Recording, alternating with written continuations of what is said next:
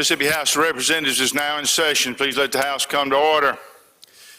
Today, ladies and gentlemen, we have a couple of special treats for you.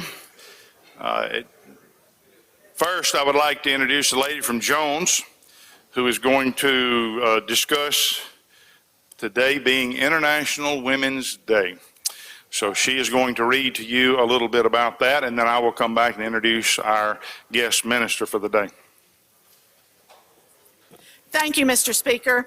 March is Women's History Month, and as the Speaker said, today is International Women's Day, and I have a poem that I wanted to share with you. It was written in 1904 by Mary Stuart. She wanted to put together a poem or a prayer for the day to collect women together, because she said that she felt like working women together with wide interest and large needs was a new thing under the sun back in 1904. And perhaps these women coming together from all these vast occupations needed a special petition of their own. So I would submit to you that this might be our petition before we hear our prayer this morning. Keep us, O God, from pettiness. Let us be large in thought, in word, and deed. Let us be done with fault-finding and leave off self-seeking. May we put away all pretense and meet each other face to face without self-pity and without prejudice. May we never be hasty in judgment and always gracious. Let us take time for all things and grow calm, serene, and gentle. Teach us to put into action our better impulses, straightforward and unafraid. Grant that we may realize it is the little things that create differences, that in the big things of life we are at one. And may we strive to touch and to know the great common human heart of us all. And, O Lord God, let us forget not to be kind.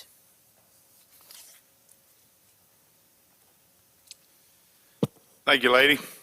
It is my pleasure to introduce our guest minister this morning. To my left, your right, is Dr. Merrill Hawkins, his wife Kim.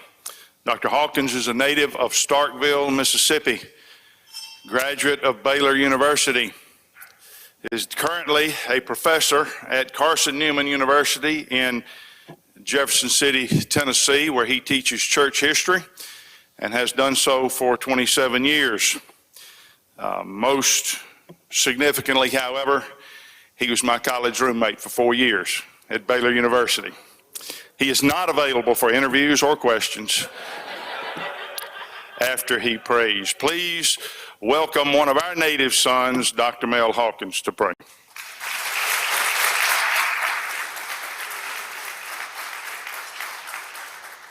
Thank you, Speaker Gunn. It's an honor to be here, and there are only good things to say from the roommate years. I can assure you of that. It's an honor to open this session with prayer today. Thank you for your service to this wonderful home state of mine, Mississippi. The writer of Proverbs said, "A discerning person keeps wisdom in view, and the godly offer good counsel. They teach right from wrong." And a modern poet and wisdom writer of this state, Margaret Walker Alexander, said, "Love stretches your heart and makes you big inside." And our prayer, my prayer, is that you'll do the kind of work today that stretches hearts big, inspired by love. One final bit of counsel before we pray. I was delighted to see the photo, the image, the painting of Speaker John Roy Lynch from a century ago, who also had wonderful words of counsel. We may not agree on every issue, but let us respect those differences as well as respect one another, for we serve the people. And in that spirit, let us pray together. O God, the fountain of wisdom, whose will is good and gracious and whose law is truth, we ask you to guide and bless these legislators in Mississippi this day, that they may enact laws that please you, to the glory of your name and the welfare of the people. This is our prayer, Almighty God. Amen.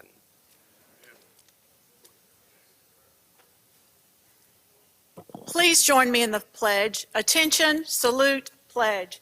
I pledge allegiance to the flag of the United States of America and to the republic for which it stands, one nation, under God, indivisible, with liberty and justice for all.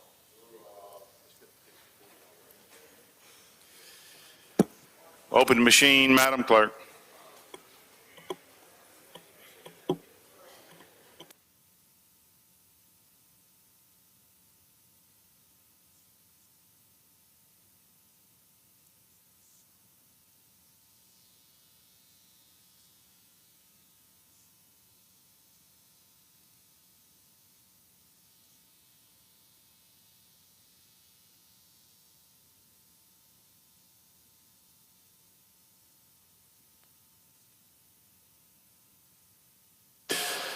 Close the machine, Madam Clerk. There's a quorum present, Mr. Speaker. Thank you, Mr. Clerk. We'll have the reading of the journal. Gentleman from ranking moves we dispense with the reading of the journal. All in favor say aye. Opposed, nay. The ayes have it. Report of select committees. We have none, Mr. Speaker. Report of standing committee. We have reports on the calendar, Mr. Speaker. Introductions of bills and constitutional amendments. Gentleman from Marion, Mr. Morgan. Thank you, Mr. Speaker. I ask unanimous consent to dispense with the reading of the introductions. Is there objection? Hearing none, we will do that. Resolutions, petitions, memorials, and other papers. We have none, Mr. Speaker. Thank you, Mr. Clerk. This time we'll have the introductions of guests and visitors. Do we have any guests or visitors to be introduced? Lady from Lincoln, Ms. Curry. Thank you, Mr. Speaker. I have two introductions, and I believe it must be in the South Gallery. We have the former Chief of Staff of Governor Phil Bryant and his mother, Jane. If y'all will help make them welcome.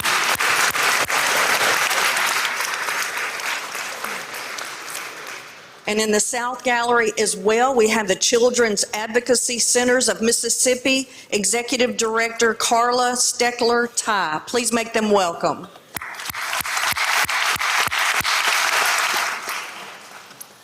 Ladies and gentlemen, if I could follow up on that introduction. Many of you know Lucian Smith, sitting in the South Gallery. He is the nephew of my college roommate. In other words, my college roommate and Jane are brother and sister. So I've known Lucian since he was 2 years old. He's gotten a lot bigger since then. So we're glad to see him here today. Any further introductions? Well, I don't see any. We do have some special guests that we want to recognize here today.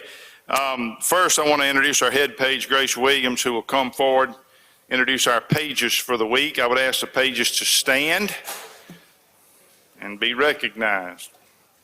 Thank you, Mr. Speaker. Ladies and gentlemen of the House, your junior pages of the week are Delton Boone from Forest, John Thomas Butler from McHenry, Dylan Kane from Coldwater, J.C. Curtis from Jackson, McLean Ellis from Madison, Garrett Jones from Wiggins, Gabrielle Lewis from Jackson, Tucker Lebrano from Centerville, from William Mason from Raleigh, Ebony McLean from Gloucester, Olivia Michael from Ripley, Whitley Mittler from Ripley, Chastity Perry from Gloucester, Victoria Rogers from Brandon, Emma Scruggs from Ocean Springs, Reagan Shoemaker from Laurel, Sydney Suddeth from Pascagoula, and Cameron Weaver from Gulfport.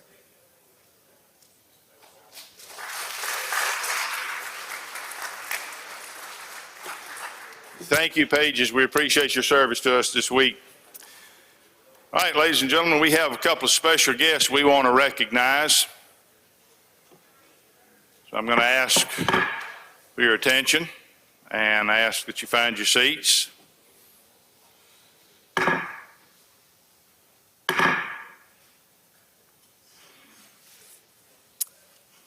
We need your attention and ask everyone to find their seats. We're going to honor some two special guests here today, or groups, I should say. So I'm going to ask Sergeant Arms to escort our first guest to the podium. I'm going to recognize the gentleman from Jones, Mr. Scoggin, to come forward and introduce our special guest. Give him a round of applause.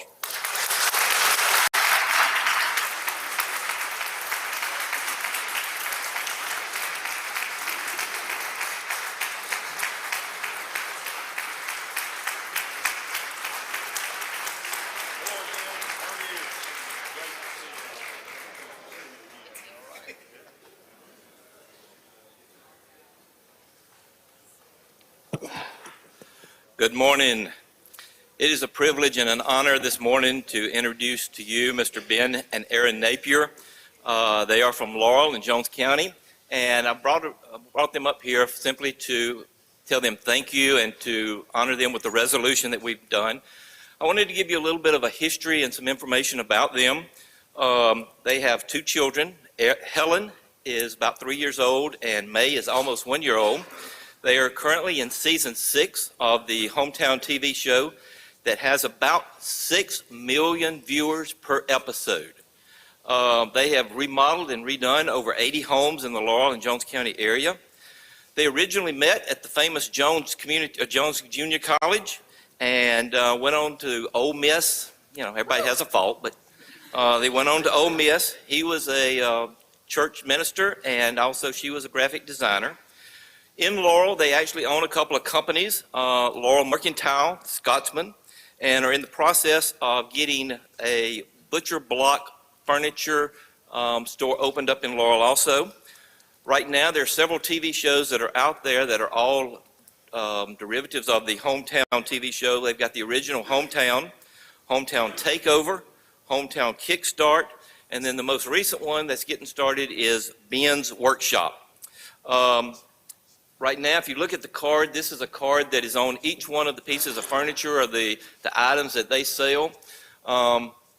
If you read the little caption over there on the side, you'll understand the whole concept behind Ben and Erin and the Hometown series. They are very humble. They're very appreciative. Everything is related to Laurel, Jones County, and Mississippi, and all that they do for Jones County and Mississippi. Right now, they bring thousands of visitors each year to the city of Laurel and Jones County. With this, we're in the process of building a welcome center, also trying to do some advertisements in the Mississippi welcome centers as you come into the state to promote Laurel and Jones County. And that's one of the other reasons that they're here today. When they leave here, they're going over to the Senate. The Senate is voting on a local and private for Laurel today, and with good Lord's will, then we're going to hope that passes. But I would like to present them with a resolution that we've done to recognize them for all their work and everything that they've done for Laurel, Jones County, and the state of Mississippi. If you will join me in welcoming them.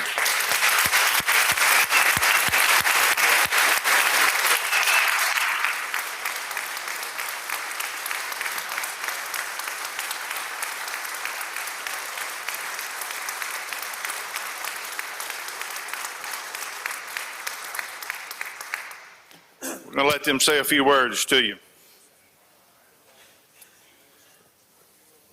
First off, thank you so much for having us up here. Thank you to everyone up here for those really, really kind words.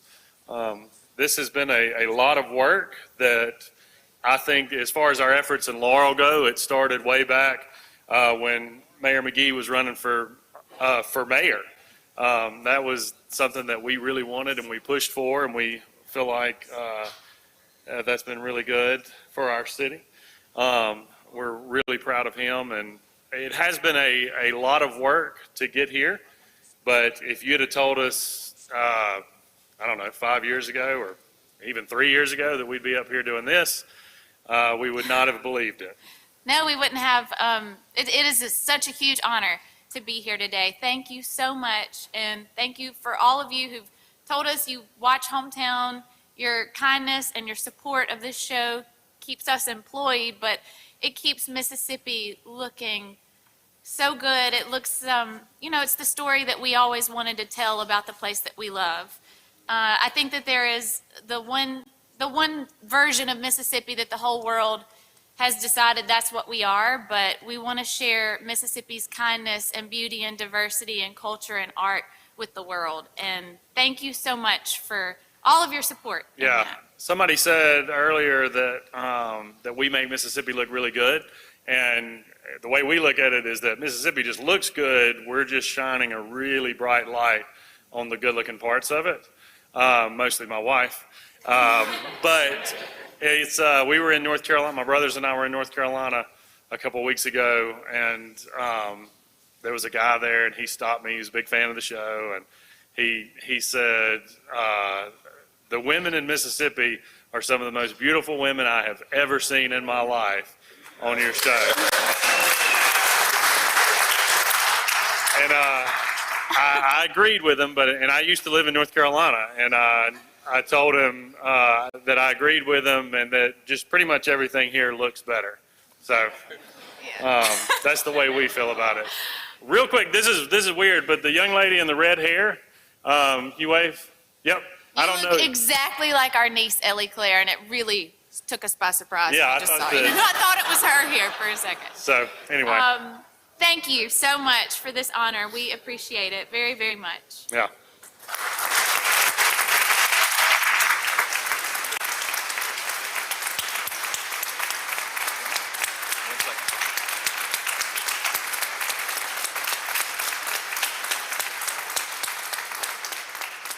I do want to take a real quick opportunity to introduce the mayor of Laurel, Mayor Johnny McGee, and we appreciate all his work and all his support to help make this happen.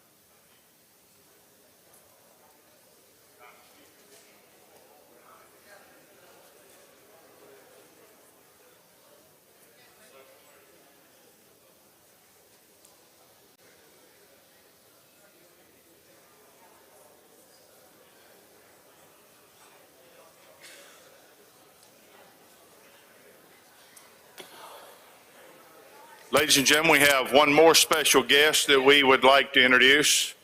I'm going to ask the Sergeant at Arms to escort our special guest to the platform, and I'm going to recognize the gentleman from Walthall, Mr. Pygott, to introduce our special guest.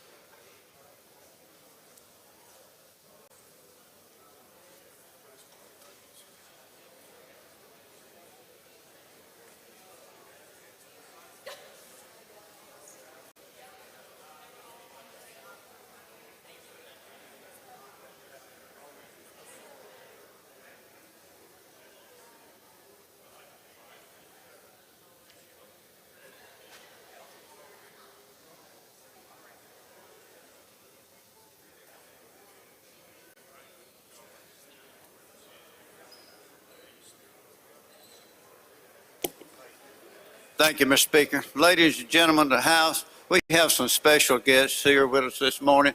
These are the future of Mississippi. This is the Mississippi 4-H Youth Leadership Group, and we want to introduce the president, Miss Savannah Ashley from Woodville, Mississippi, and our ambassador, Miss Madeline Gooden from Starkville, and their advisor, Dr. Linda Mitchell, interim dean, Mississippi 4-H Extension. So make them feel welcome. And in the North Gallery, if you would stand, these are the members of the Mississippi 4-H.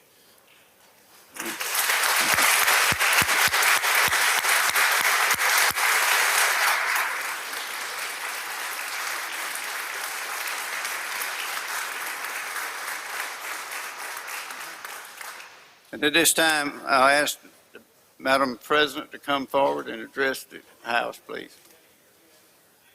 I'm going to push this down a little bit if that's okay. I'm a little bit shorter than he is. Well, good morning. My name's Savannah Ashley, and I'm from Wilkinson County. I would first like to thank you all on behalf of Mississippi 4-H for welcoming these excellent youth to our beautiful capital today. Roy T. Bennett once said, "To shine your brightest light is to be who you truly are." And when I'm representing 4-H, I feel like I'm a sun on the clear day. I've been given the most wonderful opportunity to share my love for people and helping others all through 4-H. I am so honored to be the Mississippi State 4-H president and ambassador. Now, if you would have told me 10 years ago, this little 8-year-old, about all the people, the places, and opportunities I would have made and met just by doing 4-H, I would have said, never in a million years. And to me, that's a pretty long time. I've been able to represent Mississippi's 4-H by being a national delegate, by being on the Mississippi 4-H livestock team, and even paging for now Governor Lieutenant Tate Reeves. 4-H has created a firm foundation for every part in my life. And I have a great task at hand, and I take it pretty serious. I get to share my passion for helping others with youth all across the state. 4-H continues to challenge me to make the best better. I can overcome any obstacle with my problem-solving skills, and I can communicate with all kinds of people from all over the world and confidently. Overall, I'm a confident speaker and learner. As an ambassador and president, I can learn from every person I meet. Being a good listener to me is probably one of the most important parts of being a good leader. Hearing the needs of the community or my peers is very important. To share such tools as confidence, love, communication, and helping with others and youth all across the United States is something that I want to do. I want to impress on every child that 4-H is a place for everyone. I found a place where I belong in 4-H, and so can they. Regardless of one's background, coming from a rural community or a big city, 4-H has a program that can meet their needs. Fortunately, I have been very successful in my endeavors in 4-H over the years. Even though the accolades are very special to me, and I will always have memories about winning an award, however, the people I met and the time spent with my family outweighs any award I could have won. I have such great awareness for my community and the people around me, all thanks to 4-H. And the tools that I have learned will remain with me for the rest of my life. I would like to thank you all, and I want to welcome you. We're having a banquet from 4 to 6 at the Mississippi Farmers Market, and we would love to see you all. Thank you again.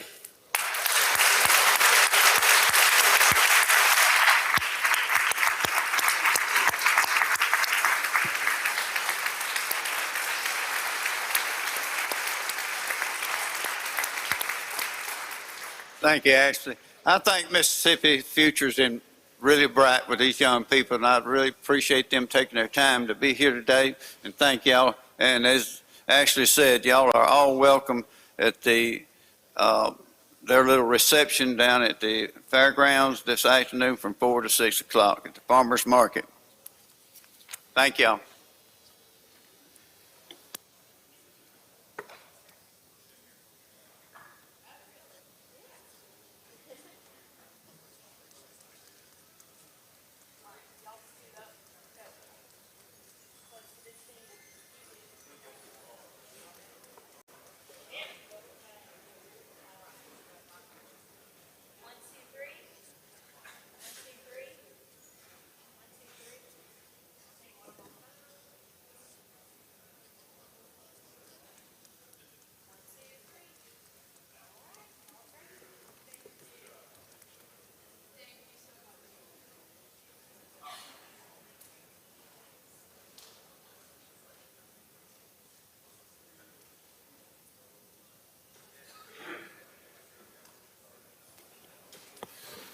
All right, lady from Hines, Ms. Foster, what purpose do you seek recognition?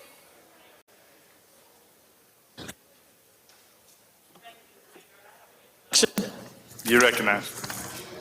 Ladies and gentlemen of the House, I have some special guests here with us today I would like to introduce from Hines Community College. If they would please stand and please help me welcome the president of Hines Community College, Dr. Steve Vasick, Renee Cotton, she's the chief of staff, Ginger Robbins, executive director of governmental affairs, and also we have student government officers representing the different campuses, Brittany Barnes, representing public relations, she's the director of Vicksburg campus, Chelsea Benjamin, vice president of Utica campus, Amani Hartman, president of she's the SGA president of Raymond campus, Antoinette Grimmer, she's the SGA president for the Rankin campus, Adrian Daniels, SGA president for the Nursing Allied Health Center of the Jackson campus, and Serenity Mims, SGA president of the Jackson Academic Technical Center. Please help me welcome them here today.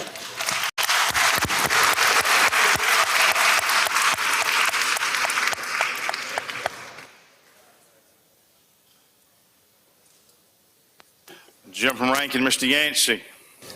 Thank you, Mr. Speaker. I have an announcement at the proper time.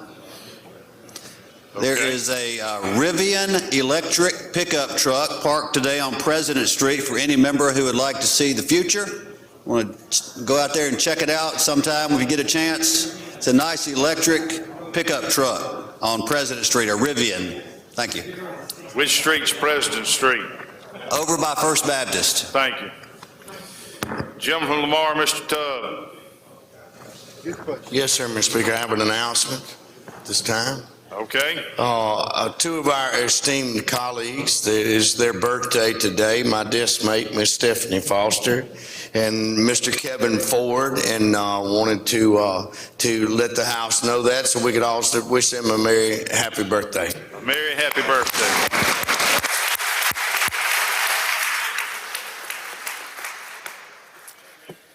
Jim from Lafayette, Mr. DeWeese, what purpose? Introduction, Mr. Speaker. Yes, sir, you're right. In the South Gallery, we have today the board chair for the Mississippi State Medical Association and one of my constituents, Dr. Catherine Panel. Please make her feel welcome.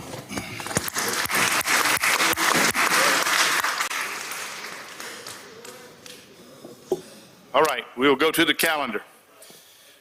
Concurrence, non-concurrence. Gentleman from Jackson, Chairman of Appropriations. You got the first. Thank you, Mr. Speaker. On the concurrence, non-concurrence calendar, I'd like to go to item 1. That would be House Bill 1408 and invite conference.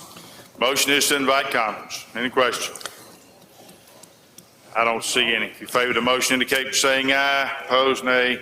Ayes have it. Item number 2, insurance.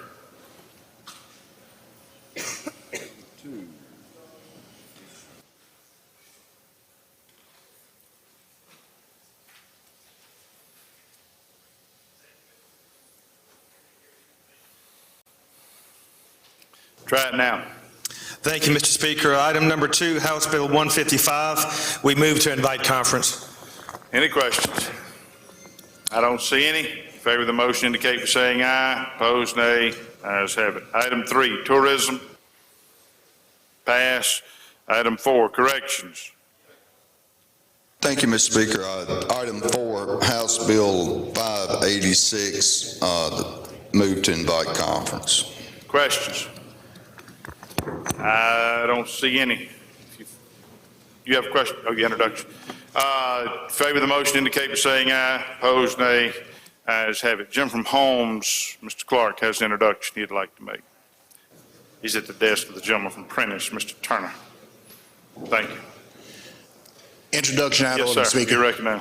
Thank you, Mr. Speaker. Ladies and gentlemen in the House, in the North Gallery, we have a group of students from Holmes Central Christian Academy in Lexington, Mississippi. Please help me make them welcome today.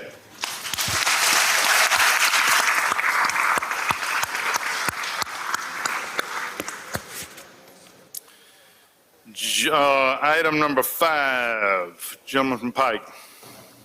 Thank Thank you, Mr. Speaker. I move that we invite conference on House Bill 1005. Any questions? I don't see any. If you favor the motion, indicate by saying aye. Opposed, nay. The ayes have it. Item 6, appropriation. Thank you, Mr. Speaker. Let's go to item number 6. That would be House Bill 1006, and invite conference. Any questions? I don't see any. If you favor the motion, indicate by saying aye. Opposed, nay. The ayes have it. Item 7, Ways and Means. I don't see him. Item 8, Agriculture. Passes.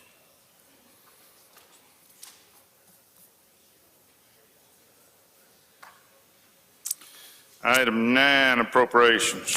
Thank you, Mr. Speaker. Let's go to item number 9. That would be House Bill 1421, invite conference. Motion is to invite conference. Any questions? I don't see any. If you favor the motion, indicate by saying aye. Opposed, nay. The ayes have it. Item 10, Appropriation. Thank you, Mr. Speaker. Let's go to item 10. That would be House Bill 1425, invite conference. Any questions? I don't see any. If you favor the motion, indicate by saying aye. Opposed, nay. The ayes have it. Item 11, Appropriation. Thank you, Mr. Speaker. Go to item 11. That'd be House Bill 1427, invite conference. Questions?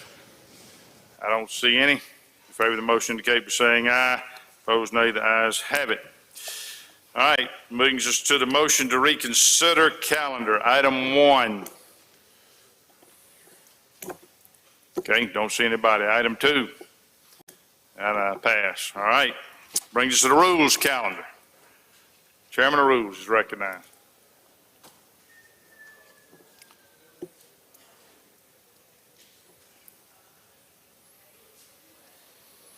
Thank you, Mr. Speaker.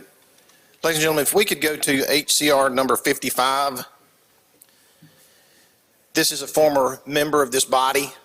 I would have loved to have been able to have gotten some of his family up here to do this. This is Michael Janis. I served with Michael years ago, and this is very personal to me. He and I, we sat beside each other. He was good people, and he was taken from us way too soon. He left 2 daughters and a wife. I'd move that we pass this, and I appreciate the respect you're showing for him. Any questions on the resolution? I don't see any. Open the machine, Madam Clerk. If you favor the resolution, vote aye. If you're opposed, vote nay. Has everyone voted? Has everyone voted? Close the machine, Madam Clerk. By a vote 120 yeas, 0 nays, resolution passes. Next item.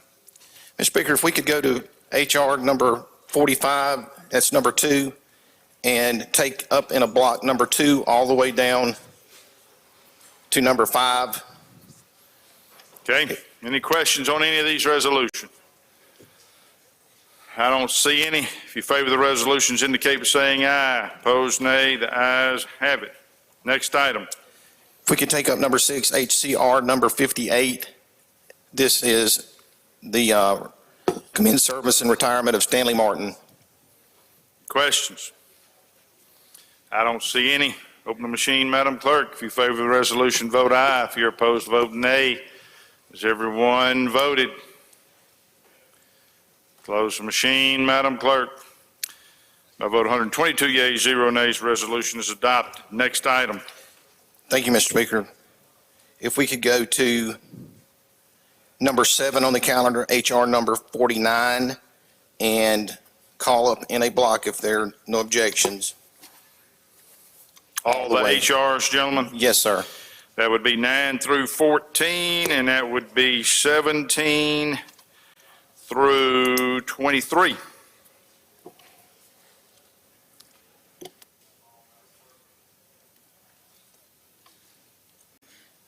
Any questions on any of these resolutions? I don't see any. If you favor the resolutions, indicate by saying aye. Opposed, nay. The ayes have it. Resolutions are adopted. Next item. Thank you, Mr. Speaker. If we could go to number 15 and 16 and take those up in a block. These are SCRs. Anyone wish to have one of these set aside? I don't hear any. Any questions? I don't see any. Open the machine, Madam Clerk.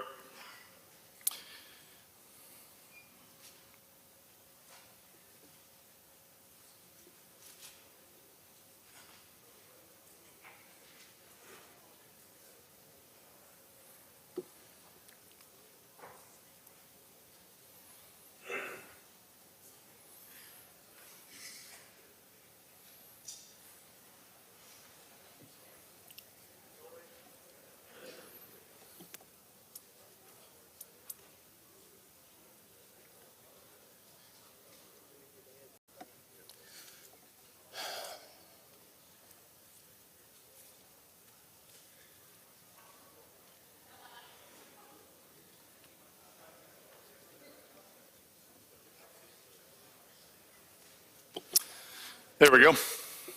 Open the machine, Madam Clerk. If you favor the resolutions, vote aye. If you're opposed, vote nay. Has everyone voted? Close machine, Madam Clerk. By vote 122 yeas, 0 nays, the resolutions are adopted. Ladies and gentlemen, there will be a rules meeting immediately after adjournment today to make certain that we get some of your other resolutions out that are time sensitive. That's all. Thank you, sir.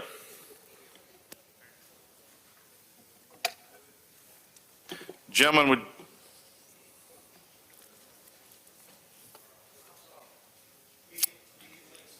any objection to immediate release? Hearing none, we will do that.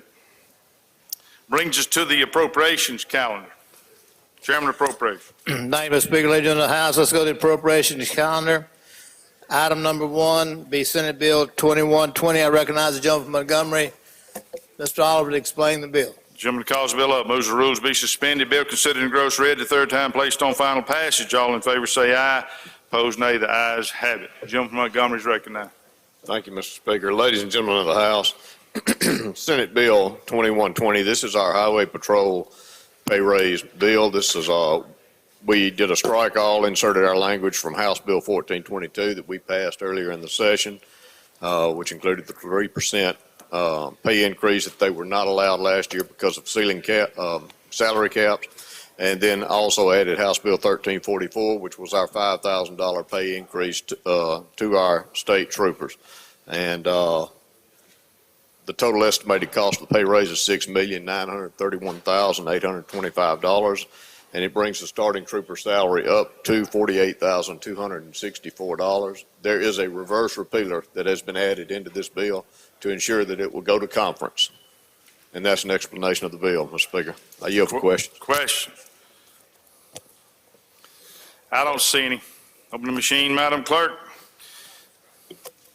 Oh, I'm sorry, we're on strike all. If you favor the strike all, indicate by saying aye. Opposed, nay. Ayes have it. Questions on the bill? I don't see any. Open the machine, Madam Clerk. If you favor the bill, vote aye. If you're opposed, vote nay. Has everyone voted? Everyone voted. Close machine, Madam Clerk. By vote 119 yeas and 2 nays, the bill passes. Next item. Item 2. Thank you, Mr. Speaker. Call up House Bill 2776. Make the usual motion.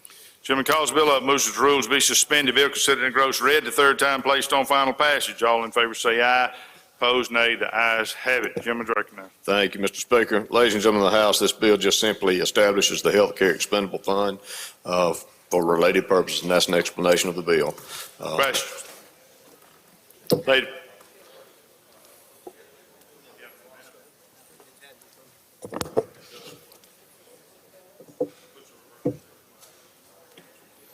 Gentleman has an amendment. Question occurs on amendment. All in favor of the amendment indicate by saying aye. Opposed, nay. Ayes have it. Anything further on the bill? Lady from Madison, Ms. Ford, you have a question? No, sir. I have an introduction out of order at the proper time. All right. I don't see any questions on the bill. Open the machine, Madam Clerk. Question occurs on Senate Bill 2776. You favor the bill, vote aye. If you're opposed, vote nay. Everyone voted. Close the machine. Madam Clerk, by a vote of 116 yeas and 5 nays, the bill passes. Lady from Madison recognized for introduction. Thank you, Mr. Speaker. In the South Gallery is my good friend and Executive Director of the Mississippi State Medical Association, Dr. Claude Brunson. He and I serve on the Mississippi Blood Services Board together, and I'm thankful that you're here today. Please make him feel welcome.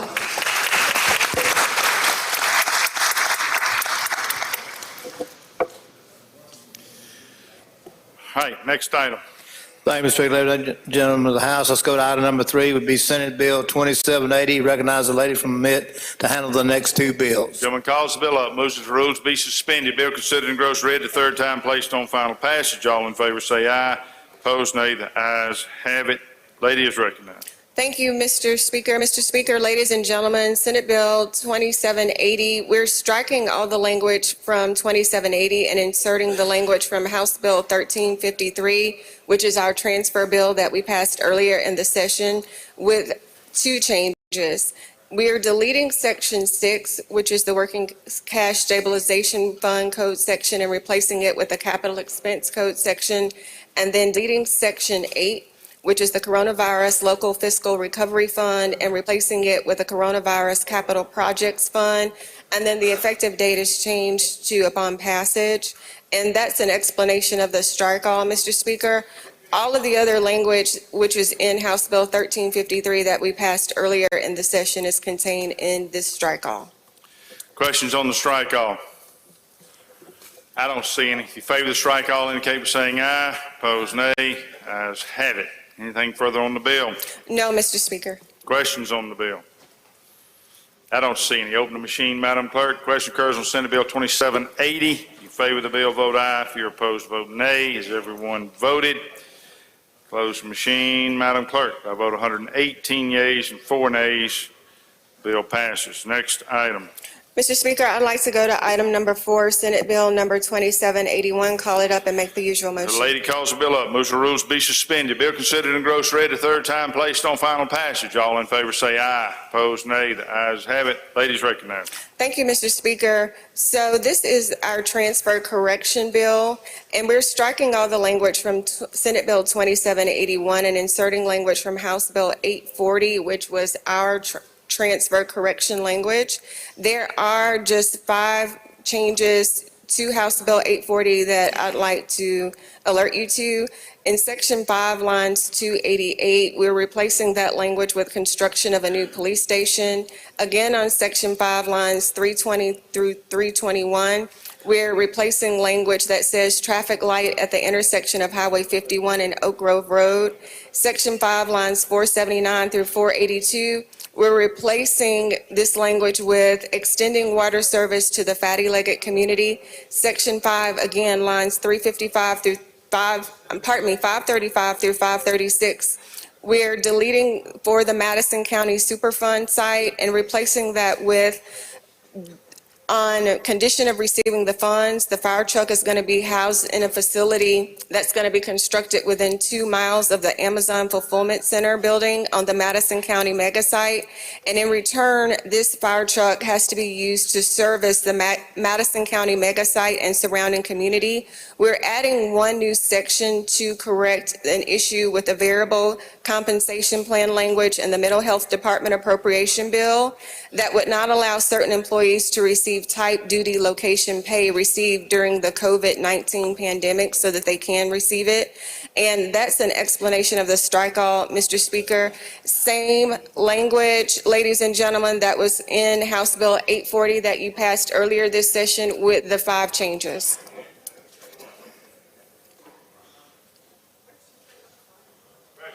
Questions on strike all. Gentleman from Octavia Hall, Mr. Taylor. Mr. Speaker, introduction out of order. Okay. I don't see any questions. If you favor the strike all, indicate by saying aye. Opposed, nay. Ayes have it. Questions on the bill? I don't see any. Open machine, Madam Clerk. Question occurs on Senate Bill 2781. If you favor the bill, vote aye. If you're opposed, vote nay. Has everyone voted? Close the machine, Madam Clerk. By vote 116 yeas and 6 nays, the bill passes. Recognize the gentleman from Octavia Hall, Mr. Taylor, for an introduction. Thank you, Mr. Speaker. Ladies and gentlemen of the House, I have the pleasure of introducing a wonderful group of adults and young leaders from Starkville, Ottibel County. 4-Hers, please stand in the North Gallery. One of the leaders is Ms. Rose Coffey Graham, Jamaica Harkins, Lisa Williams, Marquita Williams, Tawanda Williams. Teen leaders, Aaliyah Graham, Akia Graham, and Timothy Mays. Please give them a round of applause. Welcome to your capital.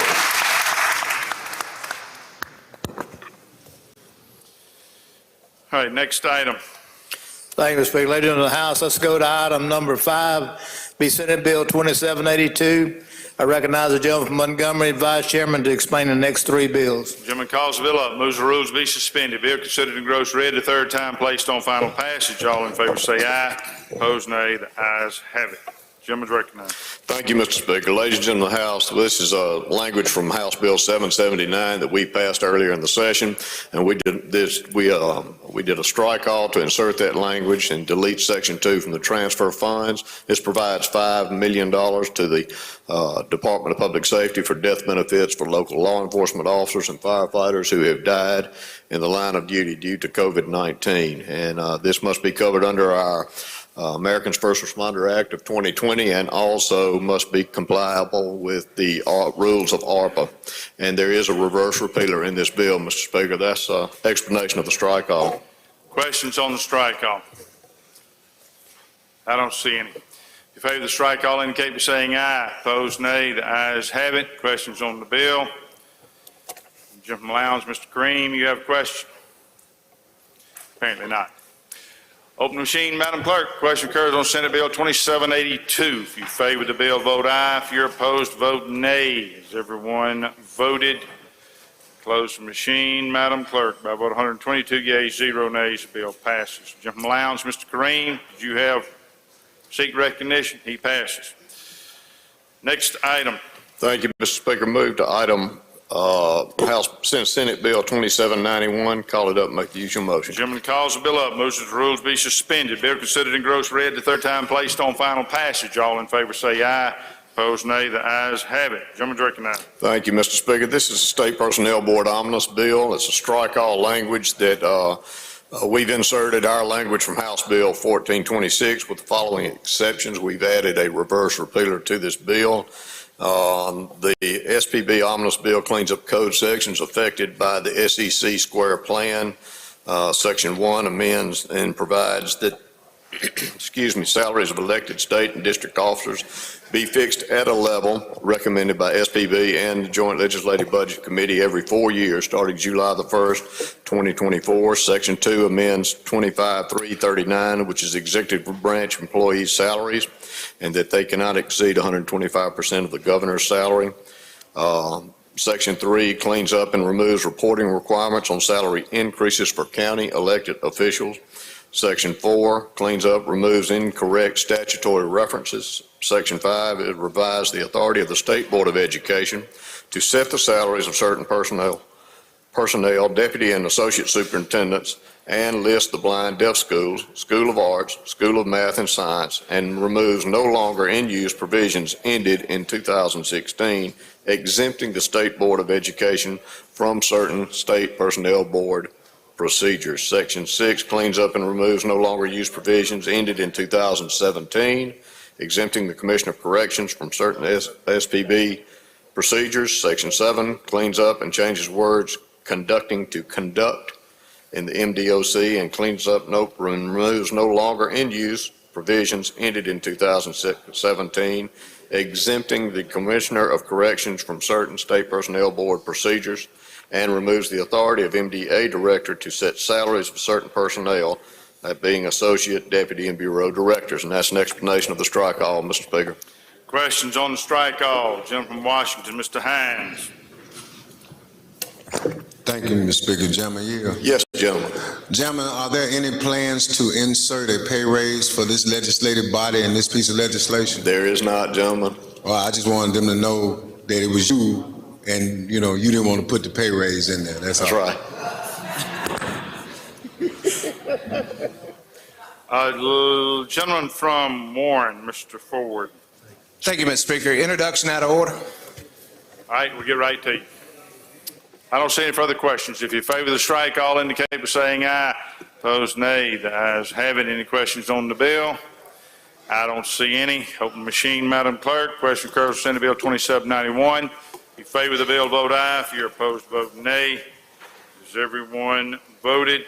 Close machine, Madam Clerk. By a vote of 113 yeas and 8 nays, the bill passes. Recognize the gentleman from Warren, Mr. Ford, for an introduction. Thank you, Mr. Speaker. Ladies and gentlemen of the House, please help me welcome the doctor of the day, Dr. Gerald Wallen from Vicksburg. She's a pediatrician, and this is for the entire Warren County delegation. She's also the head of MSMA.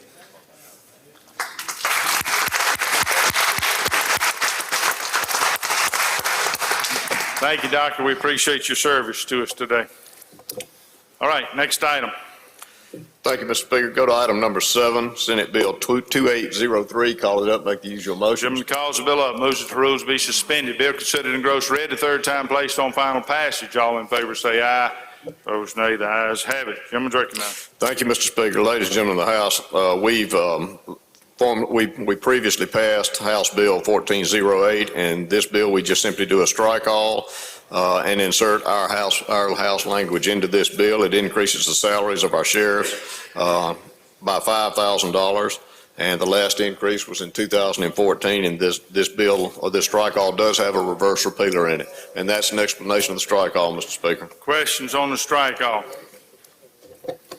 I don't see any. In favor of the strike all indicate by saying aye. Opposed, nay. The ayes have it. Anything further on the bill? Final pass. I don't see any. Open the machine, Madam Clerk. Question occurs on Senate Bill 2803. In favor of the bill, vote aye. If you're opposed, vote nay. Has everyone voted? Close the machine, Madam Clerk. By a vote of 115 yeas and 5 nays, the bill passes. Next item. Thank you, Mr. Speaker. Ladies and gentlemen of the House, let's go to item number 8. That would be Senate Bill 2810. And all this is a non-revenue bill, but it establishes the guidelines and terms and conditions for state employees to engage in telework. All this bill is, there's no money, anything. We did put a reverse repealer in it. I move final that we go to conference on it. All right, gentleman calls the bill up, moves that the rules be suspended. Bill considered and gross read the third time, placed on final passage. All in favor say aye. Opposed, nay. The ayes have it. Questions on the amendment? I don't see any. If you favor the amendment indicate by saying aye. Opposed, nay. The ayes have it. Questions on the bill? I don't see any. Open the machine, Madam Clerk. Question occurs on Senate Bill 2810. In favor of the bill, vote aye. If you're opposed, vote nay. Has everyone voted? Closed machine, Madam Clerk. By a vote of 118 yeas, 0 nays, the bill passes. Next item. Thank you, Mr. Speaker. Ladies and gentlemen of the House, we're going to pass on item number 9, number 10, number 11, number 12, number 13. At this time, I'd like to bring up item 14, Senate Bill 2778. Recognize the gentleman from Montgomery to explain the next 2 bills. Gentleman calls the bill up, moves that the rules be suspended. Bill considered and gross read the third time, placed on final passage. All in favor say aye. Opposed, nay. The ayes have it. Gentleman's recognized. Thank you, Mr. Speaker. This is the Line Item Transparency Act. Ladies and gentlemen, this is a Line Item Appropriation Transparency Act that we basically have taken up earlier in the session. Then we did a strike all and inserted our new language into the bill of House Bill 1222, which was our version of the bill. The Line Item Appropriation Act makes certain technical amendments in order to better monitor pass-through money from one agency to another. And there is a reverse repealer in this bill, Mr. Speaker, and that's an explanation of the strike all. Questions on the strike all? I don't see any. If you favor the strike all indicate by saying aye. Opposed, nay. The ayes have it. Questions on the bill? I don't see any. Open the machine, Madam Clerk. Question occurs on Senate Bill 2778. If you favor the bill, vote aye. If you're opposed, vote nay. Has everyone voted? Closed machine, Madam Clerk. By a vote of 121 yeas, 0 nays, the bill passes. Next item. Thank you, Mr. Speaker. Move to item 15, Senate Bill 2822. Call it up, make the usual motions. Chairman calls the bill up, moves the rules be suspended. Bill considered in gross read the third time placed on final passage. All in favor say aye. Opposed, nay. The ayes have it.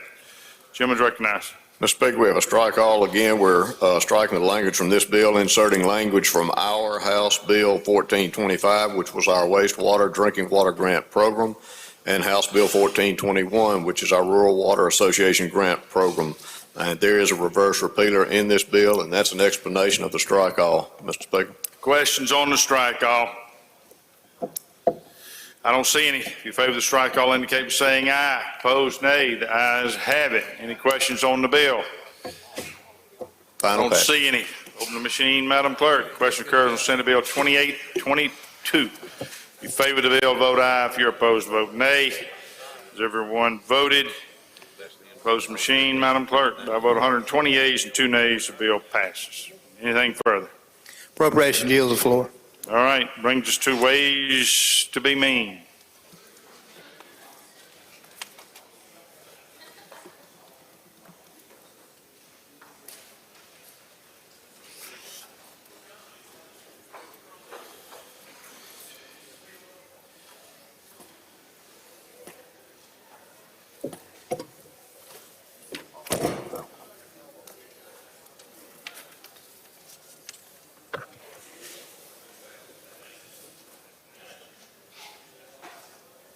Thank you, Mr. Speaker. We would go to the Ways and Means calendar. The first 6 items are extending repealers of existing programs. And I'm going to ask permission from the body to take up items 1, 2, 3, 4, and 6. That's 1, 2, 3, 4, and 6 in a block. It excludes 5. Any objection to taking up these items in a block? Anyone wish to have one set aside?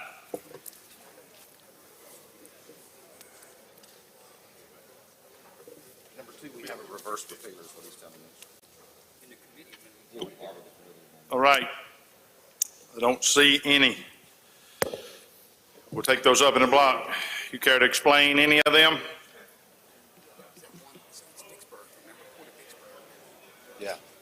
Mr. Speaker, I'll just go through the titles. These are mainly MDA programs, local government capital improvements, revolving loan fund, income tax, the extended repeal on the job tax credit for certain water transportation enterprises. The next one is dealing with costs paid by a company and relocating their national headquarters. Extend the reverter on the method for the sale of bonds, and 6 is the Business Finance Corporation reauthorization. So that's the next nation. Every one of these has a 3-year extend in it.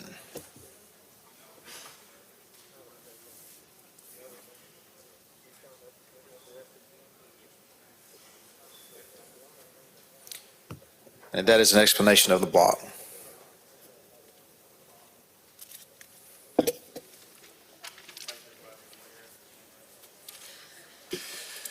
Ladies and gentlemen, Madam Clerk informs me that each of these items has a strike all in it. It's not problematic unless someone has a question about the strike alls. Anybody have a question about any of these items, the strike all that's in any of these items? Okay, I don't see any. If you favor the strike alls, indicate by saying aye. Opposed, nay. Ayes have it. Strike alls are adopted. Further questions on any of these bills? Just further explanation that the strike all is what I just explained. Okay, thank you, sir. All right, I don't see any questions. Open the machine, Madam Clerk. If you favor the bills, vote aye. If you're opposed, vote nay. Has everyone voted? Close the machine, Madam Clerk. By a vote of 112 yeas, 6 nays, the bills pass. Next item.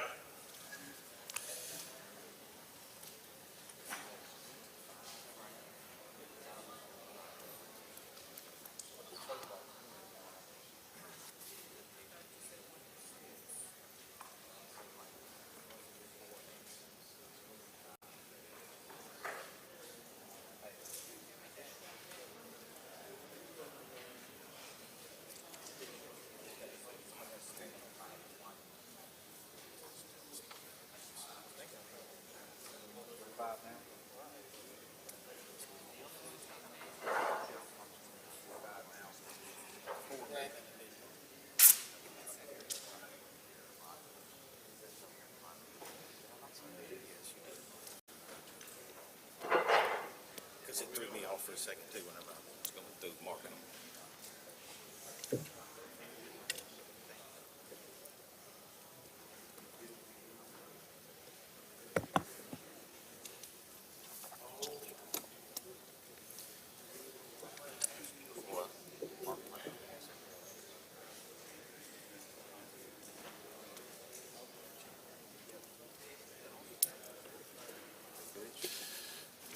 We're having to do a little computer work, ladies and gentlemen. Give us a moment.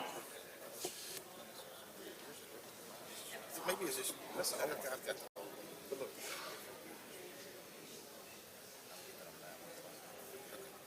Take some last year's log.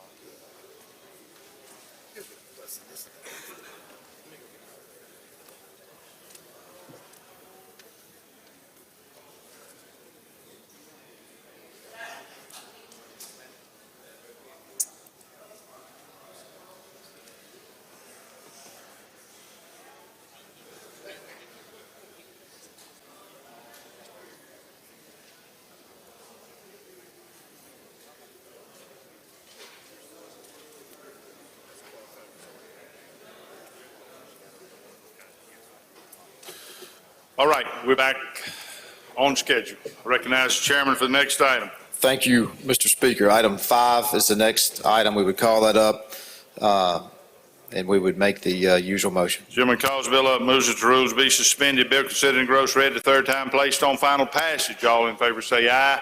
Opposed, nay. The ayes have it. We would ask that the strike all be adopted. All right. The gentleman from Tallahatchie indicates he has an amendment to the strike all. So I'm going to recognize the gentleman from Tallahatchie.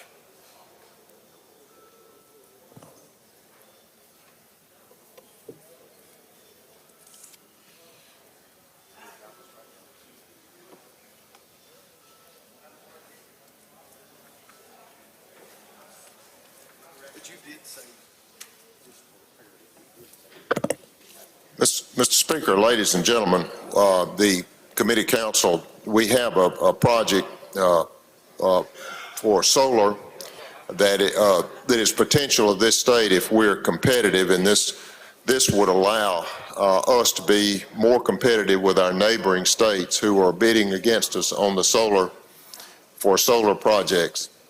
And this would allow the fee in lieu to be negotiated with the local county and would get it at a level that might be competitive with our neighboring states, but it would still yield much more income than the undeveloped land that it is now.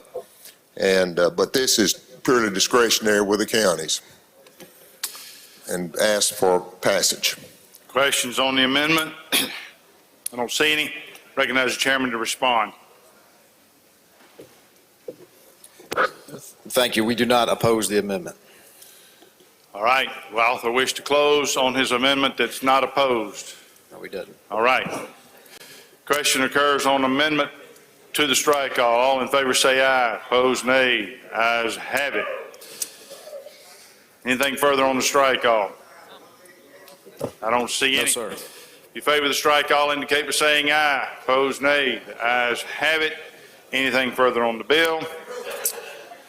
I don't see any questions. Opening the machine, Madam Clerk. Question occurs on Senate Bill 2842. If you favor the bill, vote aye. If you're opposed, to vote nay. Has everyone voted? Close the machine, Madam Clerk, by a vote 110 yeas, 6 nays. The bill passes. Gentleman from Monroe, Mr. Brown, has an introduction.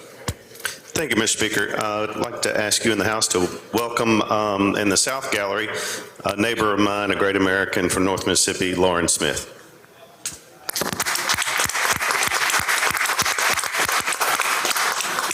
Gentleman from Harrison, Mr. Patterson.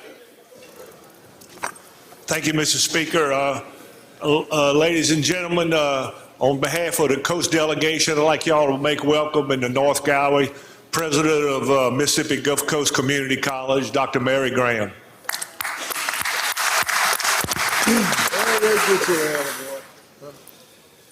All right, next item. We'd move next to item 7, Senate Bill 2063. Call it up, make the usual motion. Chairman calls the bill up, moves the rules be suspended. Bill considered and gross read the third time, placed on final passage. All in favor say aye. Opposed, nay. The ayes have it.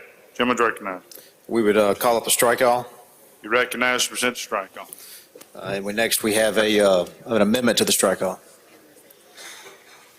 You recognize for your amendment.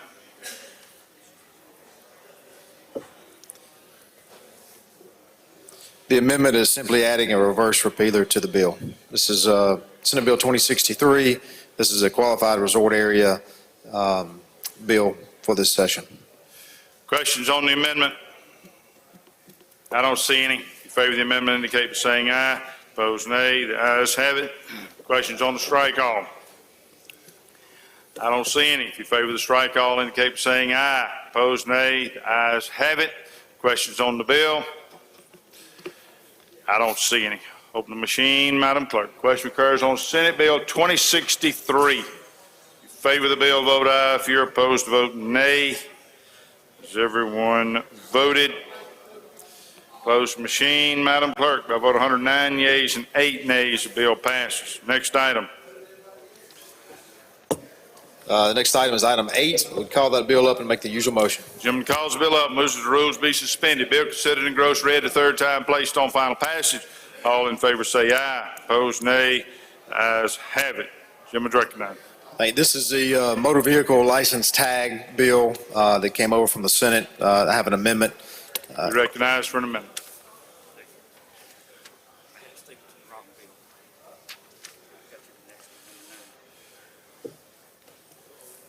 The amendment simply adds a reverse repealer to keep this bill alive. Question? I don't see any. If you favor the amendment, indicate by saying aye. Opposed, nay. Ayes have it. Any questions on the bill? I don't see any. Open the machine, Madam Clerk. Question occurs on Senate Bill 2223. If you favor the bill, vote aye. If you're opposed, vote nay. Has everyone voted? Close the machine, Madam Clerk. By vote 120 yeas and 0 nays, the bill passes. Next item.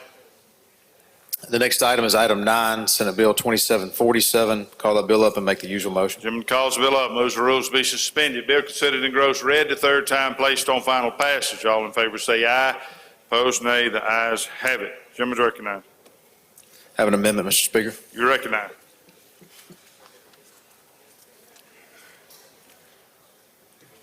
This is the native spirit law. We are amending the fees to make them conform throughout the statute.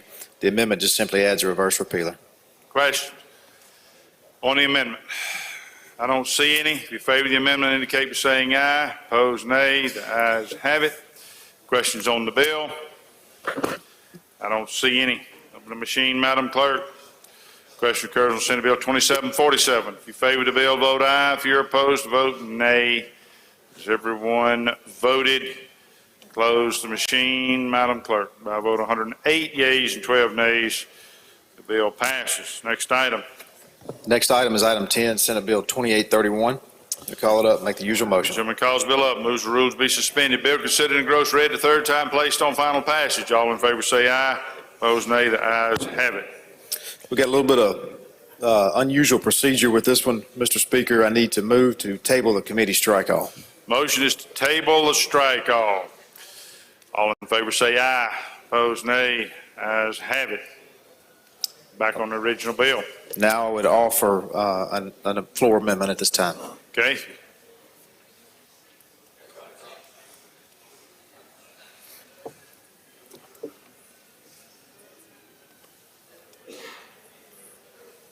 You recognize for your amendment. Thank you, Mr. Speaker. The amendment to this bill is a bill that came over from the Senate. We did not have a House bill on this. This is an issue that has brewed up amongst several business groups. You may have heard something about it, but I know the bankers are interested in it, the realtors are interested, manufacturers, other business interests as well. It has to deal with the way we tax the purchase of software in the state. Used to, you go buy a disk at the store, you pay sales tax on it.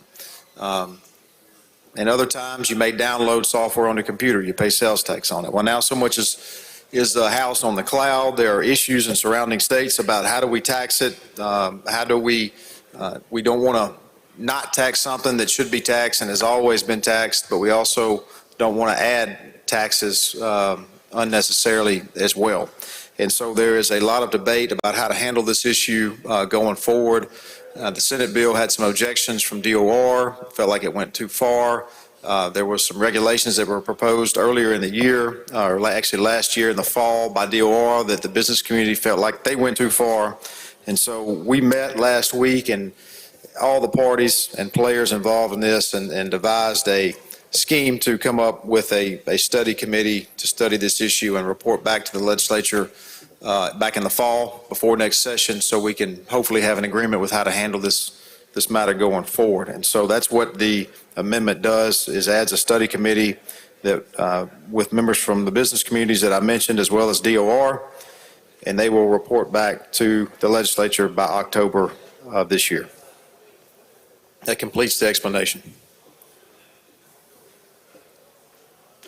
Questions on the amendment?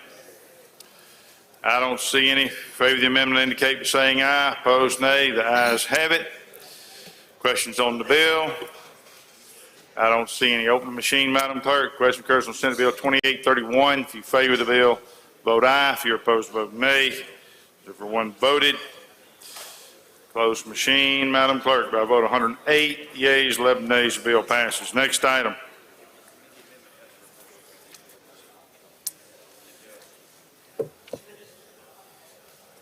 Thank you, Mr. Speaker. We will skip item 11 at this time and leave it on the calendar.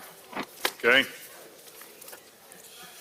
We'll go to item 12, Senate Bill 2832. Call it up, make the usual motion. Chairman calls the bill up, moves the rules be suspended. Bill considered in gross read the third time, placed on final passage. All in favor say aye. Opposed, nay. The ayes have it. This bill is simply cleanup language.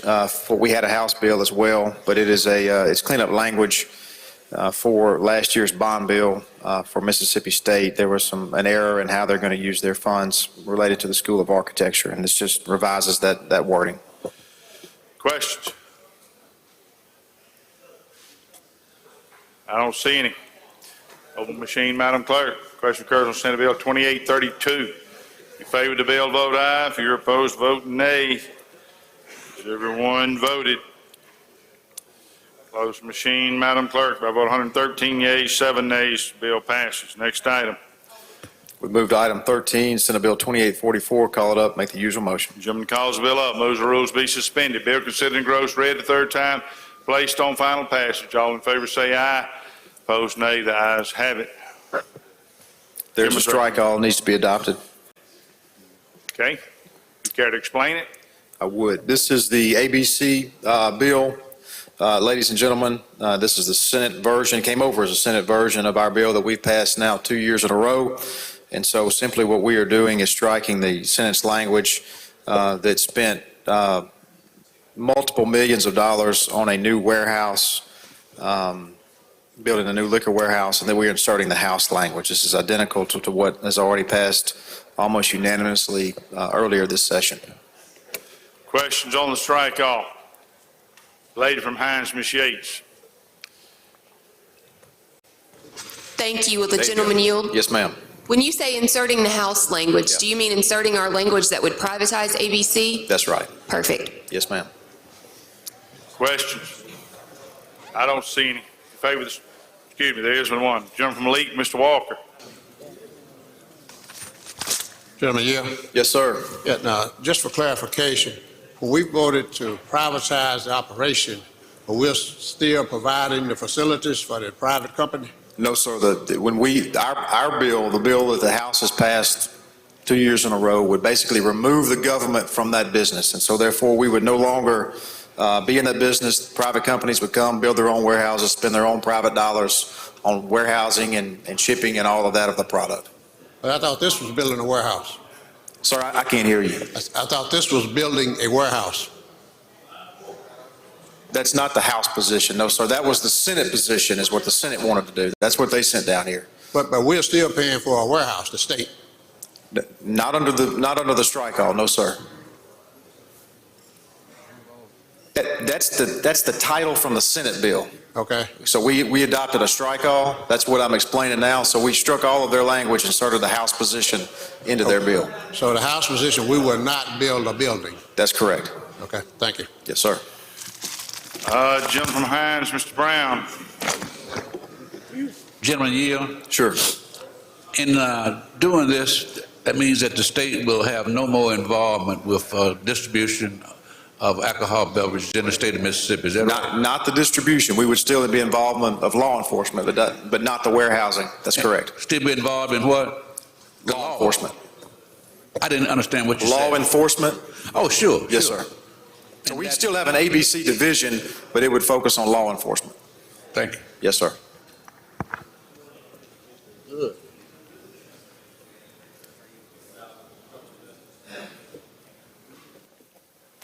Don't see any further questions. If you favor the strike all, indicate by saying aye. Opposed, nay.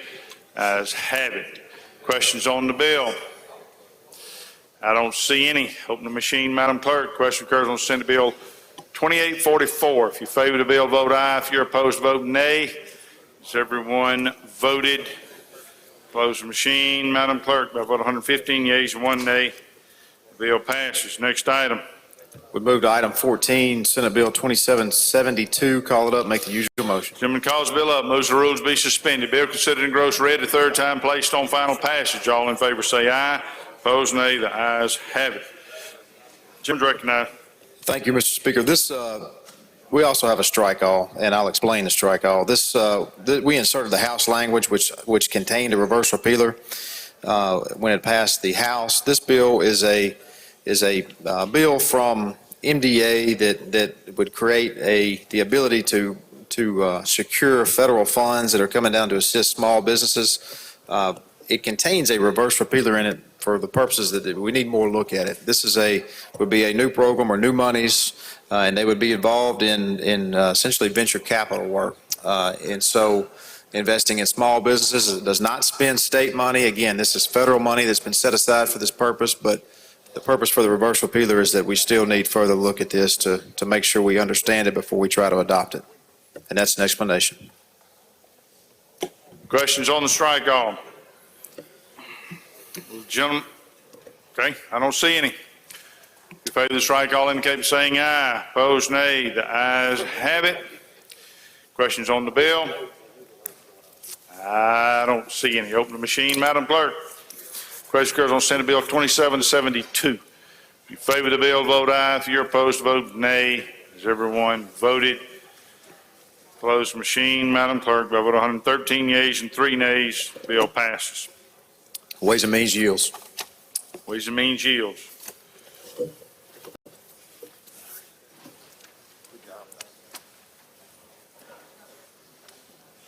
Brings us to the general calendar.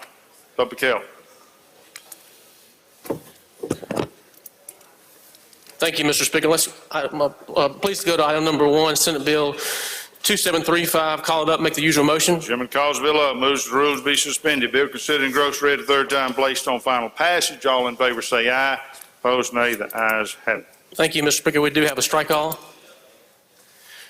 Recognize. Thank you, Mr. Speaker. Ladies and gentlemen of the House, this is a piece of legislation dealing with allowing 5 pilot freestanding ERs to be built in counties where there's not currently an emergency room. And so we have worked very hard on this last couple weeks, month, trying to find a way to make this work. And so we believe we've done this by having a pilot program, again, 5 across the state, but the counties cannot have a current ER in there today.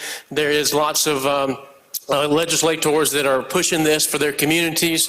We do have a reverse repealer in this legislation, but that is the explanation of the bill, Mr. Speaker. Questions on the strike all? I don't see any. Jim Warren, you have a question on strike all?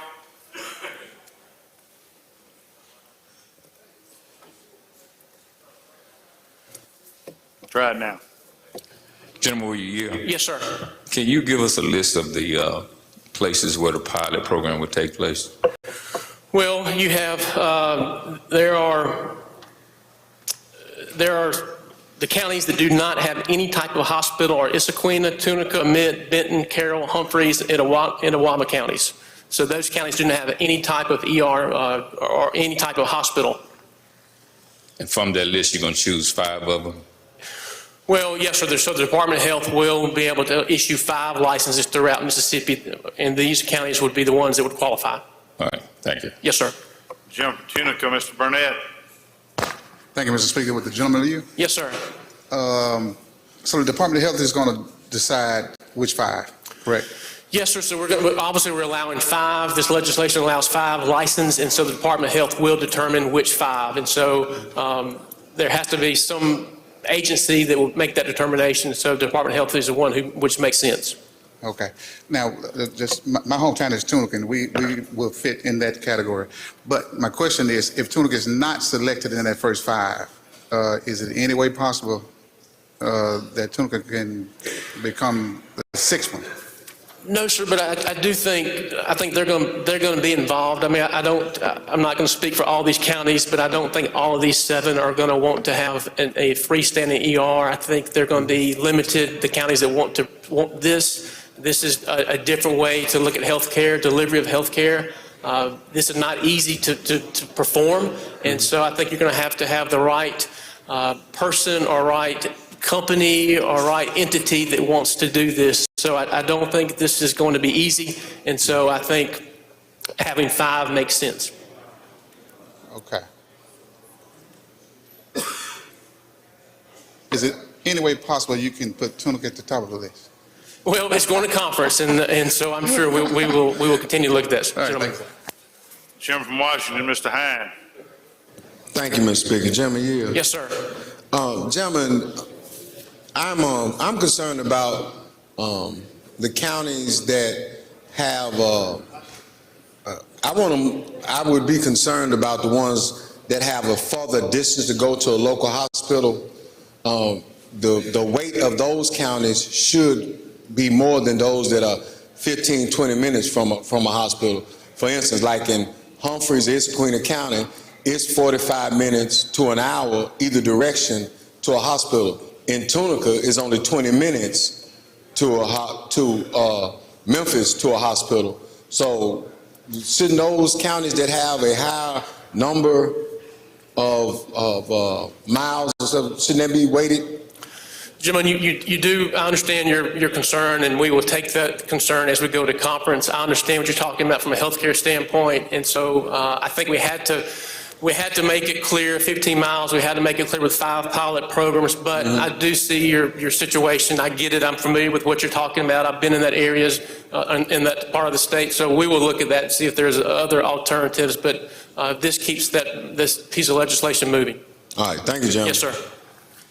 Don't see any further questions. If you favor the strike, all indicate by saying aye. Opposed, nay. Ayes have it. Questions on the bill? No, sir. Move final passage.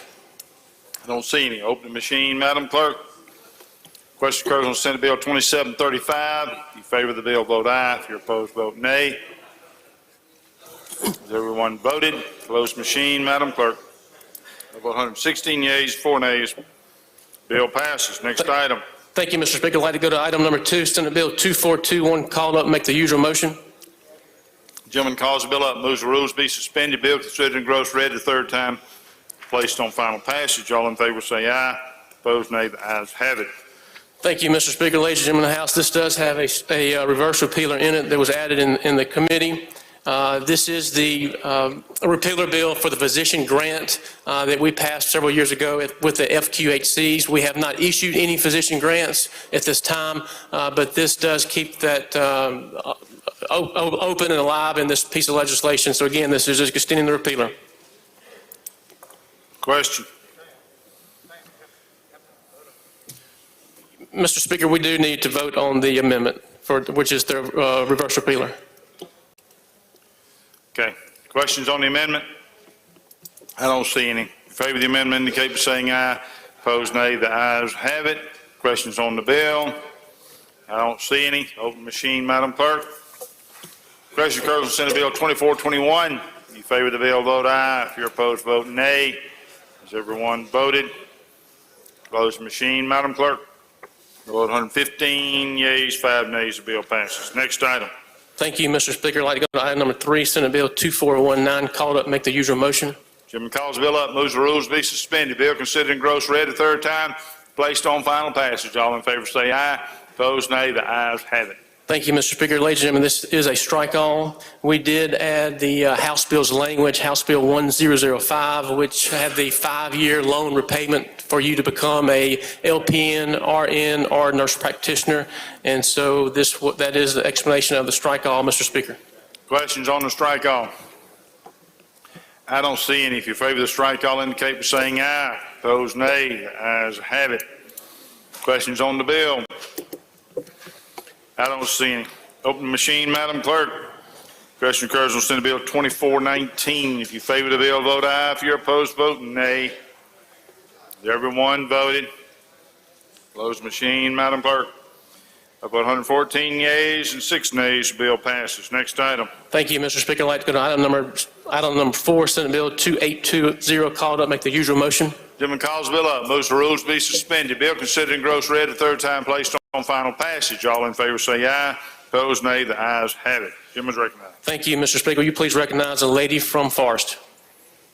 Lady from Forest is recognized. Thank you, Mr. Speaker, Mr. Chairman. Ladies and gentlemen of the House, the strike all is the House language from House Bill 928, which this body overwhelmingly passed several weeks ago.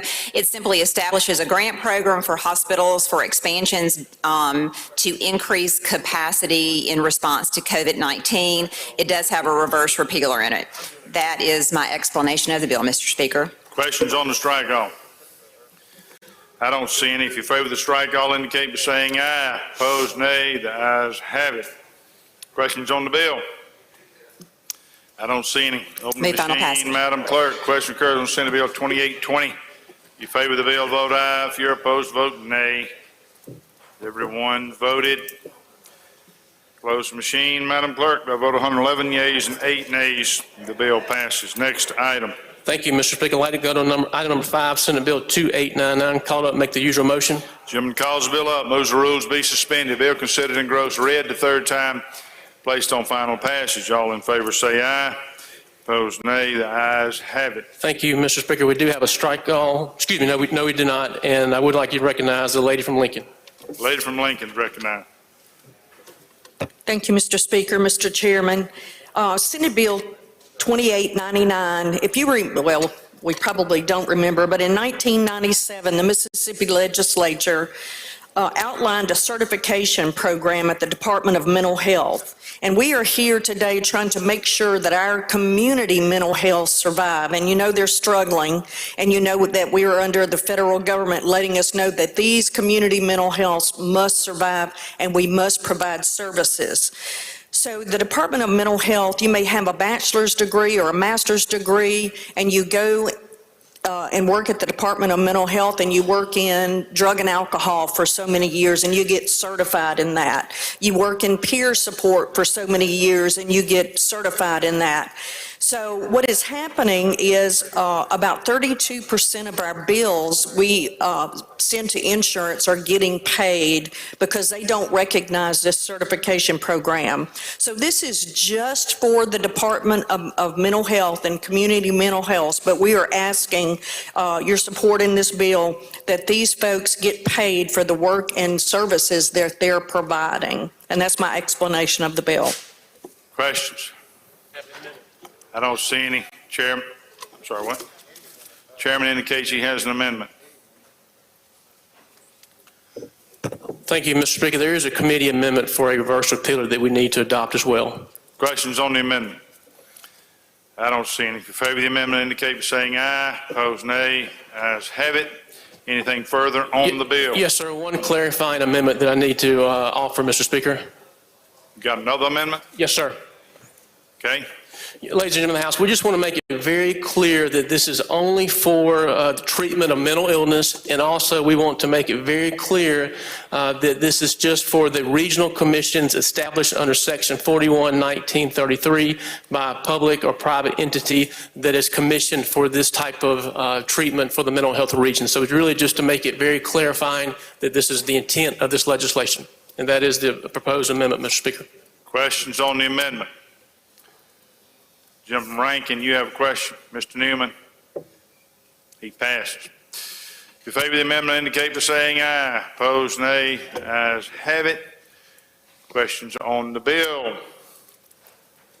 I don't see any. Open the machine, Madam Clerk. Question occurs on Senate Bill 2899.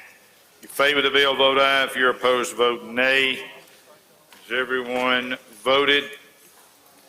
Close the machine, Madam Clerk. By a vote of 114 yeas and 5 nays, the bill passes. Announcements, Mr. Clerk. You want to do your last one? Sure, Mr. Speaker. All those in favor? Okay, well, I'll pass. Public health, doing another bill. All right, the ayes have it. Come on. You won't be able to enjoy your lunch hour. You will be so nervous about Thank you, Mr. one Speaker. more bill that you got. I'd like to go to item number 6, Senate Bill 2725, called up, make the usual motion. Gentleman calls the bill up, moves the rules be suspended. Bill considered in gross read the third time, placed on final passage. All in favor say aye. Opposed, nay. The ayes have it. Gentleman recognized. Thank you, Mr. Speaker. We do have a strike-all amendment as well, and this has a reverse repealer in it as well. Ladies and gentlemen of the House, this is simply allowing for patients to be able to get their medical records and their medical bills in a timely manner. So we have changed the sentence language from 30 days to 45 days just to make it where our constituents can get their records and their bills in a timely manner. And so that is the explanation of the bill, Mr. Speaker, and I believe there is an amendment to this will be offered as well. Okay, who has an amendment? Gentleman, Pearl River.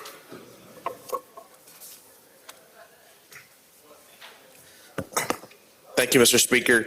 This amendment just adds "or patient's representative" to the language, so a patient or the patient's representative will be able to request the records. I'm thinking power of attorneys. You know, if you're taking care of your mom, you need to go to records. You'll have access as well, and that's an explanation of the amendment, Mr. Speaker. Questions on the amendment? I don't see any. If you favor the amendment, indicate, excuse me, I forgot. Chairman, you need to respond to that. You're good with that. If you favor the amendment, indicate by saying aye. Opposed, nay. The ayes have it. Amendment's adopted. Questions on the bill? Gentleman from Tallahatchie, Mr. Reynolds. Gentlemen, aren't they supposed to respond to the request for medical records under federal law within 30 days right now? Well, gentlemen, this piece of legislation says 45 days. Well, I understand, but you will make sure that everything's in according to law before. And, yes, and gentlemen, if you can do something about, federal law, I think limits the amount of charges too. So if we can make sure we don't step on that, I'd appreciate it. Yes, sir. Thank you. Lady from Jones, Ms. Scott, you have a question? He asked mine. Oh, he asked yours? Okay, very good. Any further questions on the strike all? I don't see any. If you favor the strike all, indicate by saying aye. Opposed, nay. The ayes have it. Further questions on the bill? I don't see any. Open the machine, Madam Clerk. Question occurs on Senate Bill 2725. You favor the bill, vote aye. If you're opposed, vote nay. Has everyone voted? Close the machine, Madam Clerk. By a vote 118 yeas and 1 nay, the bill passes. Announcements, Mr. Clerk. Announcements, Madam Clerk. Announcements by the members. Gentleman from Newton, Mr. Rushing. Hello. Thank you, Mr. Speaker. If you'll look on your desk today, the Mississippi Municipal League has left you a directory for 2021 through the 2025 officials that have been elected in your local towns and cities. That is your directory to keep for reference, and they said if you need another one for your attorney or any of your other officials in your area to contact the Municipal League, this is provided to us by them. Thank you. Jim from Humphreys, Mr. Strawder. Thank you, Mr. Speaker. I would like for this House to adjourn in memory of Mr. James Shockey, who was the sheriff of Humphrey County, passed away on yesterday. We'll do that. Thank you, sir. Jim from Lauderdale, Mr. Calvert. Thank you, Mr. Speaker. I have an announcement. If you notice on your desk this morning, there's an invitation for a reception at the Westin at 5:30 for the House delegation, and it's sponsored by your East Mississippi delegation, Lauderdale County, City of Meridian, and the Clay Firm. Thank you. Thank you, sir. Any further announcements? I don't see any. Excuse me, Jim Hines, Mr. Stamps. Thank you, Mr. Speaker. I didn't see this note on my desk earlier this morning, but I'd like the House to welcome Sister Foster to another birthday year. Today's her birthday. She hit a double nickel.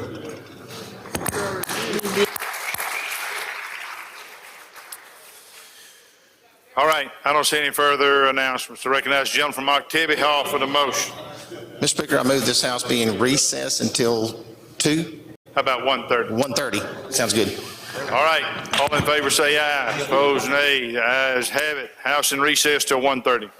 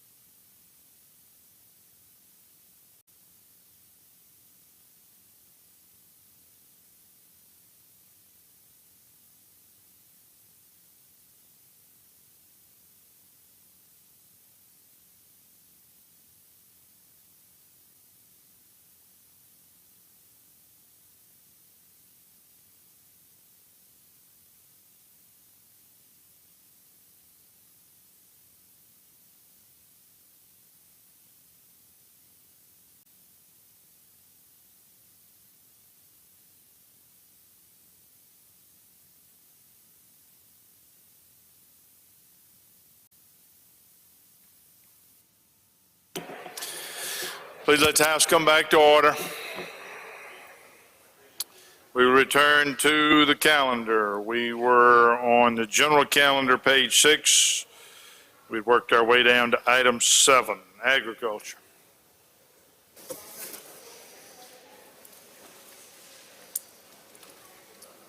Thank you, Mr. Speaker. I'd like to go to item 7, Senate Bill 2007. Call it up, make the usual motion. Gentleman calls the bill up, moves the rules be suspended. Bill considered and gross read the third time, placed on final passage. All in favor say aye. Opposed nay. The ayes have it. Mr. Speaker, we have a strike all, and I'd like to yield from the gentleman from Tishomingo to explain the strike all. Tishomingo is recognized. Thank you, Mr. Speaker. I've been asked to handle this very sweet bill. So with that being said, it is pretty self-explanatory. The bill labels honey. This comes at the request of the industry, beehive industry. It comes at the request of the Commissioner of Agriculture and also with the support of Farm Bureau. Mr. Speaker, we are on the strike all. Also, I have an amendment at the proper time. Okay, you're recognized for an amendment. Basically, all we're doing in this amendment, ladies and gentlemen, is putting a reverse repealer in this bill. Questions on the amendment? I don't see any. If you favor the amendment, indicate by saying aye. Opposed, nay. Ayes have it. Anything further on the strike all? Questions on the strike all? Mr. Gentleman DeSoto, Eubanks.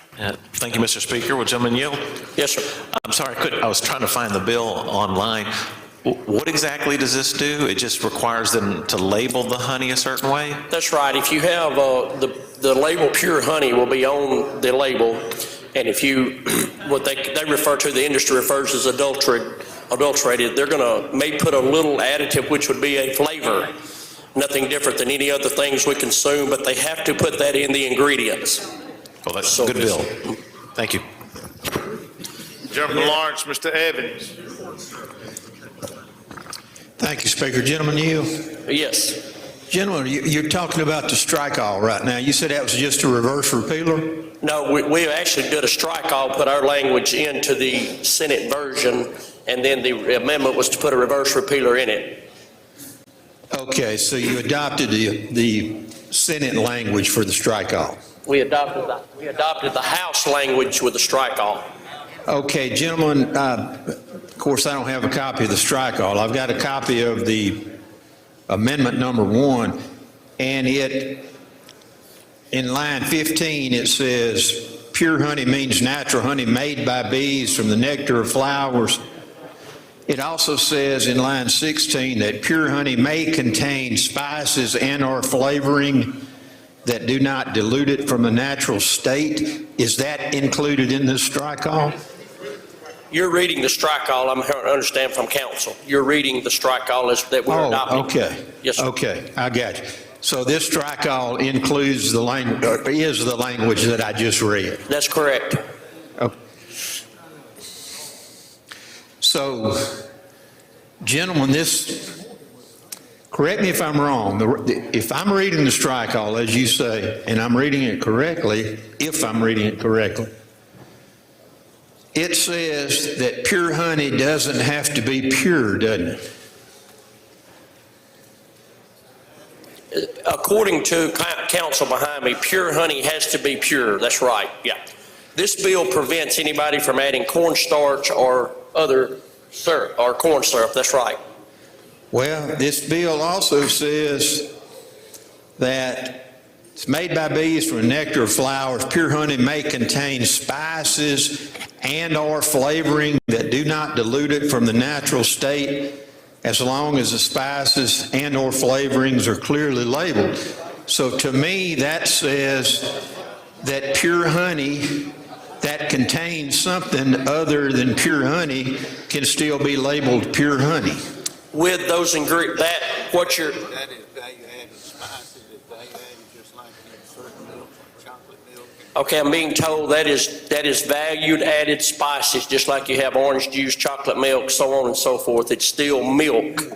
This will still be honey. It will have to list those ingredients in the ingredients. Well, okay, I understand that, but your analogy of chocolate milk, I can look at chocolate milk and tell there's something been added, can't I? I don't have to have it in the ingredients. I mean, you have brown cows, but brown cows don't give brown milk, do they? Sir, all I can tell you is this comes at the request of the beekeeping industry in our state of Mississippi. Request to whom? I know some beekeepers, They have one or two of them in this house that I've never heard this request made. Of course, Are I they know in the may not make it to association, me. sir? Sir? Are they in the association? I have no idea. Okay. I just know that very few things these days, in my opinion, are pure anymore. Honey is one of them. And if this passes, honey, even though you say it can still be said to be pure honey, but if this honey contains spices or flavorings, it can still be marketed as pure honey as long as that label somewhere gives you the rest of the ingredients. Is that correct? That's exactly right. Yes, sir. Okay, so I'm not going to be able to go down the store aisle anymore and see a jar of honey that says on the front in big letters, pure honey. I'm not going to be able to presume that that in fact is pure honey until I take it down and read what I'm sure is going to be pretty small lettering on the back, aren't I? That's exactly right. It'll say pure honey. You'll still be able to get pure honey with no additives in it. That's right. So again, I go back to my question a while ago. If we pass this bill with this strike all,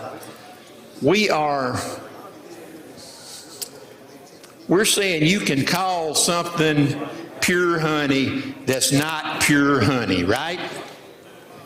No, sir, you have that wrong. You could say it's pure honey, but then you can read in the ingredients if something's been added to it. Yes, sir. I understand, but you have to read when the label itself says pure honey. It's too loud out there. Too much of a buzz going on. Please hold it down. Gentlemen, I have a copy, I believe, of the original bill. And on line 19 of the original bill, it says, pure honey may not contain any additional food ingredients, including pure food additives. This definition shall include the commercial item description, CID, authorized by the U.S. Department of Agriculture. That language about the U.S. Department of Agriculture is not included in this strike all, is it? That is not. No, sir. The strike all is changed. That's right. The strike all is what you read to me earlier. Right. This was the original bill, which also complied with the Department of Agriculture requirements, right? That's right. And it specified that in the original bill, but your strike all does not. Correct. This language come to us from the honey industry in this state. Well, I understand the honey industry basically wants to improve on pure honey. Is that what it amounts to? I believe you're right. Some of us, do you believe that we can improve on pure honey by adding man-made ingredients to it? In this world today, I think a lot of things are flavored, so this is what these folks are wanting to do. There's a garlic flavor. I understand there's a bourbon flavor. And gentlemen, I have no problem with that if on the front where it says pure honey, instead of saying pure honey, it said flavored honey or spiced honey. Then that would be very transparent, and I wouldn't have to go to the back and read a list of ingredients to see what was in it. I would know that if it said pure honey, there's nothing in it except what the bees put in it, right? You're right, but I've been told that this is the most popular selling honey in the world today is the flavored honey. I think the most popular used honey in the world today is the one that's used by the bees. Wouldn't you agree with that? If you say so, yes. Okay. Now, and if they want to spice it, if the honey industry wants to spice it or flavor it or what, I don't care. That's great. But would you agree with me that I just want transparency here? If I see a jar of honey on a shelf in the grocery store and it says on the front, pure honey, that I shouldn't have to pull that jar down and look on the back and read the ingredients in print that I'm probably going to have to get my reading glasses out to read to see whether or not the other side of the label that says pure honey, in fact, is correct.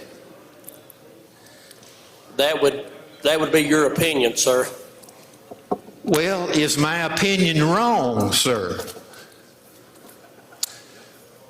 And if it is, I wish you'd tell me where, maybe I could adjust it. I'm telling you what the industry's asking for, and they probably are the experts on this, so that's what we're trying to accomplish here today. It's what the Beekeepers Association has asked us to do. The experts in production of honey certainly isn't the bee industry, it's the bees, isn't it? I don't think they can speak to us, sir. They're certainly not being represented here, right? I agree with that, to be spoken for. Maybe that's what I'm trying to do. Gentlemen, it goes back to being transparent and straightforward with the public.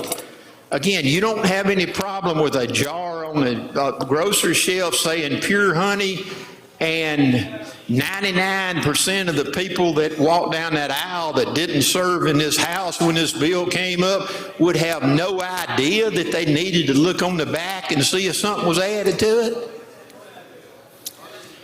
Sir, I've explained the bill. You have a right to vote yes or no on this bill, but I'm just telling you what the industry's asked for, and that's what we're trying to accomplish. So again, the industry thinks that they can prove on what the bees have done. That's what you're representing. They're the professionals. Okay. Mr. Speaker, I have a motion at the appropriate time. State your motion. I would move to table this strike all. Those opposed have 5 minutes. Any opposed?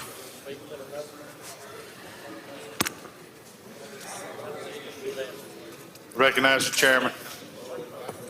As it's been explained, this is what the industry's asked for. This is what Department of Agriculture says they can actually enforce. There is a lot of imported honey that's got unnatural stuff like sugar and corn syrup, and this is to clarify that, and the spices will be added on the label as percentage and weight. So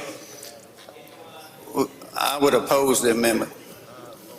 Okay, anyone else wish to speak in opposition? I don't see anyone. If you favor the motion to table, indicate by saying aye. Aye! Opposed, no. No! Noes have it. Motion to table fails. Anything further on the bill? Move final passage, Mr. Speaker. Questions on the bill? Gentleman from Hines, Mr. Stamp. Thank you, Mr. Speaker. Mr. Chair, would the intent of this bill be aimed at pushing against the influx of synthetic honey? Because I think the real issue here is the synthetic honey that's made in Vietnam and China that fills Walmart shelves all the time, and the beekeepers want real honey, but they do add flavors and things like that, some things that are popular people want. But I think the real intent of this bill is to push against the amount of synthetic and honey that's made overseas. You said it very well. The Chinese government and also the Vietnamese are influxing a lot of honey here that has a lot of cornstarch and sugar in it that's not pure, it's not real honey. That's right. Any further questions on the strike on? I don't see any. If you favor the strike, I'll indicate by saying aye. Opposed, nay. The ayes have it. Move final passage. Questions on the bill? I don't see any. Open the machine, Madam Clerk. Question carries on Senate Bill 2007. You favor the bill, vote aye. If you're opposed, vote nay. Has everyone voted? Close the machine, Madam Clerk. By a vote of 54 yeas, 55 nays, the bill fails. I'm not voting.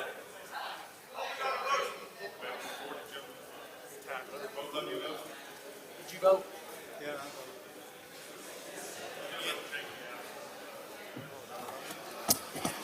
All right, next item. Thank you, Mr. Speaker. I'd like to go to item number 8, Senate Bill 2479. Call it up, make the usual motion. Chairman calls the bill up, moves the rules be suspended. Bill considered and engrossed, read the third time, placed on final passage. All in favor say aye. Opposed, nay. The ayes have it. Thank you, Mr. Speaker. This is our grain indemnity bill. We've took the Senate language out, put our original language back in. It's what the industry spent all summer developing. A committee made up of Delta Council, Farm Bureau, and independent grain producers came up with this language.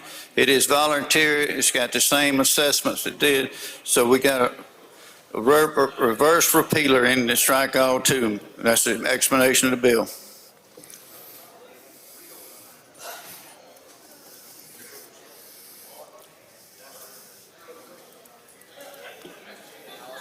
Questions?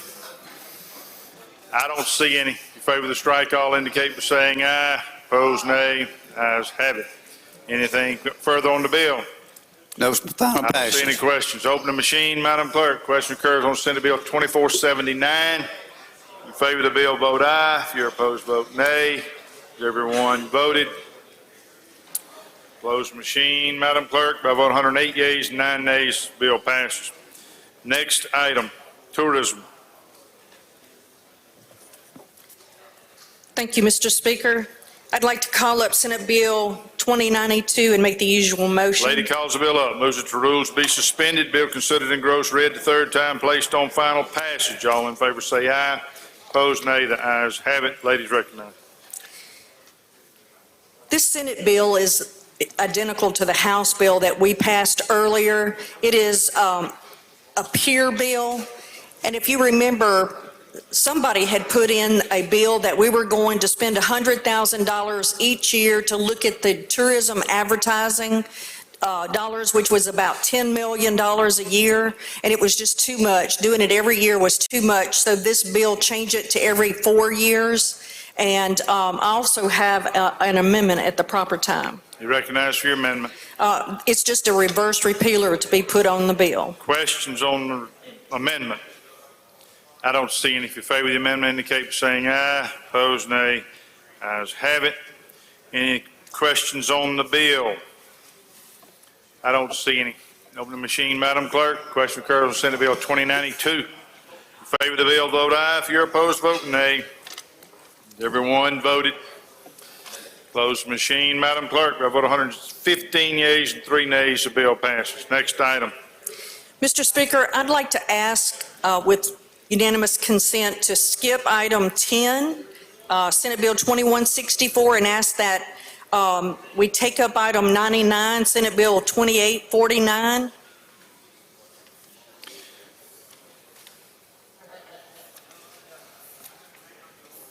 Any objection to advancing to item 99?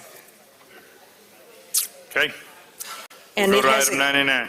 And it has a committee sub. Lady calls the bill up, moves the rules be suspended. Bill considered and engrossed, read the third time, placed on final passage. All in favor say aye. Opposed, nay. The ayes have it. Ladies recognized. Thank you. This is our big tourism bill. If you remember, we put $52 million in that's going to go to our local tourism associations. And so the strike all was we took the Senate language out and put our language in, and we're sending it back. And that's my explanation of the bill. Questions, gentleman from Hines, Mr. Bell.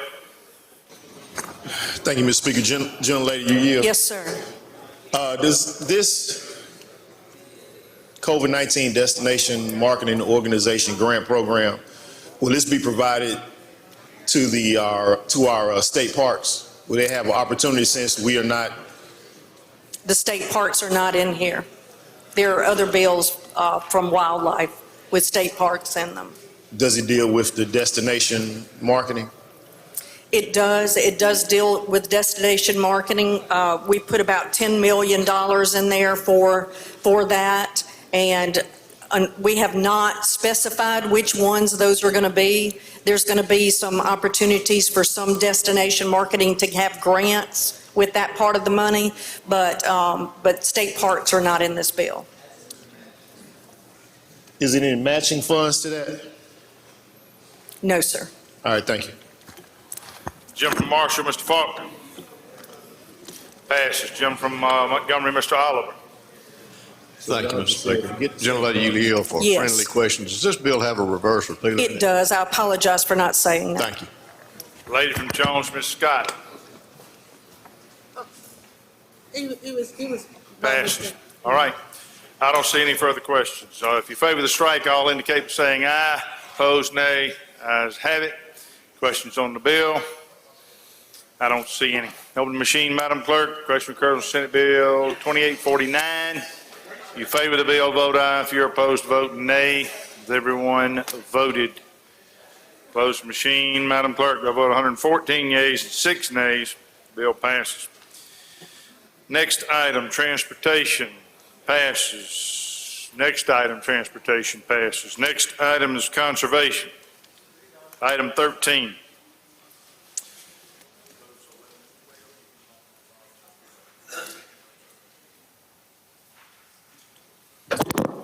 Thank you, Mr. Speaker. I would like to go to item number 13, Senate Bill 2158. Call it up, make the usual motion. Gentleman calls the bill up. Well, you've already had it read a third time, gentlemen, so Yes, we're sir. good. Okay. You're ready. Thank you, Mr. Speaker. I would also like to recognize a gentleman from Choctaw to handle the bill. Gentleman from Choctaw. I got an amendment, Mr. Speaker. Okay. Just to add a reverse repealer to this bill. Questions on the amendment? I don't see any. If you favor the amendment, indicate by saying aye. Opposed, nay. Ayes have it. You're recognized. Thank you. Ladies and gentlemen of the House, Senate Bill 2158 is the companion to House Bill 1334 that passed this chamber with a vote of 117 to 3. It also passed the Senate 52 to nothing. This is the underground storage tank. Basically, the federal government requires that we have an underground storage tank. There's no money from the general fund that comes from this. This is funded through an environmental fee on a 4/10 of 1 cent per gallon on gasoline. It's only used to clean up if there's any type of spill. Right now, all of the adjoining states allow administrative costs to be paid out of this. All this does is allow administrative cost to be paid out of the fund, and once it is paid back, it stops. And so that's just an explanation of the bill. The petroleum markers, convenience stores, there's no insurance that you can obtain for this anywhere else, and this is self-funded. And if we don't take care of it, we'll be out of federal regulations, and they'll take over the program. And so that's an explanation of the bill. Questions? Lady from Jones, Ms. Scott. Yeah, thank you so much, Mr. Speaker. Mr. Chairman, would you yield? Absolutely. Now, gentlemen, is this the fund that if you have these old gas stations, or like in Laurel, we had a company called Halliburton that left and went somewhere. Can the city of Laurel get these dollars to clean up? I don't think the city of Laurel can get them. What this is like a self-insured fund. So if I have a convenience store, every time I have an underground storage tank, I have to pay a $150 fee. And so when I pay that fee on my storage tanks, that allows it to be covered. Can I ask you this then, gentlemen? Yes, In this groundwater protection trust fund, none of those dollars can be used for cleanup? The dollars are used for cleanup if you have a spill. My understanding is if the person had purchased, there was an underground storage tank, there was a spill, then that person would be required to clean it up under federal law. And so that is what the funds are used for. I'm not aware of anything with regard to Halliburton and in Jones County of where the city can do it.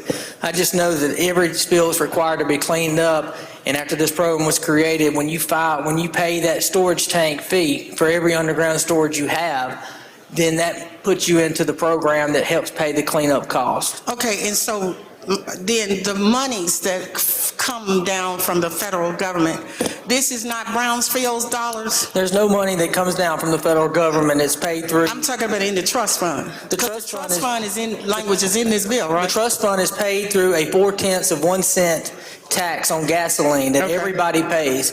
And so when you pay that, that goes into the trust fund until it gets up about $5 million. Once that $5 million hits, it stops paying. That money goes to DOT. And so what this bill does is just allow them, if it drops down below that cost, that the administrative cost can be, that diversion of the tax can come in to once it drops below it and then come back. Gentlemen, I thank you. The reason why I keep asking these questions is because, you know, first of all, we have a lot of cancer in Jones County. And everywhere you go, if you go to Mayo, if you go to Atlanta, or wherever you go, when you say Laurel, Jones County, oncologists kind of look funny. We know that that was a big oil area all around us, and there have been tanks and what have you in places that have been abandoned. I was just trying to see, you know, because it does require a match. If something comes up that I can get amendment, that we can eliminate the match and we can try to get some of that stuff cleaned up. I'm not aware of there being a match. This is just for. This isn't. No, you're with oil fields, I think, which would be separate, but thank you though, I appreciate it. Thank you. All right, I don't see any further questions. Open the machine, Madam Clerk. Question occurs on Senate Bill 2158. You favor the bill, vote aye. If you're opposed, vote nay. Everyone voted. Opposed machine, Madam Clerk. By vote 120 yeas, 1 nay, the bill passes. Jump from Union, Mr. Creekmore. You have an introduction. Introduction out of order, Mr. Speaker. Ladies and gentlemen of the House, I'd like to welcome some good folks from Union County who, like most Union County people, are resourceful enough to brave the weather to come to us at the Capitol. Please make welcome the Count family, Chris, Marley, Tyler, Maddie, and baby Elsie, and 2 of their friends, Jaden Cobb and Aubrey Bates. Welcome to the Capitol.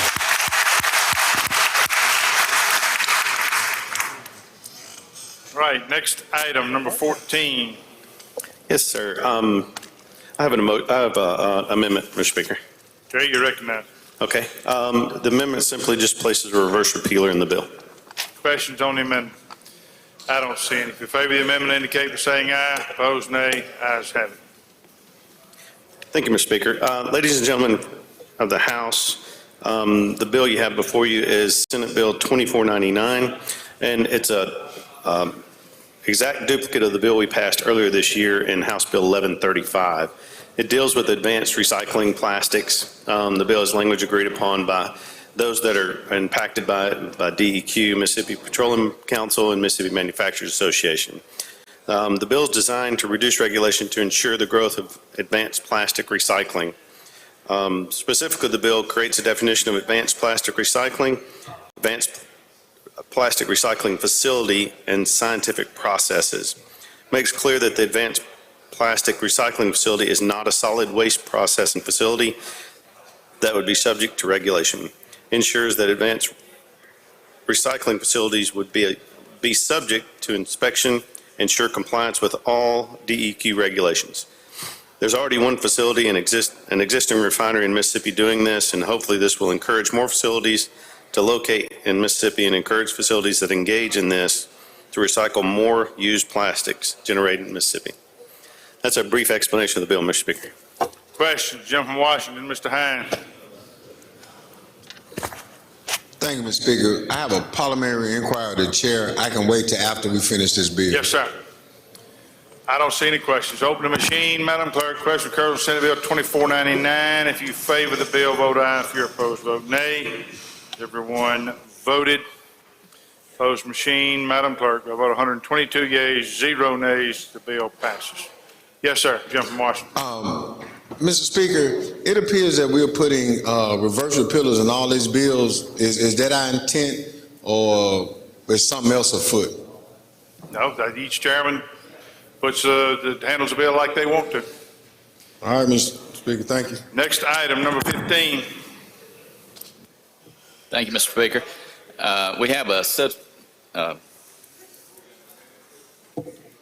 substitute amendment for the strike all. Okay, you recognize. Okay. The substitute strike all, oh, that's right.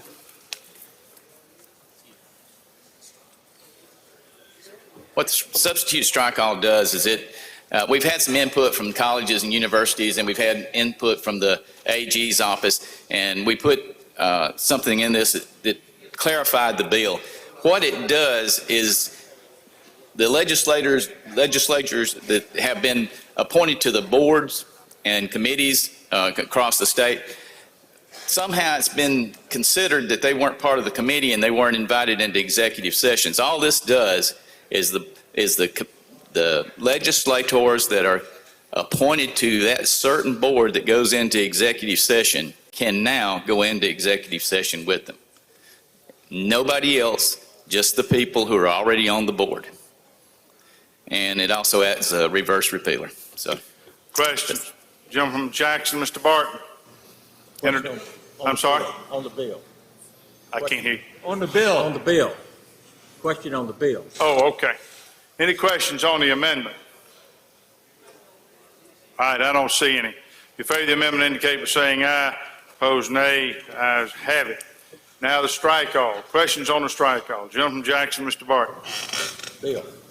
Okay. Well, the strike all becomes the bill. Once we adopt the strike all, it's over. So, Thank you, Mr. Speaker.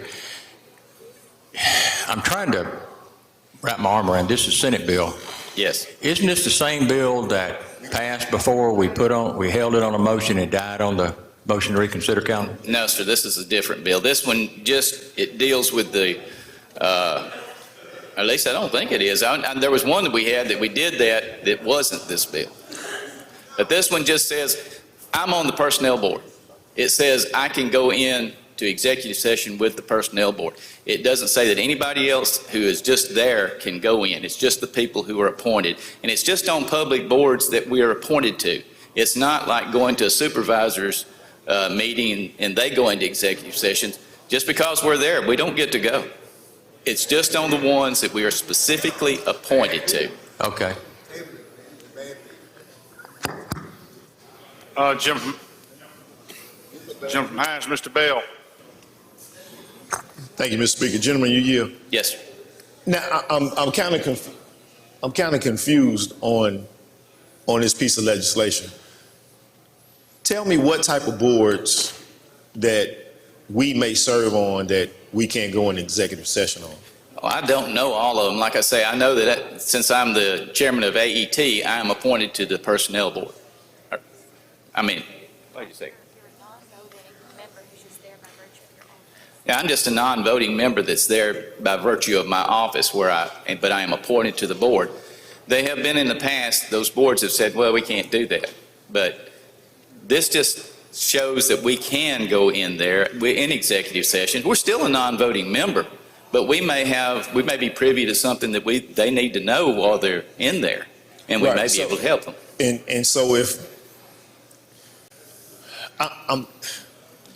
if you're a part of the board but a non-voting member, why would you need to know what is taking place inside of the committee if you're already on the committee? Why do we need to know anything about the committee if we're appointed to it? We're just a part of the committee, and it feels like we're there to add advice of some of the things that might be in the legislature that they might not recognize, and we're just there to give advice. So this doesn't apply to school boards, city council? No, sir. If I go to the school board, I'm just like everybody else. If that school board goes into executive session, I'm sitting out there with the rest of the people. All right, thank you. It has nothing to do with it. It has nothing to do with private boards either, like hospital boards or anything like that.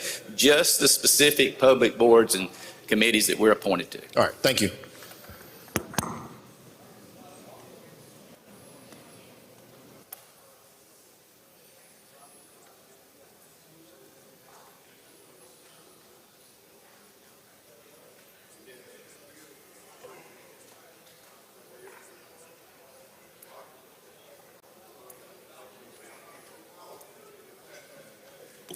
Gentleman from Tallahatchie, Mr. Reynolds. You would phrase these legislative members as sort of members of the boards, is that right? Yes. If you do so, gentlemen, are you not aware that you would specifically violate the holding of Elaine versus Alexander, which ruled that legislators could not serve as members of executive boards? And if you do so, are you aware that they would serve on these boards at pain of vacating their seats in the legislature? Do you want that to happen? That was not pointed out by the AG.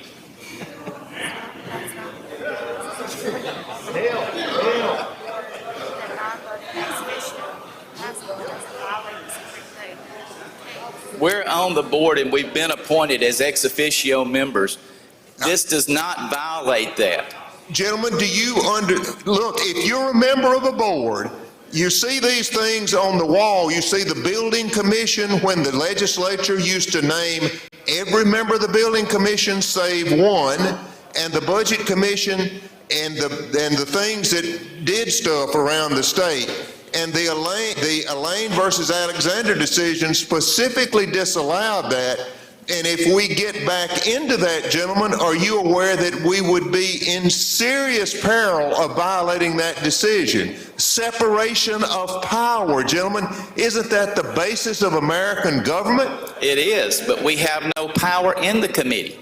No, gentlemen. We're just there as ex officio members, non-voting members. And I think, gentlemen, I think the advisory, gentlemen, we can be advisors. Wouldn't you agree? But we can't. No, but gentlemen, we can't take a role in the process. And the more that we're in those meetings, and in executive session, gentlemen, the more doesn't it look like that we are a member of the board that would be to a prohibited degree in exercising an executive function, which could render us having to vacate our seats. This does not give us any more power than we've had. It's been thought that this could be done in the first place. The AG's office is okay with this. And I don't know why they would not be upset if they're like you. Gentlemen, wouldn't the Supreme Court decision take precedence over anything else? It would, but why would the Attorney General not bring that point up and say you can't do this? Gentlemen, I don't think the Attorney General's office has ruled on it one way or the other unless I'm mistaken. They have come to me with language, and this is... Well, I've not heard it from the Attorney General, but I don't dispute you. But let me ask you this, gentlemen. Isn't it true that these boards take disciplinary actions against people and agencies and things, and those disciplinary proceedings, when you are a party to them, you could get in a situation where members of this legislature are subpoenaed to court. They are questioned about what happened in these proceedings and things of that nature, and that really would subject members of the legislature to something that, like on a personnel board, or personnel matters, when you deal with that we shouldn't be doing. We remember the legislative branch, not the judicial or executive branches. Don't you think that would be a wrong thing to do? Well, I'm sure that private matters like that, I don't know that I would want to go into something like that, but other issues there may be there that we may be able to go in and give advice. And like I say, without any pressure, we would just be there in an advisory council, just like we are at the rest of the meetings. Gentlemen, if we're there and they are debating what the disciplinary proceedings, gentlemen, someone could say by virtue of them being there, the influence they would have, that would create a negative influence on it. And gentlemen, you do agree, though, that legislative members would be subject to process of the courts afterward for having participated in these events? If they have no voting power, how could they influence them one way or the other? Well, if they're there, gentlemen, there would be one theory of cases that their mere presence that funded the agency would have a role right there. And they would fund it and get to see exactly the disciplinary proceedings and the method they were following in it, not make mere advisory thoughts.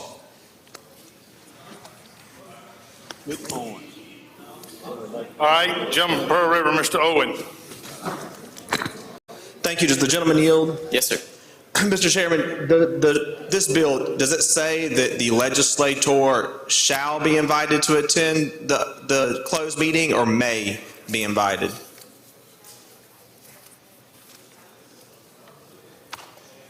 It says they shall be invited, but it doesn't mean they have to go. If there is a personal matter or anything like that, people could bow out of that. They will be invited, but Is there any reason why we're requiring that legislators be invited? And is there anybody that you know of that we require to be invited to these closed session meetings? Not that I know of. So why did we do shall and not may?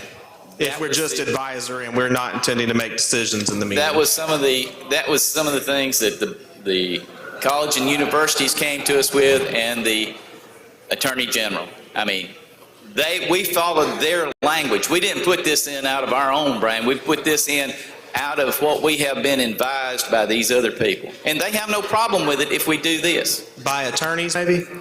Of those entities, yes. Did a lawyer write this bill? I don't know. Is this a lawyer bill? It's put in by Boyd, but it's on the other end. Thank you, gentlemen. Yes. Jim Tallahatchie, you have further interrogation? Motion, Mr. Speaker. State your motion. Move that the bill be tabled. Motion is to table. Those opposed have 5 minutes. Any opposed? I don't see any. If you favor the motion, indicate by saying aye. Opposed, no. Okay. House is not voting. House is not voting.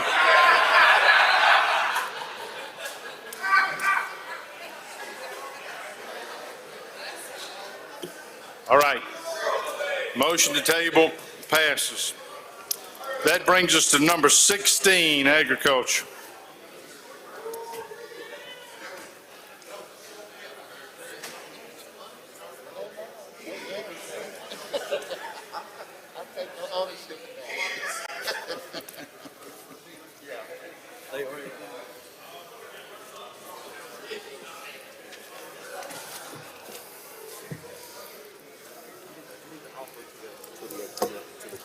Okay, yeah.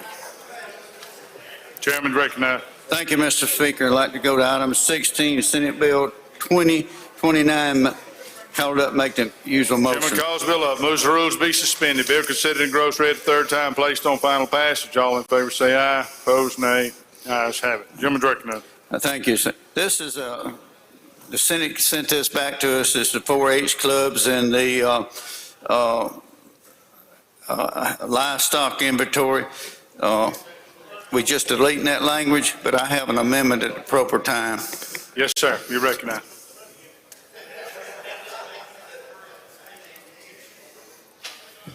The amendment puts on line 24, just a reverse repealer. Question. I don't see any. If you favor the amendment, indicate by saying aye. Opposed, nay. Ayes have it. Anything further on the bill? Final passage. Questions on the bill?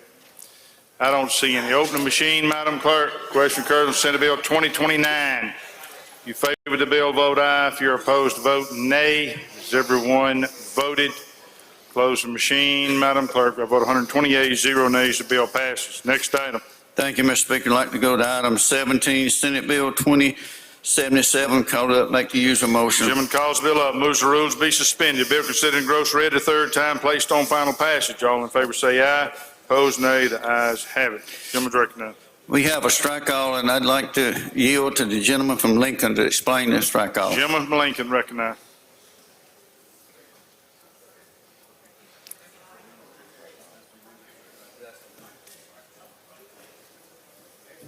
Thank you, Mr. Speaker. Thank you, Mr. Chairman. We do have an amendment at the proper time. Yes, sir. Go ahead. All right.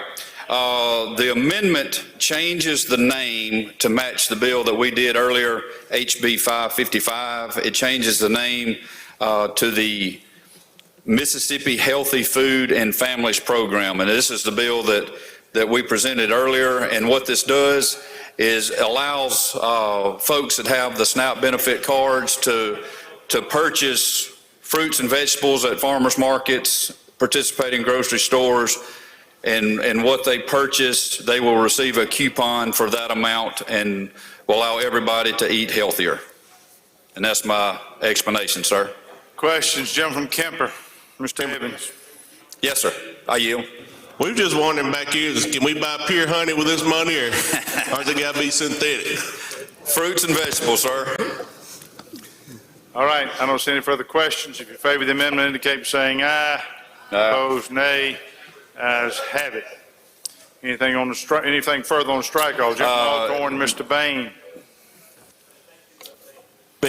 Thank you, Mr. Speaker. Gentleman yield. Yes, sir. Were there a reverse repealer in this bill? It is in the bill, yes, sir. Okay, all right, thank you.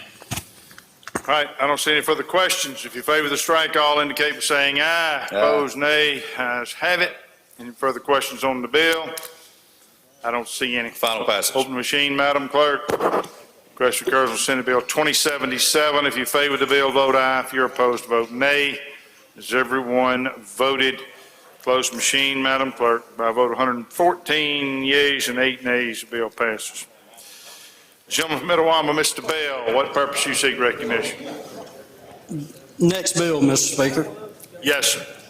I'd like to have it read for the third time and ask that it maintain its place on the calendar. All right, we can do that. Next item. Mr. Speaker, the next item, I would like to be bumped to the bottom of the calendar where it will die. Okay. Is that 19? No, you just did.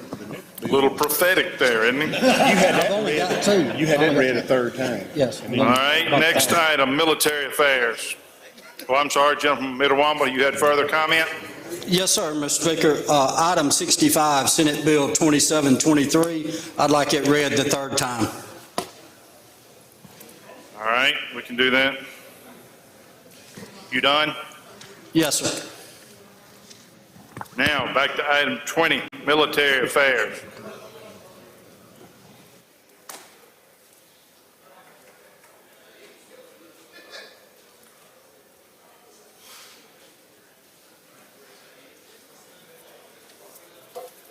We're ready whenever you are, sir.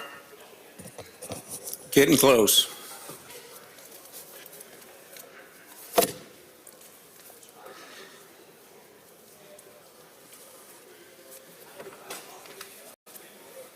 We're not over right now. We're not. No, we're not. Who is? Military affairs. I got a military. No, this is not the budget. This Okay, is just general. okay. Sorry about that.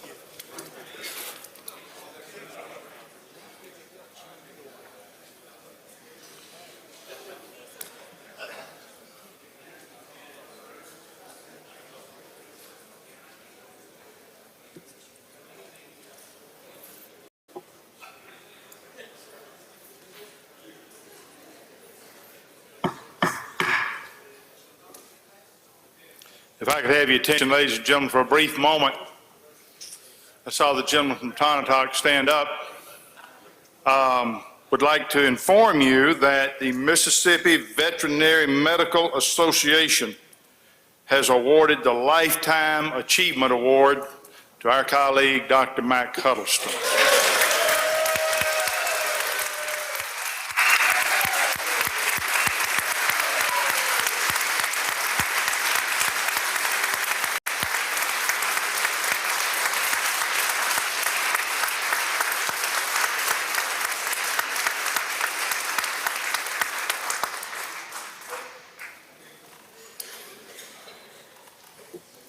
All right, we're back to item 20. Are we going to do it or not?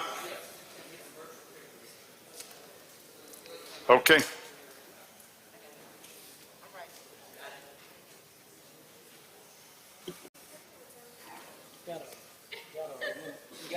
Okay, we got it. Tell her we got it. Well, needs probably. Sound good. Thank you, Mr. Speaker. I'd like to call up Senate Bill 2649, make the usual motion. Gentleman calls the bill up, moves the rules to be suspended. Bill considered in gross read the third time, placed on final passage. All in favor say aye. Opposed, nay. The ayes have it. Gentleman's recognized. Thank you, Mr. Speaker. The amendment, ladies and gentlemen, is to add a reverse repealer. Question? I don't see any. If you favor the amendment, indicate by saying aye. Opposed, nay. The ayes have it. You get anything further on the bill? Mr. Speaker, I'd like to say that this House passed this version of the bill 118-0, and what we'd like to do is just pass this version right here, and maybe ours become law. All right. Question? I don't see any. Open the machine, Madam Clerk. Question occurs on Senate Bill 2649. If you favor the bill, vote aye. If you're opposed, vote nay. Has everyone voted? Close the machine, Madam Clerk. By vote 121 yeas, 0 nays, the bill passes. Next item, public property. Thank you, Mr. Speaker. We'd like to go to item 21, Senate Bill 2004, and make the usual motion. Gentleman calls the bill up, moves the rules be suspended. Bill considered engrossed, read the third time, placed on final passage. All in favor say aye. Opposed, nay. The ayes have it. Gentleman's recognized. Thank you. The gentleman from Rankin, Representative Newman, will explain the bill. Gentleman from Rankin is recognized. This is the same bill that we had. It extends the repealer on who can own out-of-state people holding property. The Senate changed it from 3 years to 4 years. That's the difference. Question? I don't see any. Open the machine, Madam Clerk. Question occurs on Senate Bill 2004. In favor of the bill, vote aye. If you're opposed, vote nay. Is everyone voted? Close the machine, Madam Clerk. By vote 122 to nothing, bill passes. Next item. Banking.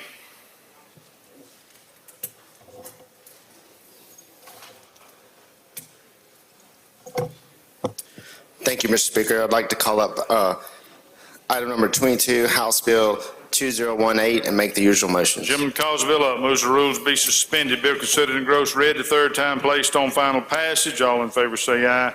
Opposed, nay. The ayes have it. Gentleman's recognized. Thank you, Mr. Speaker. This is the Senate version of the repealer extension bill that we passed earlier this session on the House side. So I just want to bring this up and just pass this as well. Thank you. Questions? I don't see any. Open the machine, Madam Clerk. Question occurs on Senate Bill 2018. You favor the bill, vote aye. If you're opposed, vote nay. Has everyone voted? Close the machine, Madam Clerk. By vote 119 yeas, 0 nays, the bill passes. Next item. Thank you, Mr. Speaker. I'd like to bring up item number 23, Senate Bill 2039, and make the usual motions. Gentleman calls the bill up, moves the rules be suspended. Bill considered engrossed, read the third time, placed on final passage. All in favor say aye. Opposed, nay. The ayes have it. Gentleman's recognized. Thank you. This is also another repealer extension. This is on the real estate appraisal legislation. So, questions? Move I don't passage. see any. Open the machine, Madam Clerk. Question occurs on Senate Bill 2039. If you favor the bill, vote aye. If you're opposed, vote nay. Has everyone voted?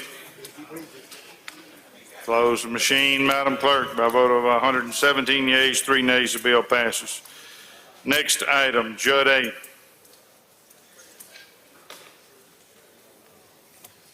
Thank you, Mr. Speaker. I'd like to go to item number 24, and I request that we skip this item and let it retain its place on the calendar. Okay. Any objection? Hearing none, we will do that. I'd like to go to item number 25, Senate Bill number 2064, and I'd like to skip this item, and I request that it fall to the heel of the calendar. All right. I'd like to go to item number 26, Senate Bill number 2319, call it up and make the usual motion. Lady calls the bill up, moves that the rules be suspended. Bill considered engrossed, read the third time, placed on final passage. All in favor say aye. Opposed, nay. The ayes have it. Ladies recognized. Will you please recognize the gentleman from Tallahatchie to present the bill? The gentleman from Tallahatchie is recognized. Thank you, Mr. Speaker and ladies and gentlemen. Do we have an amendment? Let me, while we're getting an amendment, we're going to do a reverse repealer, but this bill would amend section 931165 to provide that child support with a child with disabilities may continue past the age of majority. I have an amendment, Mr. Speaker, that would be a reverse repealer, if I can offer that. Questions on the amendment? I don't see any. If you favor the amendment, indicate by saying aye. Opposed, nay. The ayes have it. Mr. Speaker, what this bill would do would be to change current law that provides that there is there's a presumption, but it's a conclusive presumption virtually, that a child who attains the age of 21 shall be emancipated and child support cease. What this bill would do is saying that notwithstanding that general presumption, there would be support for an adult child who is incapable of supporting that himself or herself by reason of mental or physical disability, that obligation can continue, which would include medical and support. Of course, the resources of the child would be considered, and the presumption could be rebutted, and there would have to be a finding by the court would have to find that the child was incapable of earning wages or incapable of work. This is comes to us and is supported by the agencies involved, and it would be something we really should do. And you would look at the needs of these children, maybe a month over 21, they still continue, and if a parent is able to do so, I think they should help with that child support. So that is the bill, Mr. Speaker. Questions? I don't see any. Open the machine, Madam Clerk. Question occurs, Senate Bill 2319. If you favor the bill, vote aye. If you're opposed, vote nay. One voted. Close the machine, Madam Clerk. By a vote of 122 yeas, 0 nays, the bill passes. Next item. Thank you, Mr. Speaker. I'd like to go to item number 27, Senate Bill number 2338. Call it up and make the usual motion. Lady calls the bill up, moves the rules be suspended. Bill considered in gross red the third time placed on final passage. All in favor say aye. Opposed, nay. The ayes have it. Ladies recognized. Thank you, Mr. Speaker. Mr. Speaker, ladies and gentlemen of the House, this bill would just simply require the Fraud Investigation Unit of DHS to report to the state auditor any suspected civil or criminal violations that are relating to program fraud, embezzlement, and related crimes. And that's an explanation of the bill, Mr. Speaker, and I also have an amendment at the appropriate time. You're recognized for an amendment. This amendment is just simply a reverse repealer that I'm adding to Senate Bill 2338. Questions on the amendment?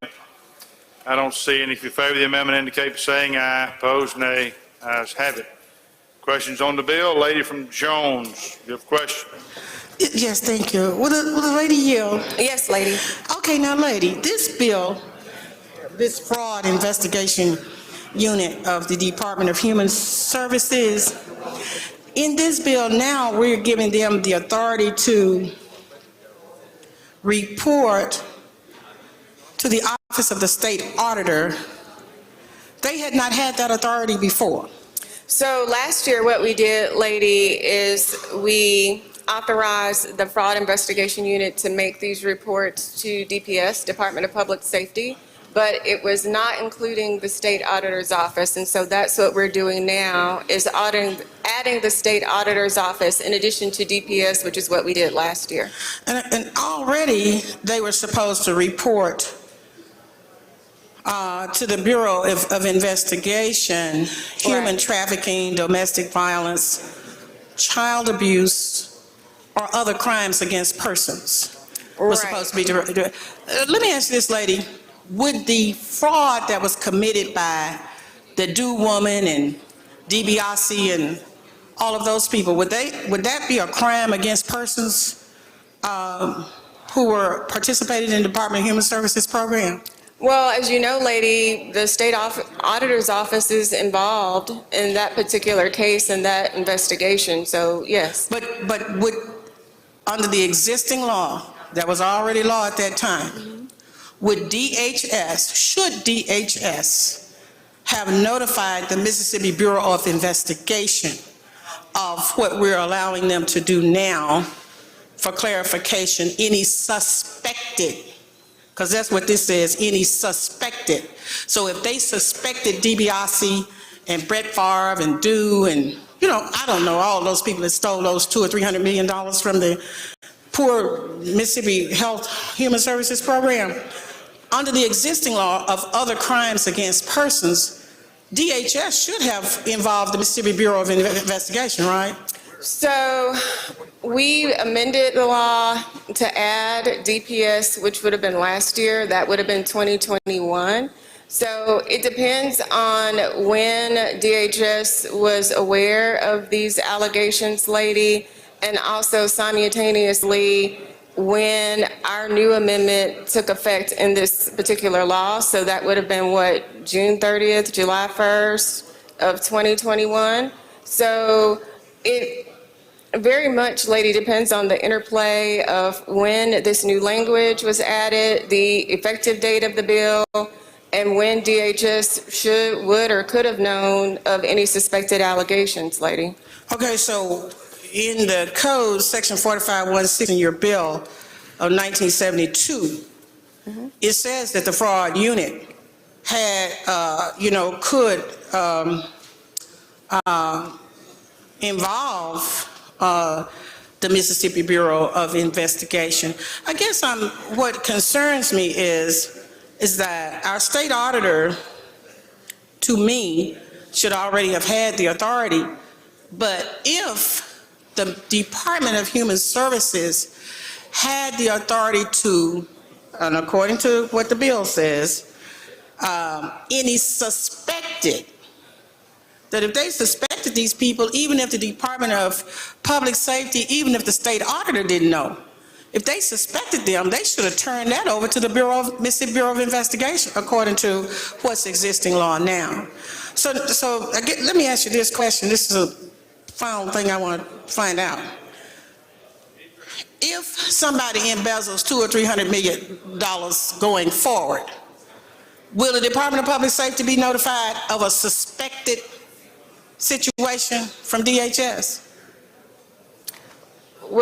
Are you asking about? Will the Department of Public Safety, in their protocol, Mississippi Department of Human Services protocol, will the Mississippi Department of Public Safety be notified of any suspected fraud or embezzlement or such as that in a related crime? Will they be notified? Right, lady, and that's what I said earlier at the beginning of my explanation when you first started asking your questions, is that last year, DPS was included. Now, I've spoken to the commissioner for DPS.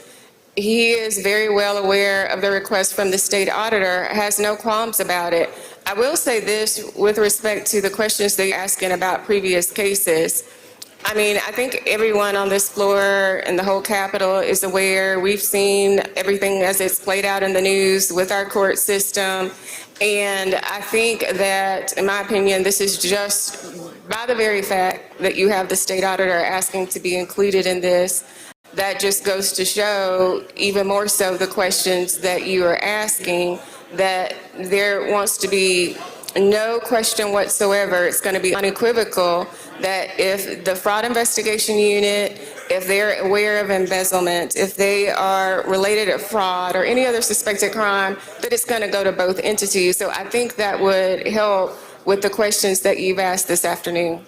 And so, lady, I know you would then agree that it was kind of egregious, because had there not been a whistleblower, if we hadn't had the whistleblower, DPS wouldn't have known, Bureau of Investigation wouldn't have known, state auditor wouldn't have known, but we do have a fraud investigation unit. And if a fraud investigation unit can't find $200 or $300 million worth of monies that, can't be accounted for, I guess, so I'm gonna vote for this bill to help out the fraud unit.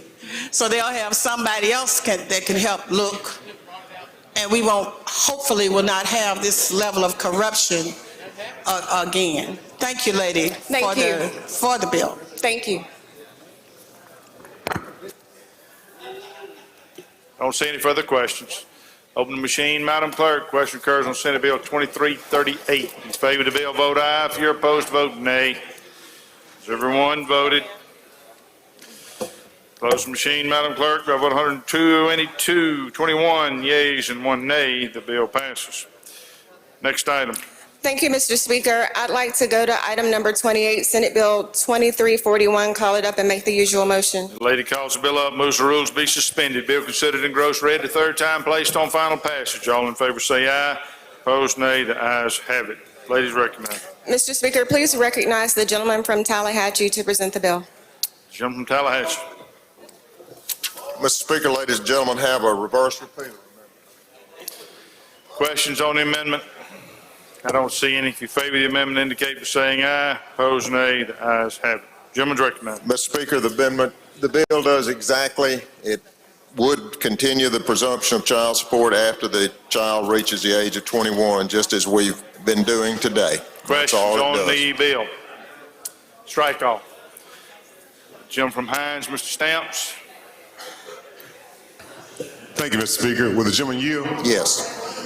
So how long would someone be expected to pay child support if this bill passes? Well, they would be expected to pay child support so long as so long as the child needed the support, the child remained unable to support himself or herself, and the resources were adequate of that person to provide support. So what about when the child and the parent become senior citizens? Will they still be obligated to pay child support? Gentlemen, I'm a senior citizen, I guess you could say, and I believe that we have a moral obligation as long as we're on this side of glory and able to do it, to support a child of which we brought into this world that wouldn't have been in this world without us, so long as we're able to do it. Because otherwise, it's going to fall on people that didn't bring this child into the world, and it's our responsibility to take care of our own, I believe, morally, spiritually, till we're unable to do it.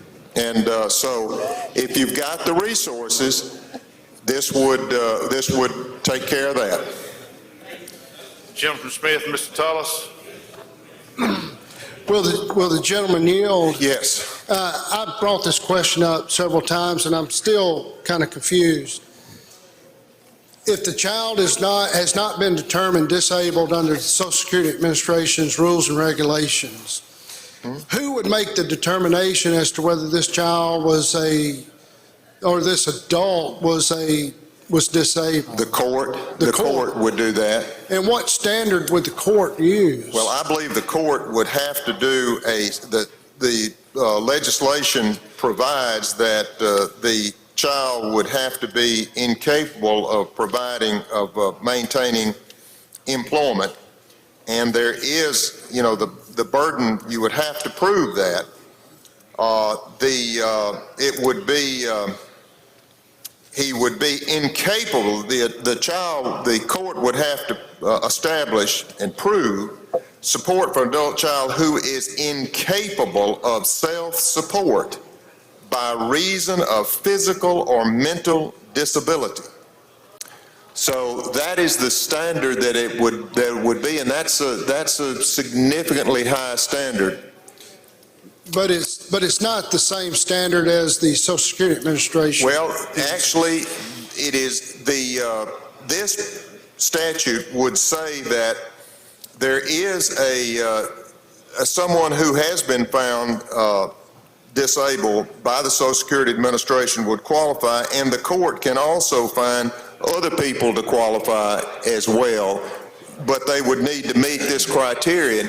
And whether anybody has been found or not, there would be an ability to, this presumption of continued support, it says lines 167 through 169, would be rebuttable by introduction of evidence that the child is capable of self-support. So in other words, there's some guidelines that if there were a challenge, evidence could be introduced to show that the child was self-support, even if he'd been found disabled by other means. But so there's safeguards with this gentleman. And, okay. And one last question. Yes, sir. If it were a self-inflicted disability such as habitual drug use or habitual alcohol use, would that be an exception to the disability, or? Well, I will tell you, disability, I'll tell you the way that it is with Social Security. If your condition is caused by a condition that illegal drug use or alcoholism, you may not be eligible for benefits regardless of, the toll on your body, because that's by federal law. Okay. And so that would not be, and I believe the judges may well consider that as well. Okay, thank you. Gentleman from Covington, Mr. Sanford. Gentleman yield. Yes. Forgive me if you've already answered this question. If the child is institutionalized in a state hospital or in a group home or something like that, is the parent required to make payments to the state? How does that work? Well, there's a provision in this law that relates to that. And this would say that if you look at lines 157 through 159,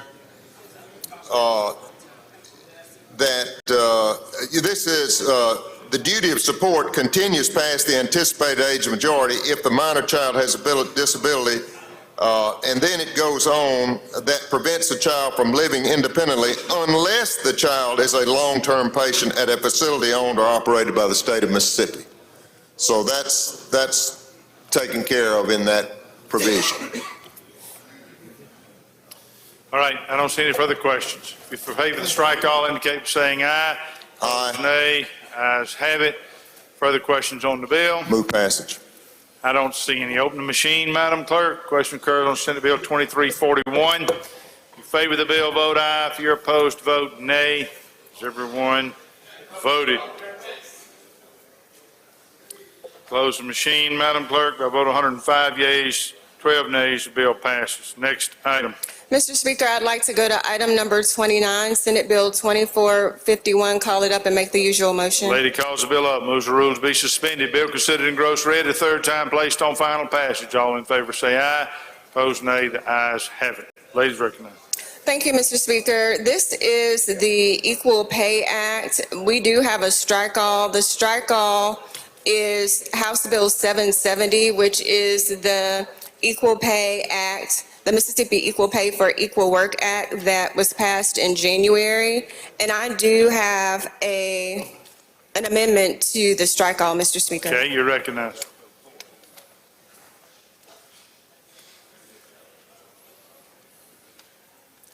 The amendment is just simply a reverse repealer. Questions? I don't see any. If you favor the amendment, indicate by saying aye. Opposed nay. The ayes have it. Anything further on the strike all? No, Mr. Speaker. I don't see any questions. If you favor the strike all, indicate by saying aye. Opposed nay. The ayes have it. Questions on the bill? I don't see any. Open the machine, Madam Clerk.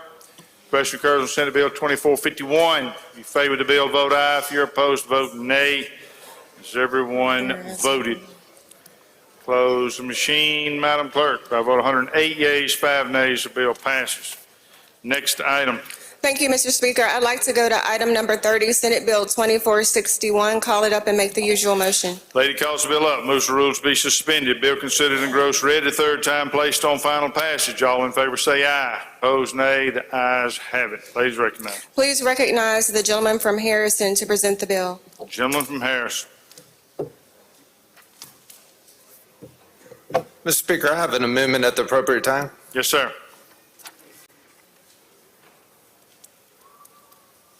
The amendment simply adds a reverse repealer. Questions? I don't see any. If you favor the amendment, indicate by saying aye. Opposed nay. The ayes have it. Thank you, Mr. Speaker. Senate Bill 2461 outlines the procedures and protections for both tenants and landlords by creating the Landlord and Tenant Act.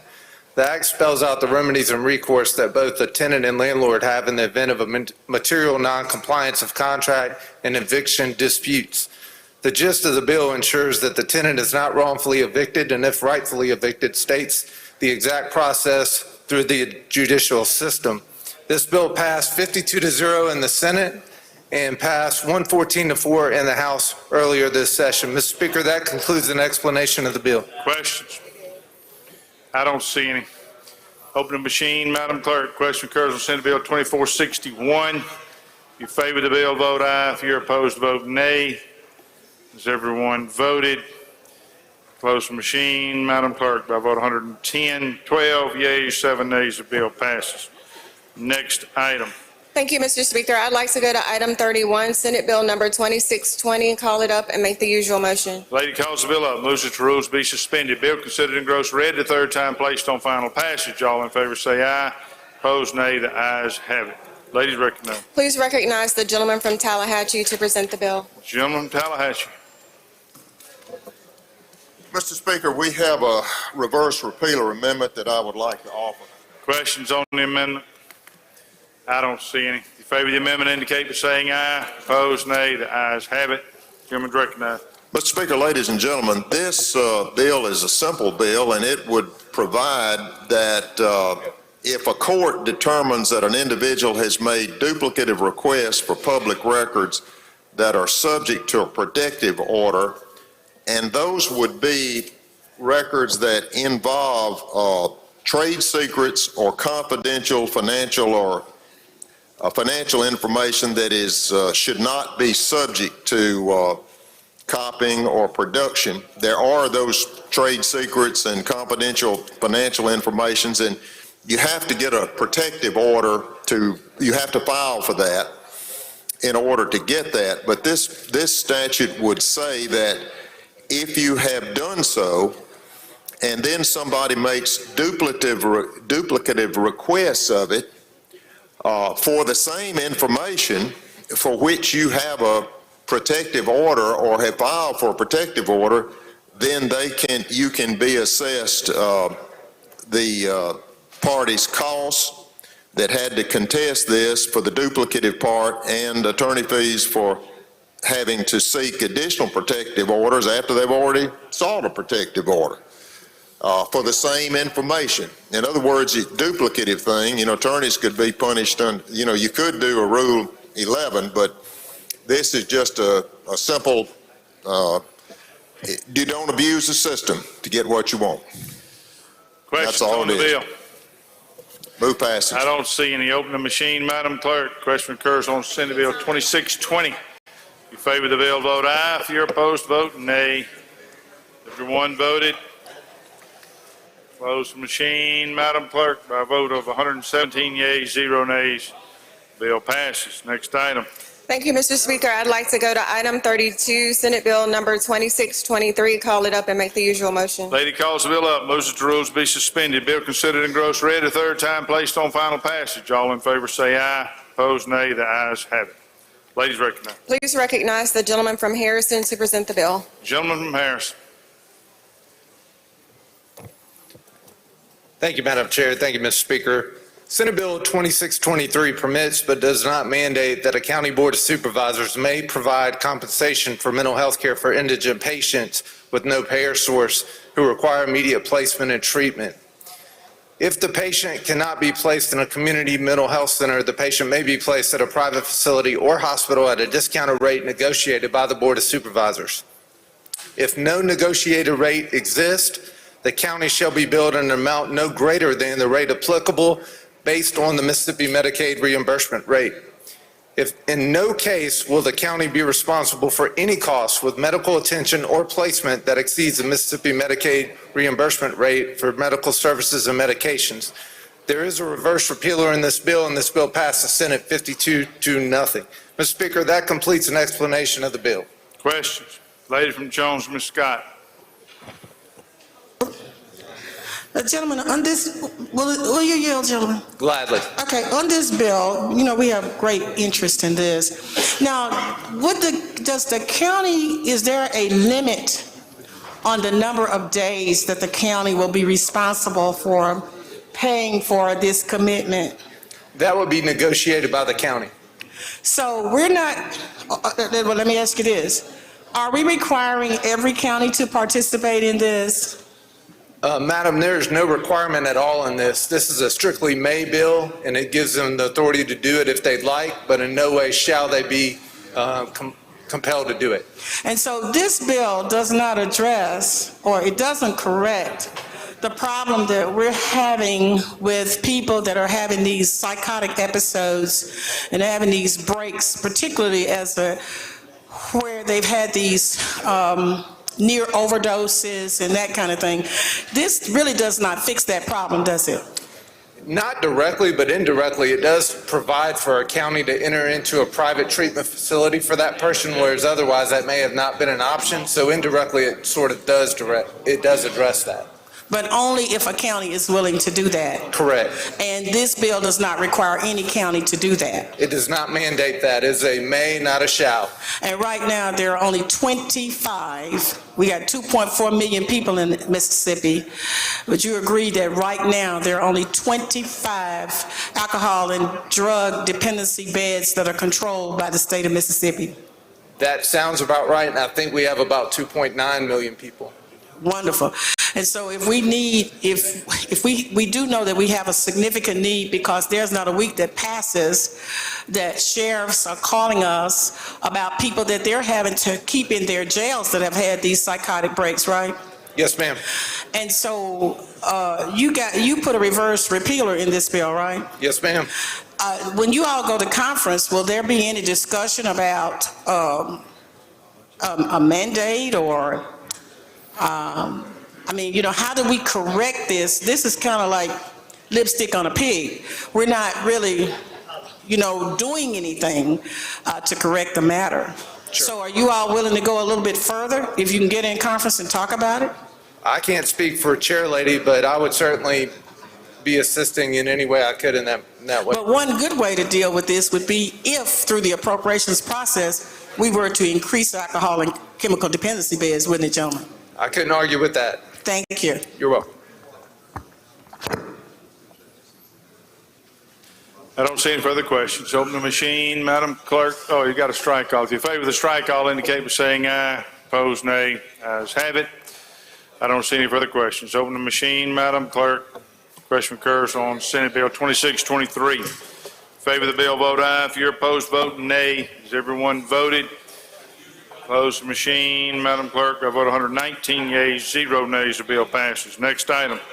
Thank you, Mr. Speaker. I'd like to go to item 33, Senate Bill 2321. Call it up and make the usual motion. Lady calls the bill up, moves the rules be suspended. Bill considered in gross read the third time, placed on final passage. All in favor say aye. Opposed, nay. The ayes have it. Ladies recognized. Thank you, Mr. Speaker. Mr. Speaker, ladies and gentlemen of the House, this is a strike all that I'm presenting before the House. And what it does is that it creates a civil cause of action for engaging in human trafficking willfully, intentionally, and knowingly. The defendant has to willfully, intentionally, and knowingly benefit from participating in a human trafficking venture. If the occurrence of the human trafficking occurs on the property of one that's not engaged in benefiting from human trafficking, then that particular owner of the subject property is not going to be liable under this act. In Section 3, you'll find the damages section. If the claimant is awarded damages, it can avail himself or herself of compensatory damages, and in addition to punitive damages. And also in Section 4, it just talks about the fact that if there's a person who engages in human trafficking, and again, you have to have that willful, intentional, and knowingly standard, and this particular person is engaging and participating in a venture for human trafficking another person, then that person can be liable jointly with another defendant that's found liable. Also, what is in the strike all is House Bill 718. As you can remember, ladies and gentlemen, earlier in the session, we passed House Bill 718, which is just simply clarifying the crime of promoting prostitution. And that relates back to the human trafficking and how defendants are now utilizing that as a defense in any criminal cases for human trafficking. And this strike all also contains a reverse repealer. And that's an explanation of the strike all, Mr. Speaker. Questions. Lady from Hines, Ms. Yates. Thank you. Will the lady yield? Yes. I looked through here quickly and I didn't see it, but it may very well be in here. Is there a definition of benefiting from? So there is not really a definition from benefiting from. I will say one of the reasons why we added a reverse repealer in the committee is that there were some questions with respect to a statute of limitations. You know, I had that question. The gentleman from Madison also had that question as well. And then when it came to the compensatory damages section for Section 3, I want a little bit more clarifying language there. Section 1 is your definition section, and that's not defined. So that's something we can look at as we go to conference. Thank you. You're welcome. All right, I don't see any further questions. If you favor the strike, all indicate by saying aye. Opposed, nay. Ayes have it. Questions on the bill? Don't see any. Open the machine, Madam Clerk. Question occurs on Senate Bill 2321. If you favor the bill, vote aye. If you're opposed, vote nay. Has everyone voted? Close the machine, Madam Clerk. By voting 119 yeas, 0 nays, the bill passes. Next item, corrections. Thank you, Mr. Speaker. Call up item 34, Senate Bill 2437, advance the usual motions. Chairman calls the bill up, moves the rules, be suspended. Bill considered engrossed, read the third time, placed on final passage. All in favor say aye.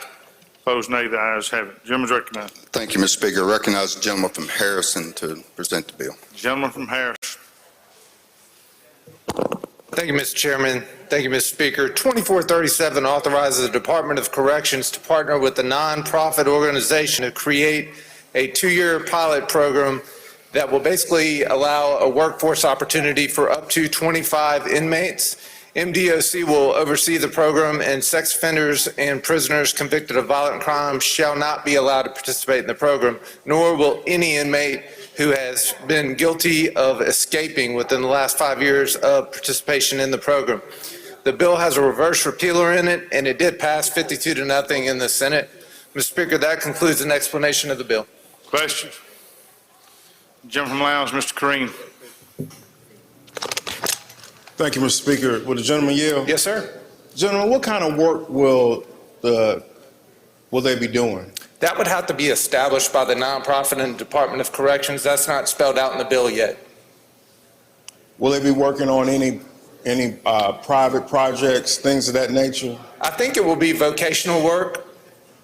Vocational work? Yes, such as welding, things along that sort. It could be that they contract, like in the past, they've contracted with Milwaukee Tools, and they put together tools. It could be things like that. Will they be compensated? They will. The basic compensation structure is 50% to the participant to be paid to them at the time that they are released on parole.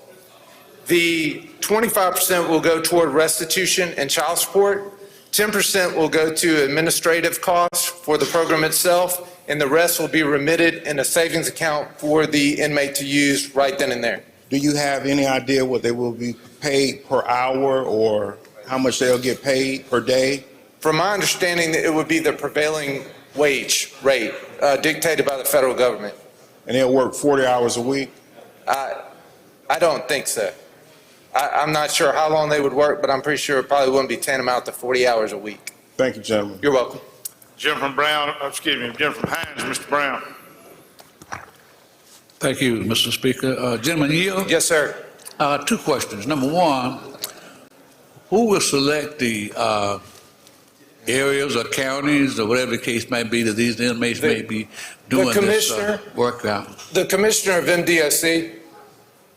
Will he do it by county? How will he select where to place these inmates, just off the top of his head? Sure. Or what? That's completely within his purview. I do know that there's a preferential selection process based off of behavior and other merits. And also, this program is based out of the Central Mississippi Correctional Facility.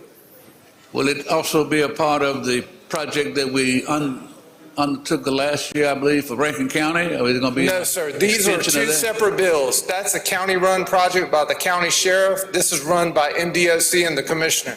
Well, finally, why just 25? That doesn't seem like a big Because impact. it's a pilot program. It's only for 2 years. If it's successful, I think they're going to expand it. And if they find it wildly successful, they could always come back sooner and ask for us to expand the number. But that is the number that the Senate proposed in their bill. Thank you, sir. Yes, sir. Gentleman from Hines, Mr. Crudup.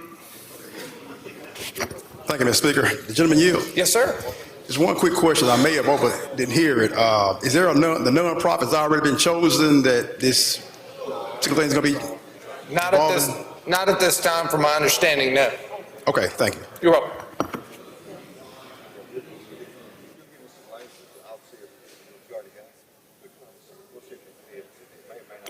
Gentleman from Prentice, Mr. Arnold. Thank you, Mr. Speaker. Gentlemen, to you. Yes, sir. Gentlemen, will these inmates be working inside the correctional facility, or will they be working outside on some other location? I think that depends on the opportunity. If it's at a facility like a Milwaukee Tools or something like that, they may bring them off-site and have them. All these folks are considered low-risk inmates. They have less than 2 years to serve, and so those type of people would be able to work on their own without as much supervision. Okay. Thank you, sir. Yes, sir.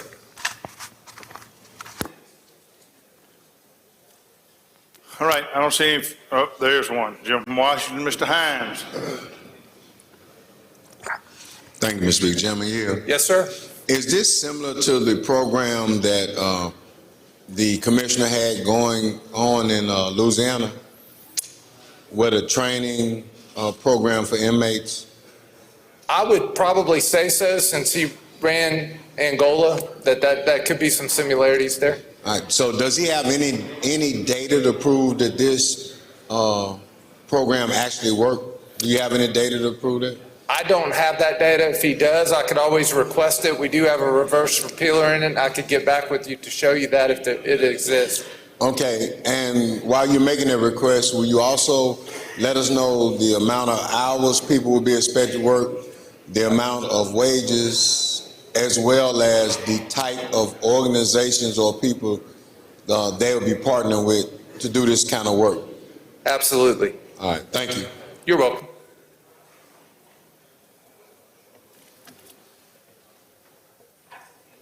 Gentleman from Bolivar, Mr. Sanders. Thank you, Mr. Speaker. Gentleman, yeah. Gladly. Let me ask you a question. These agencies that they'll be employed at, will they actually take them through orientation?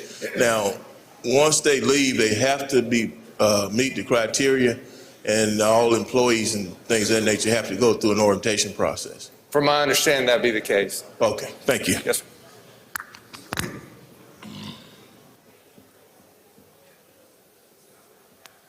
All right, I don't see any further questions. If you favor the strike, all indicate by saying aye. Opposed, nay. Ayes have it. I don't see any further questions on the bill. Open the machine, Madam Clerk. Question occurs on Senate Bill 2437. Favor the bill, vote aye. If you're opposed, vote nay. Has everyone voted? Close the machine, Madam Clerk. By vote 120, yeas, 0 nays, the bill passes. Next item. Thank you, Mr. Speaker. Item 35, Senate Bill 2600, advance the usual motion. Chairman calls the bill up, moves the rules be suspended, bill considered in gross red the third time, placed on final passage. All in favor say aye. Opposed, nay. The ayes have it. Gentleman's recognized. Thank you, Mr. Speaker. What 2600 does is provides a study committee to study recidivism through support, supervision, and skill attainment. This does have a reverse repealer. We've done this before, and this is basically carrying it forward. That's the explanation of the bill.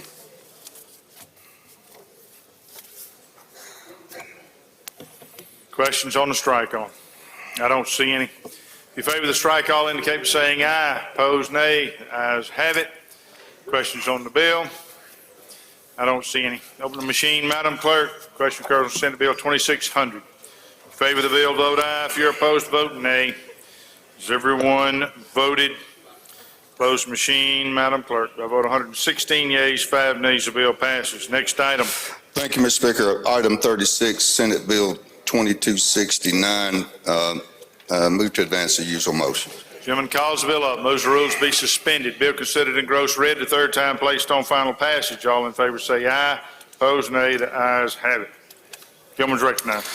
Thank you, Mr. Speaker. This extends the repealer on the Community Correction Service Revolving Fund, Supervision Fund, and it has a reverse repealer in it. That's the explanation of it. Gentleman from Lowndes, Mr. Kareem. Will the gentleman yield? Yes, sir.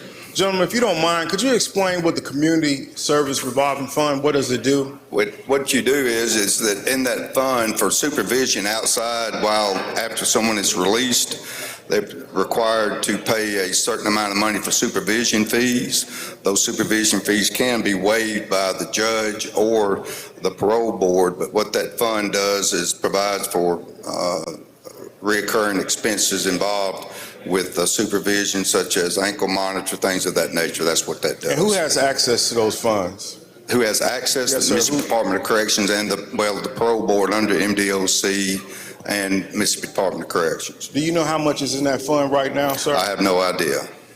All right, thank you, sir. I can get you that number if you need me to do that. I would like that. Thank you, sir. I'll get that to you. Thank you. Gentleman from DeSoto, Mr. Eubanks.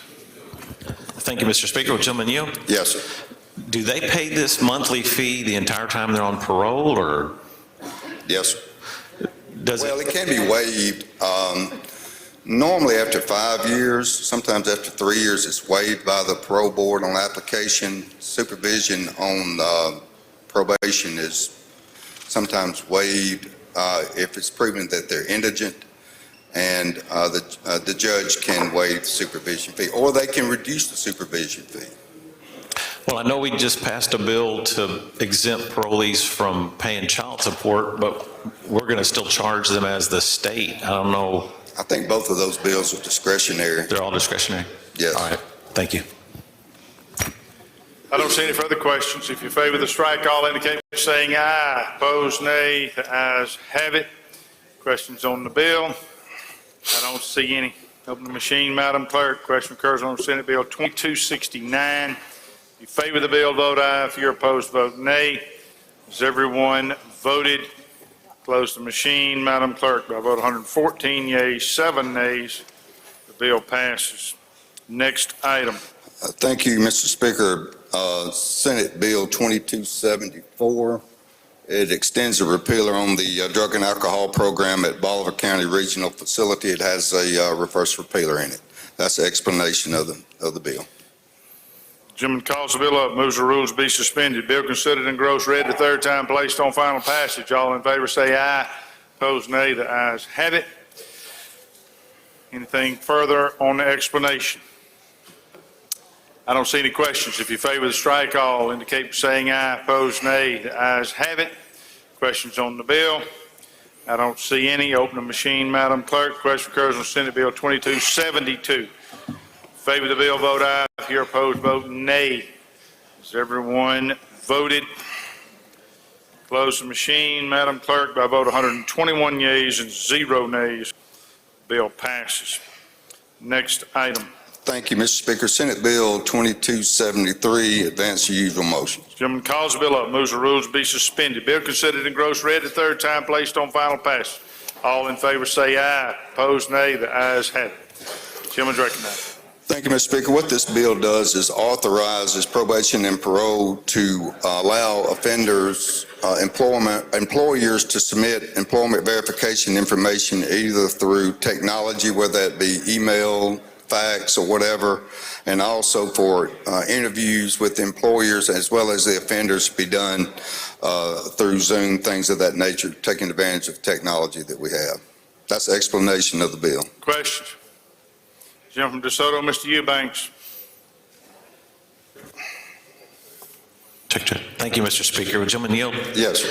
So is it possible that these same folks, their employers are acting as sort of a stand-in for their parole officer? Are they still going to have to pay that monthly fee? Yeah, so that doesn't affect that. Let's assume that you live in DeSoto County but may be working at Ingalls. I got a job at Ingalls and your probation hadn't been transferred, or that you're required to report back in DeSoto County. Your employer could send that stuff through email as opposed to the offender actually coming in and bringing verification of employment to the probation officer. That's what this bill is designed to do. All right, that's a good bill. Thank you. But they still got to pay that $50. Gentleman from Hines, Mr. Brown. Thank you, Mr. Speaker. We appreciate that. And Chairman Year? Yes, sir. I'm concerned about verifying this interview. What if the employer perpetrates the interview and not really have the interview, and somewhere down the line the parolee is going to be judged, showing an absence of contact. You know, they have to have contact so often. And if the employer says, I did interview him, but really didn't interview him, how are you going to substantiate yes or no? Well, this is really designed after the individual is employed to provide the information after they've been employed. It's not for the interview process. Well, I understand that, but I'm saying if the employer for some reasons failed to make this interview or conduct this interview, what checks and balances are there to make sure that the interview has in fact taken place? Well, it wouldn't be the subject of a violation on part of the offender if he didn't. But they have to be interviewed every so often, don't they? Like, That's not the interview process. This is not waiving the interview. This is waiving verification of employment from an employer giving the information. Thank you. Yes. Move final pass. Lady from Jones, Ms. Scott. I have an amendment at the proper time, Mr. Speaker. All right, I don't see any further questions. I recognize the lady for her amendment.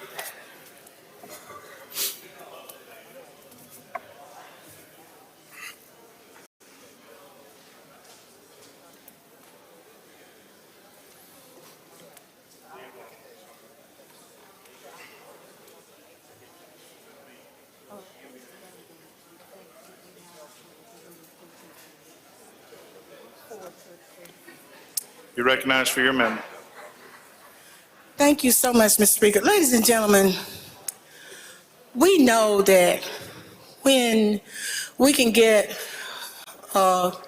people that have been troubled involved in some sort of religious activity, they tend to do a little bit better as it relates to recidivism or, or even just getting involved with the wrong people. So this is a very simple amendment that I'm offering. It's conceptual. They're going to go to conference, and so they can get all the words correct. But what it does, it says that if a person who's on parole or who is on probation attends 4 church services each month, then they will be entitled to 8 hours reduced off of their probation or their parole. We think that if we could do something like, it's not mandatory, they would elect to do it. But we think that if we could get, just a way to maybe get them into the church and interacting with particularly other men, that this would be a way that we could maybe change some lives. So we would ask the House to adopt the amendment. Recognize the chairman to respond. I leave it up to the House. I have no objection to the amendment. Lady wish to close. Okay. Question now occurs on Amendment 1. If you favor the amendment, indicate by saying aye. Aye. Opposed, no. It's mighty weak. All right, you have not voting. If you favor the amendment, indicate by saying aye. Aye. Opposed, no.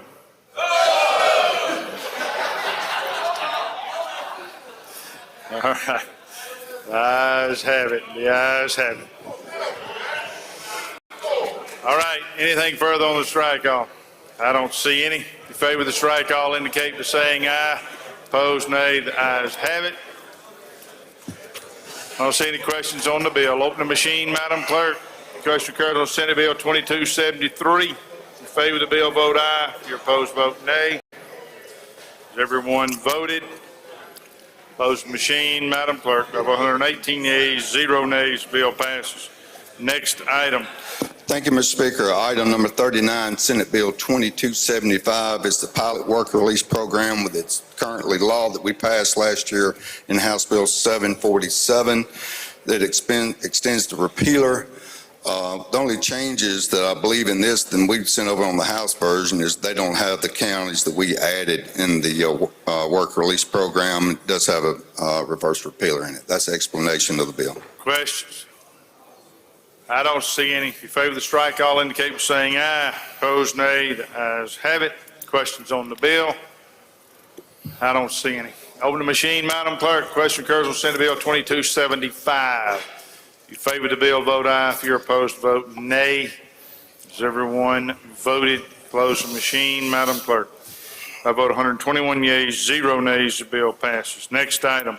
Thank you, Mr. Speaker. Senate Bill 2276, I move, Advance usual motions. Gentleman calls the bill up, moves the rules be suspended, bill considered in gross read the third time, placed on final passage. All in favor say aye. Opposed, nay. The ayes have it. Gentleman's recognized. Thank you, Mr. Speaker. All this does is extends the repealer on the state parole board, and it does have a reverse repealer in it. That's the explanation of the bill. Question? I don't see any. If you favor the strike, all indicate by saying aye. Opposed, nay. The ayes have it. Questions on the bill? I don't see any. Open the machine, Madam Clerk. Question occurs on Senate Bill 2276. If you favor the bill, vote aye. If you're opposed, vote nay. Has everyone voted? Close the machine, Madam Clerk. By vote 122 yeas, 0 nays, the bill passes. Next item. Thank you, Mr. Speaker. Senate Bill 2277. Advance usual motions. Gentleman calls the bill up, moves the rules be suspended. Bill considered in gross read the third time, placed on final passage. All in favor say aye. Opposed, nay. The ayes have it. Gentleman's recognized. Thank you, Mr. Speaker. This extends the repealer on the governor's powers to invoke the Emergency Powers Act. That's the explanation of the bill. It does have a reverse repealer. Questions? I don't see any. In favor of the strike, all indicate by saying aye. Opposed, nay. The ayes have it. Questions on the bill? I don't see any. Open the machine, Madam Clerk. Question occurs on Senate Bill 2277. If you favor the bill, vote aye. If you're opposed, vote nay. Has everyone voted? Close the machine, Madam Clerk. By vote 112 yeas, 0 nays, the bill passes. Next item. Thank you, Mr. Speaker. Senate Bill 2280. It extends the repealer on the ISP program, also known as house arrest program. And that's the explanation of the bill. It also likewise has a reverse repealer. Gentleman calls the bill up, moves the rules be suspended. Bill considered in gross read the third time, placed on final passage. All in favor say aye. Opposed, nay. The ayes have it. Questions on the strike all? I don't see any. If you favor the strike all, indicate by saying aye. Opposed, nay. The ayes have it. Questions on the bill? I don't see any. Open the machine, Madam Clerk. Question occurs on Senate Bill 2280. If you favor the bill, vote aye. If you're opposed, vote nay. Has everyone voted? Close the machine, Madam Clerk. I vote 120 yeas and 1 nay. The bill passes. Mr. Speaker, I'd like. Item. Thank you, Mr. Speaker. Number 74, Senate Bill 2584. I'd like to advance to that item, have it read for the third time. All right, we can do that. That's all I had. Correction yield. Corrections yields brings us to transportation.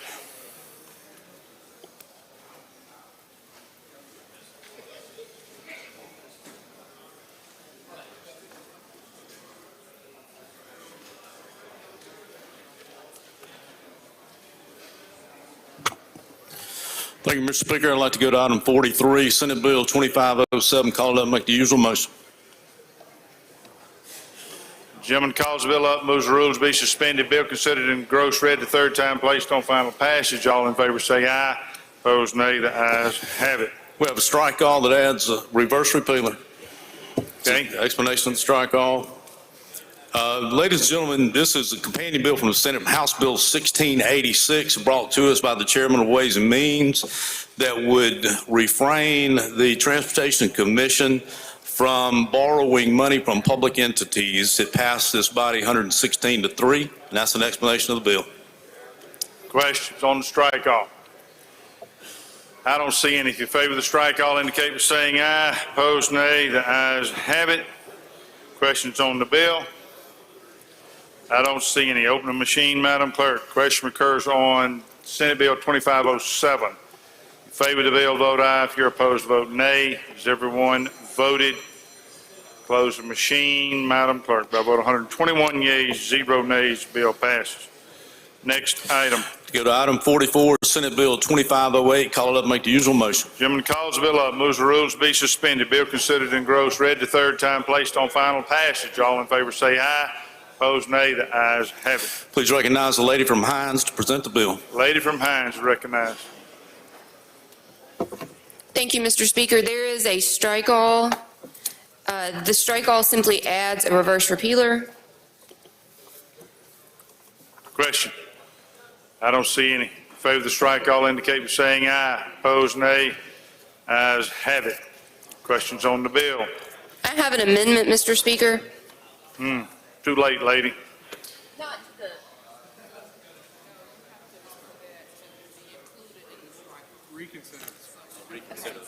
All right. Mr. Speaker, I'd like to make a motion to reconsider the vote on the strike all by which it passed for purposes of making an amendment. Motion is reconsider the vote by which strike all passed. All in favor say aye. Opposed, nay. The ayes have it. We're back on the strike all. You have an amendment to the strike all, lady. I do, Mr. Speaker. You recognize. So the strike all itself simply adds a reverse repealer. I'd like to explain the text of the amendment as well as the text of the actual bill. I think it will make the most sense to you that way. This bill regulates the use of personal delivery devices as used in pedestrian walkways. These are delivery devices that are used, you may have seen Amazon delivery devices that are used on sidewalks, things like that. These are used, typically they're called last mile devices. They would be used to deliver devices from short distances to their final destination. This piece of legislation establishes that these devices must yield to all other traffic, including pedestrians. They are not allowed to transport hazardous materials. They must be equipped with markers clearly stating the name and contact information of the person operating them. They must have a functional braking system. They must have lighting on both the front and the rear if they will operate during hours of sunset and sunrise. They may not operate at speeds of more than 10 miles per hour, and they may be prohibited by local regulations or ordinances if deemed necessary by the municipality. The amendment adds additional regulations. Specifically, it states that these devices may not weigh more than 500 pounds, and that is measured by an unladen weight. And it also clarifies the language concerning that the business must maintain liability coverage, and it's simply the amount of coverage remains at $100,000 per claim, but it specifies that it is per claim, and that is the substance of that portion of the amendment, Mr. Speaker.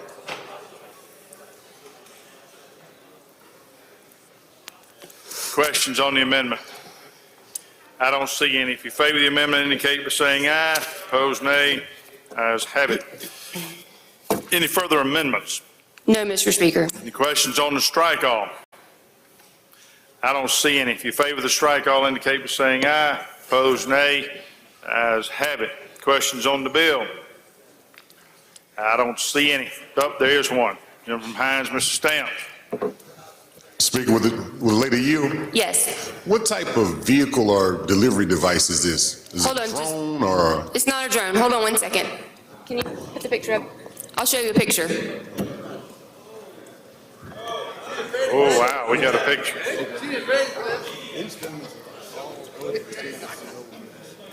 Oh, okay. There's a photograph of one of the more commonly used devices. Okay, I don't see any further questions. Open the machine, Madam Clerk. Question occurs on Senate Bill 2508. You favor the bill, vote aye. If you're opposed, vote nay. Has everyone voted? Close the machine, Madam Clerk. By a vote of 110 yeas, 9 nays, bill passes. Next item. Here, Mr. Speaker, go to item 45, Senate Bill 2509. Call it up, make the usual motion. Gentleman calls the bill up, moves the rules be suspended. Bill considered and gross read the third time, placed on final passage. All in favor say aye. Opposed, nay. The ayes have it. This would remove the height restriction on certain signs erected between 2001 and 2008. There's a reverse repealer in the strike all. That's an explanation of the strike all. Questions? There's a couple. Gentleman from Hines, Mr. Banks. Thank you, Mr. Speaker. Gentlemen, I know you said it removed the height restriction, so it could go now to, you know, They can't exceed the original height. What it is there are a certain number of some signs that were installed from 2001 to 2008 that were over 40 feet. Okay. And those signs can be reconstructed at their original height in excess of 40 feet. So it's cleanup language, really. Yes, sir. That's all. Thank you. All right, I don't see any further questions. If you favor the strike, all indicate by saying aye. Opposed, nay. Ayes have it. Any questions on the bill? I don't see any. Open the machine, Madam Clerk. Question occurs on Senate Bill 2509. If you favor the bill, vote aye. If you're opposed, vote nay.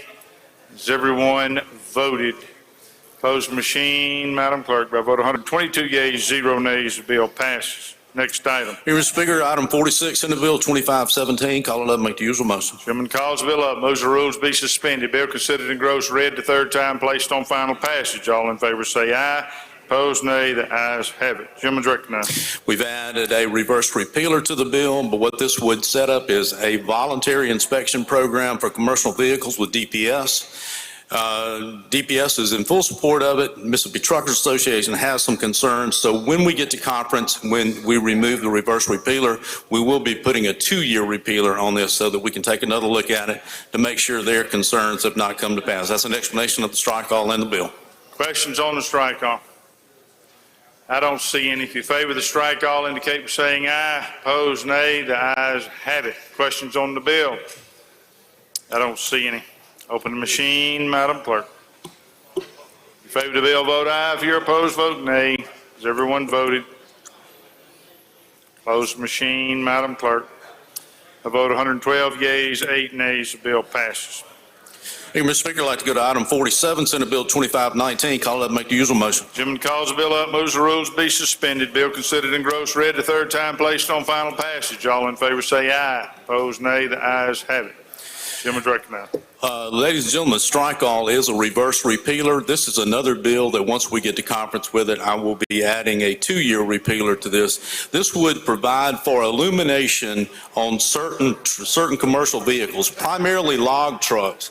Now, this will allow log trucks to operate between the hours of sunset and sunrise, which they currently cannot do. That's an explanation of the bill. Questions on the strike all? I don't see any. If you favor the strike, all indicate by saying aye. Opposed, nay. The ayes have it. Questions on the bill? I don't see any. Open the machine, Madam Clerk. The question occurs on Senate Bill 2519. If you favor the bill, vote aye. If you're opposed, vote nay. Everyone voted. Close the machine, Madam Clerk. I vote 107 yeas, 3 nays. The bill passes. Next item. Marine Resources. Thank you, Mr. Speaker. This is going to be Senate Bill 2076. I'd like to call it up, make the usual motions, please. Chairman calls the bill up, moves the rules be suspended. Bill considered and gross read the third time, placed on final passage. All in favor say aye. Opposed, nay. The ayes have it. We have a strike all, Mr. Speaker. You're recognized. Present the strike Thank you. Ladies and gentlemen, this is basically the same bill as House Bill 1076. This bill will give the Department of Marine Resources a little bit more flexibility on removing some derelict vessels that have been left in waterways and state waters. And this, it does have a reverse repealer in it. Questions on the strike all? I don't see any. If you favor the strike, all indicate by saying aye. Opposed, nay. Ayes have it. Questions on the bill? I don't see any. Open the machine, Madam Clerk. Question occurs on Senate Bill 2076. If you favor the bill, vote aye. If you're opposed, vote nay. Has everyone voted? Close the machine, Madam Clerk. By a vote of 112 yeas, 4 nays, the bill passes. Next item. Thank you, Mr. Speaker. This is Senate Bill 2476. I'd like to call it up, make the usual motions. Chairman calls the bill up, moves the rules be suspended. Bill considered and gross read the third time, placed on final passage. All in favor say aye. Opposed, nay. The ayes have it. Gentleman's recognized. And we have a strike all to this, Mr. Speaker. You recognize, present the strike all. Thank you. A couple years ago, ladies and gentlemen, we did a bill that allowed for some off-bottom oyster growing and farming.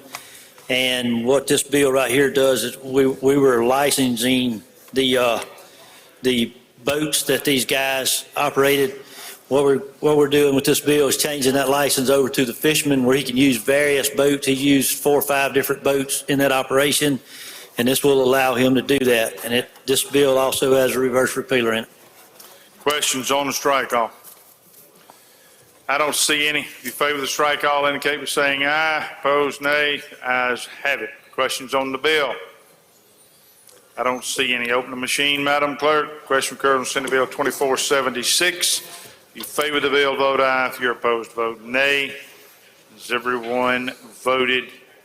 Close the machine, Madam Clerk, by a vote of 117 yeas and 2 nays.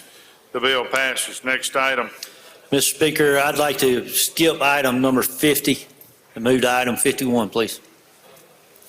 Okay. This is Senate Bill 2511, and we have a strike call. I'd like to call it up, make the usual motions, please. Gentleman calls the bill up, moves the rules be suspended. Bill considered in gross read the third time placed on final passage. All in favor say aye. Opposed, nay. The ayes have it. Gentleman's recognized. We have a strike call, Mr. Speaker. You're recognized. Thank you. This bill is just the opposite of the other bill. This bill right here will license a boat in the shrimping industry so that it licenses a boat so that several different captains can run the same boat without all of those having to be licensed.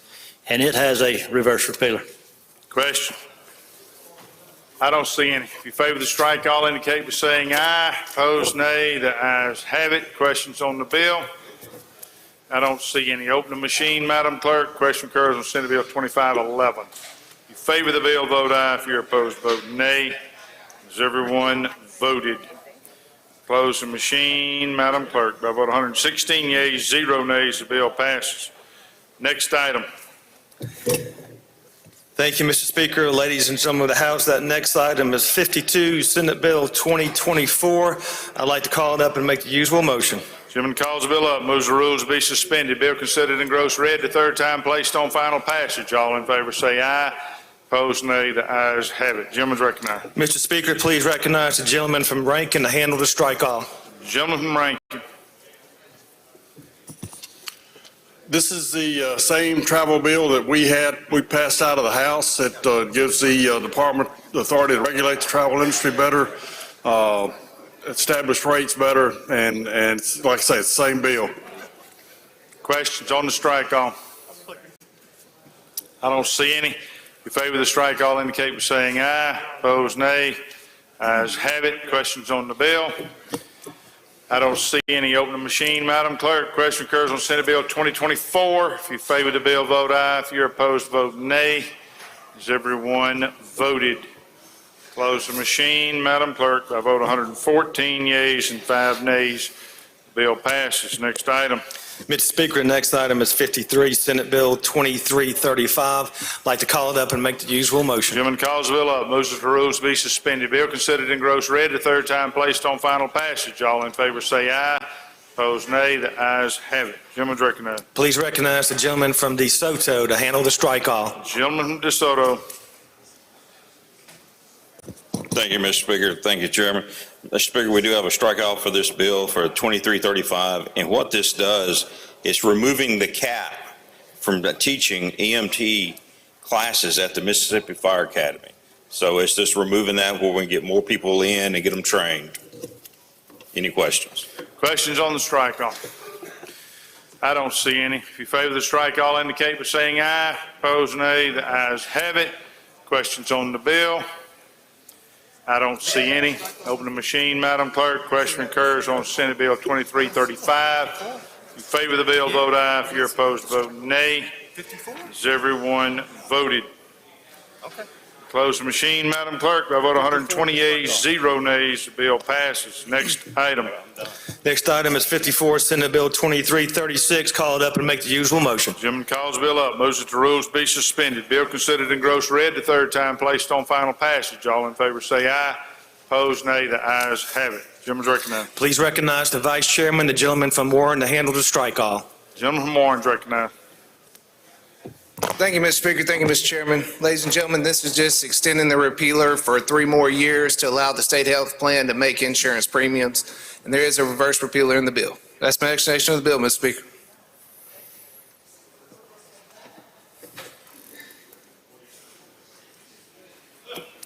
Questions? I don't see any. If you favor the strike, all indicate by saying aye. Opposed, nay. The ayes have it. Questions on the bill? I don't see any. Open the machine, Madam Clerk. Question occurs on Senate Bill 2336. If you favor the bill, vote aye. If you're opposed, vote nay.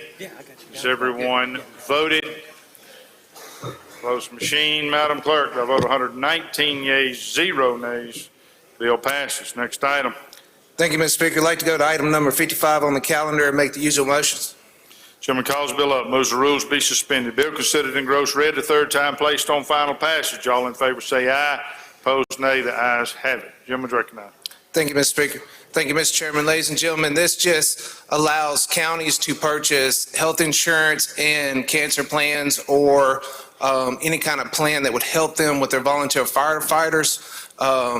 They were covering them under workers' comp, but they got a ruling from the state auditor's office that we can no longer do that. So we're just giving them the authority that they need to be able to purchase policies to take care of the volunteer firefighters. That's my explanation of the bill, Mr. Speaker. Questions on the strike all? I don't see any. If you favor the strike all, indicate by saying aye. Opposed, nay. The ayes have it. Questions on the bill? I don't see any. Open the machine, Madam Clerk. Question occurs on Senate Bill 2357. If you favor the bill, vote aye. If you're opposed, vote nay. Has everyone voted? Close the machine, Madam Clerk. By a vote of 120 yeas, 0 nays, the bill passes. Next item. Mr. Speaker, that next item is 56, Senate Bill 2450. I'd like to call it up and make the usual motion. Gentleman calls the bill up, moves the rules be suspended. Bill considered in gross read the third time, placed on final passage. All in favor say aye. Opposed, nay. The ayes have it. Gentleman's recognized. Mr. Speaker, we have a strike all. You recognize, present the strike all. Thank you, Mr. Speaker. Ladies and gentlemen of the House, the original Senate bill, this is dealing with the wind pool. The original Senate bill swept all of the money in reserves in the wind pool, everything above $250 million, and put it into the general fund. We did a strike all, ladies and gentlemen, and went back to the original House position, which is where the entire 3% non-admitted fee goes back into the wind pool. Questions on the strike all?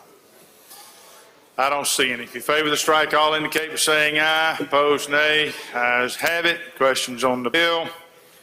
I don't see any. There is one. Gentleman Apprentice, Mr. Arnold. Mr. Speaker, thank you. Chairman, you? Yes, sir. Mr. Chairman, is there any money in here for our fire truck program? Not in this bill, gentlemen.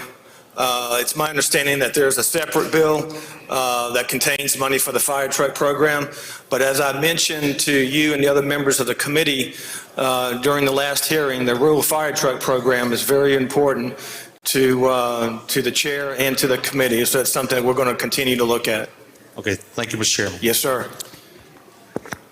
Don't see any further questions. Open the machine, Madam Clerk. Question occurs on Senate Bill 2450. In favor of the bill, vote aye. If you're opposed, vote nay. Has everyone voted? Close the machine, Madam Clerk. By a vote of 112 yeas, 6 nays, the bill passes. Next item. Mr. Speaker, that next item is 57, Senate Bill 2669. I'd like to call it up and make the usual motion. Gentleman calls the bill up, moves that the rules be suspended. Bill considered in gross read the third time, placed on final passage. All in favor say aye. Opposed, nay. The ayes have it. Gentleman's recognized. Mr. Speaker, there's a strike all. You recognize, present the strike all. Thank you, Mr. Speaker. Ladies and gentlemen of the House, the strike all is basically the bill.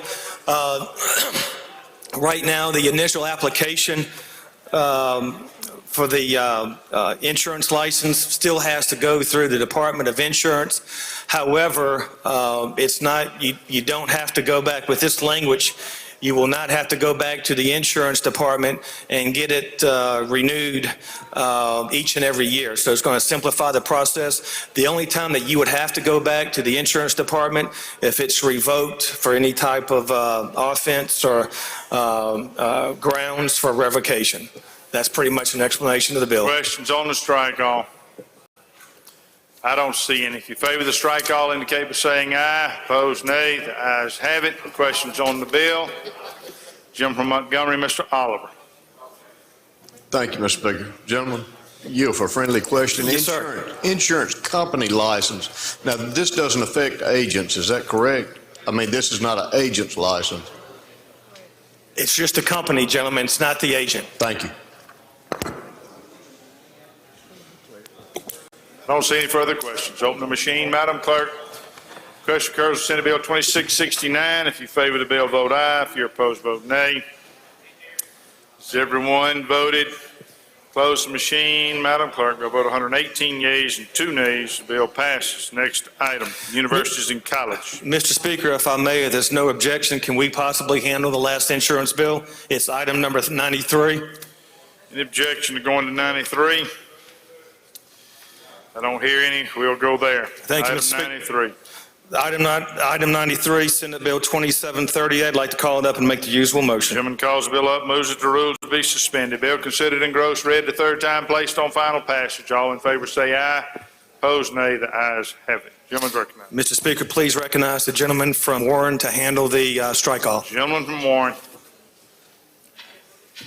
Thank you, Mr. Speaker. Thank you, Mr. Chairman. Ladies and gentlemen, the strike all takes us back to the House position on telemedicine. We did make 2 changes with the Senate for hopeful for a compromise. We're adding the word capable in the definition section, and then the other part of it, we're going to their language on the standard of care. So hopefully that will get this bill done. That's my explanation of the bill, Mr. Speaker. Questions on the strike all? I don't see any. If you favor the strike all, indicate by saying aye. Opposed, nay. The ayes have it. Questions on the bill? I don't see any. Open the machine, Madam Clerk. Question occurs on Senate Bill 2738. If you favor the bill, vote aye. If you're opposed, vote nay. Has everyone voted? Close the machine, Madam Clerk. By a vote of 118 yeas and 4 nays, the bill passes. We'll go back now to item 58 on page 10, universities and colleges.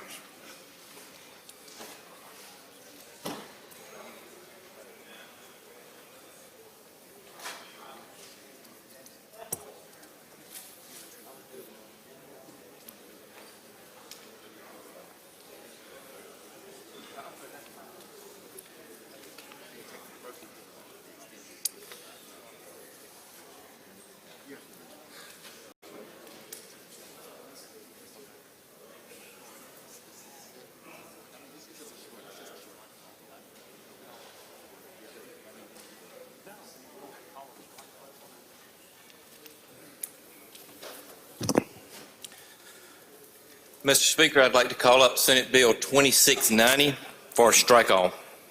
Gentleman calls the bill up, moves the rules be suspended. Bill considered and gross read the third time, placed on final passage. All in favor say aye. Opposed, nay. The ayes have it. I'd like to call on the gentleman from Neshoba to handle the bill. Gentleman from Neshoba. Thank you, Mr. Speaker, and I have an amendment to the strike all. You recognize.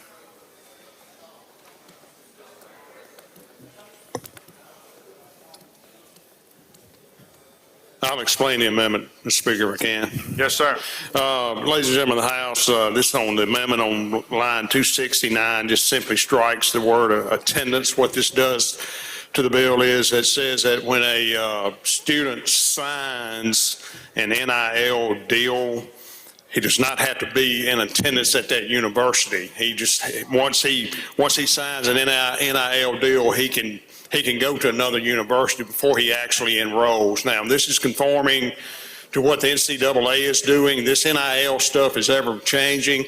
Other states around us have adopted this right here to where a student does not have to, once he signs an NIL deal, he then can enroll anywhere he wants to. And that's what this amendment does, Mr. Speaker. Keeps us competitive with our other states and conforms to NCAA rules right now. Questions on the amendment? I don't see any. If you favor the amendment, indicate by saying aye. Opposed, nay. Ayes have it. All right, and on the strike all, Mr. Speaker, here again, we have just taken the House language and put into this bill. Here again, it's really just cleaning up, conforming to what the NCAA is doing, keeping us competitive academically and athletically with other states. And that's what the bill does, Mr. Speaker. Questions on the strike off? Lady from Jones, Ms. Scott. Yes, was the gentleman here? Yes. Now this NIL, is this names, images, and likenesses? Name, image, and likeness is how typically referred to, lady, yes. So if my daughter who plays softball in high school and she is being recruited by Mississippi State University. Hail State.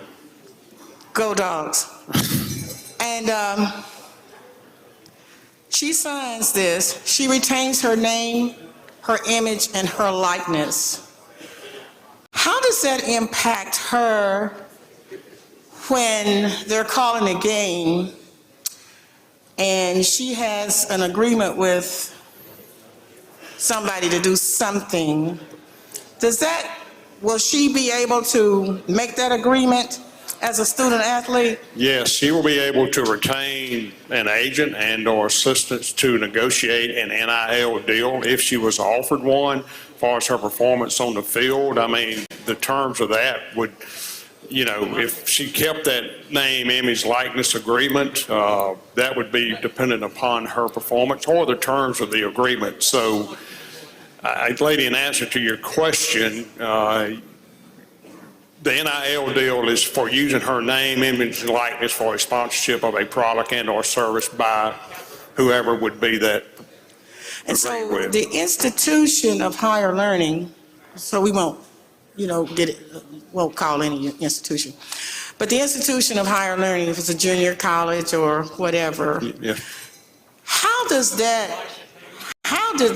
impact them when they go around and say, watch, SWAC softball, and we got little Brianna. The university cannot, the university under the name, image, likeness, as we passed it last year and under this, the university can't promote an individual athletically if they sign, or academically, if they sign a name, image, likeness bill. That's going to be under the terms, again, of the agreement between the athlete and the sponsor through their agent or whatever. Now, I will say that under this legislation and under what we have passed, the university can assist the student athlete in negotiating, but they cannot encourage, coerce, or anything else for the student athlete to sign anything. That's totally up, but they can assist. And so their name, their image, and their likeness, are you telling me cannot be utilized by, if Jackson State wanted to use? Not unless they have an agreement with Jackson State to do so, because they are being compensated for their name, image, likeness through a sponsorship agreement or a NIL agreement. Okay, and if there's any bowl opportunities for the student, or any opportunity where the university earns more money, where does that put that student if they've negotiated their name, their image, and their likeness? It doesn't put the student anywhere else. That student athlete is still bound by the terms and agreement of that individual. So they can NIL still agreement. make millions and millions of dollars, and they out there and they get nothing. I'm not saying the universities can make millions and millions of dollars if their performance on the field or in academics is stellar. Obviously, it's the benefit of the university, but again, the student is bound to the terms and conditions of the NIL agreement with the sponsor. Oh, okay, gentlemen. Thank you. All right, thank you. Move adoption of the strike all, Mr. Speaker. We have one more question. Gentleman from Hines, Mr. Brown. Thank you, Mr. Speaker. Gentleman yield. Yes, sir. You've heard me say this before, and I want to make sure that you understand it and we understand each other about it, and that is the NC2A ultimately is the agency that regulates these endorsements. And I just don't see the role that Mississippi is going to be playing in this process, except on paper perhaps, because we got 3 or 4 athletes already in this program. Jackson State has 2 over there. I think Mississippi State and Ole Miss got their quarterback already endorsing. So I'm just trying to see what will our primary role be as a state and by us passing this legislation. Okay, so gentlemen, let's go back to last session when we initially passed the name, image, likeness legislation. The reason this legislature and other legislatures across the nation had passed is because the NCAA had said and done nothing in addressing this issue, okay?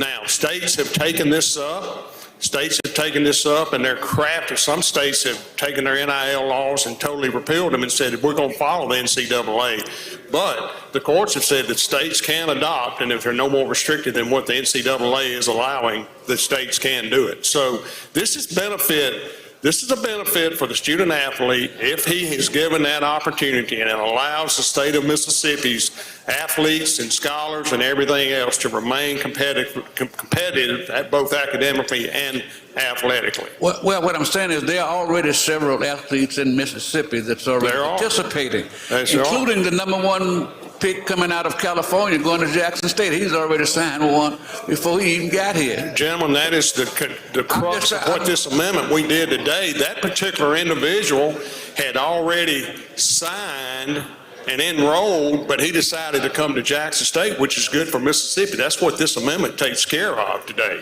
So we need that flexibility in our statutes. But the amendment is not in place, and he's already signed. Sir? The amendment is not in place, but he's already signed it. Well, that's right, but we need this to protect our student athletes. I will say this, gentlemen, and let me be sure the House understands this. The institutions of higher learnings, all 8 institutions of higher learnings are endorsing and supporting this bill and this amendment. And I would say that we need to support them because they're trying to protect our student athletes in this arena. Thank you, sir. Thank you. Moving final passage of the strike-off. We have another question. All right. We'll shoot Gentleman, again. Debbie Hall, Mr. Taylor. Thank you, Mr. Speaker. Gentlemen, will you yield? Yes. My only question is the university negotiating the deal for the student athletes? No, they're not. This bill would allow them to do that, but they are not mandated to do that right now. Typically what happens, gentlemen, is that the student is offered a sponsorship agreement or whatever for his NIL, for his name, image, likeness. He would retain an agent or a lawyer or somebody who would represent him to negotiate that. But no, the university is not mandated to represent the student. Thank you, gentlemen.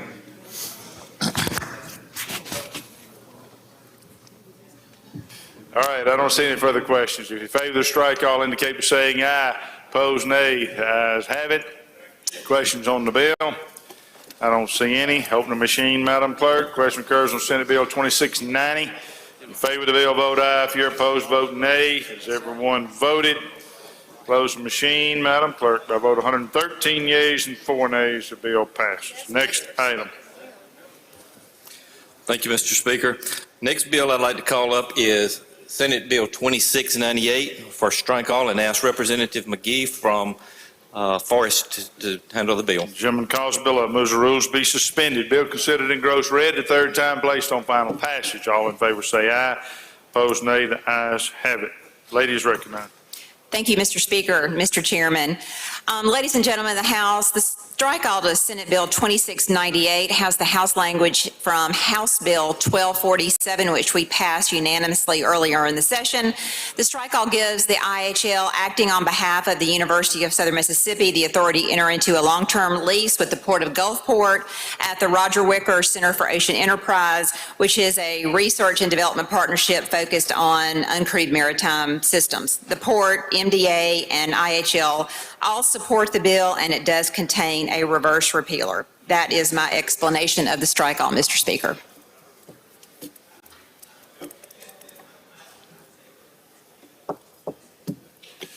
Questions, Jim from Alcorn, Mr. Bain. Thank you, Mr. Speaker. Lady, I heard you talk about city of Gulfport. Did you say something about Gulfport? The Port of Gulfport. Okay, did it have to do anything with an aquarium? That is not addressed in this bill, Anything gentlemen. with a sloth or anything remotely to a sloth or anything that has to do with... The real sloth of Mississippi resides in the hub city of Hattiesburg. Move final passage. Okay. Move final passage, Mr. Speaker. Questions on the strike all? I don't see any. If you favor the strike all, indicate by saying aye. Opposed, nay. The ayes have it. I don't see any questions on the bill. Open the machine, Madam Clerk. Question occurs on Senate Bill 2698. If you favor the bill, vote aye. If you're opposed, vote nay. Has everyone voted? Close the machine, Madam Clerk. I vote 120 yeas, 0 nays. The bill passes. Next item. Yes, sir, Mr. Speaker. Next item I'd like to call up is Senate Bill 2700, and it's going to be, I've got a substitute amendment to the strike all. Gentleman calls the bill up, moves the rules be suspended. Bill considered and engrossed, read the third time, placed on final passage. All in favor say aye. Opposed, nay. The ayes have it. You recognize, gentlemen. Thank you. This is a bill that we voted on several times, and it basically extends the repealer for the IHL to finish up some work project that they've got that did not get completed due to COVID, that they should finish up. It's not any new projects. It's just basically finishing up the projects they've got. And also there is a grant that we're going to offer to the Mississippi Association of Independent Colleges and Universities that is going to be using the ARPA money.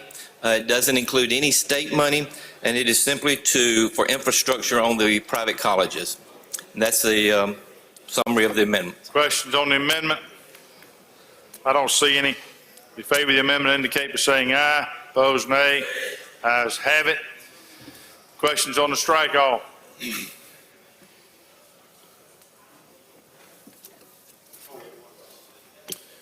I don't see any questions. Open the machine, Madam Clerk.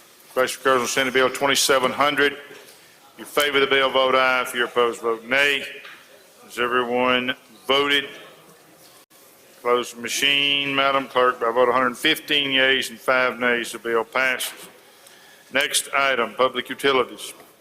Mr. Speaker, with unanimous consent, I would like to finish up universities and colleges with the last Senate bill. It's number 83. Any objection? Hearing none, we'll do that. Yes, sir, Mr. Speaker. I'd like to bring up Senate Bill 2893, I'm sorry, and ask the gentleman from Capaya to handle the bill. Gentleman calls the bill up, moves the rules be suspended. Bill considered and engrossed, read the third time, placed on final passage. All in favor say aye. Opposed, nay. The ayes have it. The gentleman from Capaya is recognized. Thank you, Mr. Speaker. It's a strike all amendment. The bill authorizes public-private partnership to develop property owned by Jackson State University's foundation. The bill authorizes Jackson State University, with the approval of the Board of Trustees of State Institutions of Higher Learning, to enter into a ground lease, management, and maintenance agreement with an agreement to lease or sell part of the real property owned by the university's foundation to a private entity for the purpose of providing housing for Jackson State University students, faculty, staff, and visitors within such facilities and/or commercial development. It authorizes approximately 23 parcels of land under the possession and control of the foundation, and would be similar to the authority we granted JSU in 2016 and Senate Bill 2629 to allow the university to enter into the same type of arrangement for a public-private partnership to renovate and repair 2 dormitories on the Jackson State University campus. In all leases, all lease agreements, management and maintenance agreement, and ground leases authorized in the bill may not exceed a term of 40 years. These agreements and leases must be approved by IHL, and IHL must not void approved agreement and leases based on the binding successor doctrine. Finally, the ownership of all property and any improvements on the property that is subject of any agreement or any type of contract authorized in this bill must be transferred without cost to Jackson State University from the private entity at the conclusion of the agreement or the contract. That's an explanation of the strike-all, Mr. Speaker. Questions on the strike-all? I don't see any. If you favor the strike-all, indicate by saying aye. Opposed, nay. Ayes have it. Questions on the bill? I don't see any. Open the machine, Madam Clerk. Question occurs on Senate Bill 2893. In favor of the bill, vote aye. If you're opposed, vote nay. Has everyone voted? Close the machine, Madam Clerk. I vote 122 yeas, 0 nays. The bill passes. Next item, public utilities. Thank you, Mr. Speaker. I'd like to go to item number 61, Senate Bill 2530. Call up strike all and recognize the gentleman from Hancock to handle the bill. Gentleman calls the bill up, moves the rules be suspended. Bill considered and engrossed, read the third time, placed on final passage. All in favor say aye. Opposed, nay. The ayes have it. Gentleman from Hancock's recognized. Thank you, Mr. Speaker. Mr. Chairman, all the strike all does on line 172 and 176, it takes out 24-hour reporting period to next business day. The explanation of strike all. Questions on the strike all? Don't see any. If you favor the strike all, indicate by saying aye. Opposed, nay. The ayes have it. Questions on the bill? I don't see any. Open the machine, Madam Clerk. Question occurs Senate Bill 2530. If you favor the bill, vote aye. If you're opposed, vote nay. Has everyone voted? Close the machine, Madam Clerk. By vote 122 yeas, 0 nays, the bill passes. Next item, wildlife.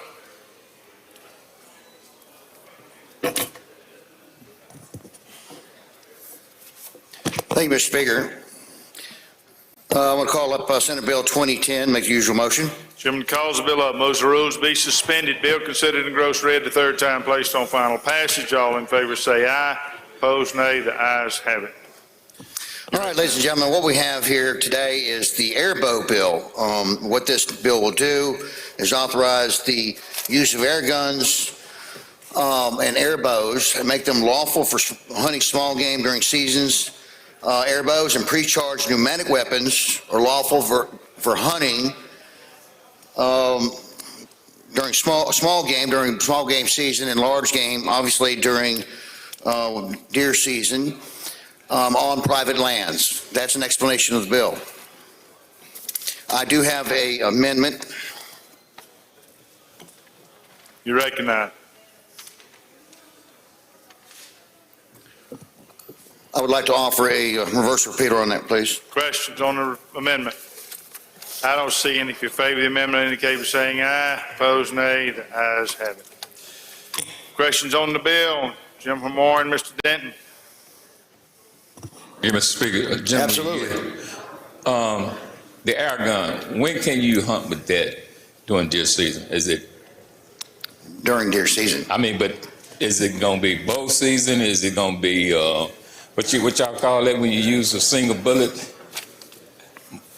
Absolutely. What the bill says is that we can use the airbow or the pre-charged pneumatic weapon during any open season on deer with primitive weapons after November 30th on private lands. Okay, primitive weapons. With primitive weapons. Okay, thank you. Don't see any further questions. Move panel passage. Open the machine, Madam Clerk. Question occurs on Senate Bill 2010. If you favor the bill, vote aye. If you're opposed, vote nay. Has everyone voted? Close the machine, Madam Clerk. By vote 116 yeas and 2 nays, the bill passes. Next item. Thank you, Mr. Speaker. I'd like to call up Senate Bill 2505 and make the usual motion. Gentleman calls the bill up, moves the rules be suspended. Bill considered engrossed, read the third time, placed on final passage. All in favor say aye. Opposed, nay. The ayes have it. Ladies and gentlemen, this bill is known as the organ donor bill. We passed House Bill 942 in the House 117-0 earlier this session. There's just a couple of minor details that differ us in the Senate bill, and I'd like to offer an amendment to bring that to conference, please.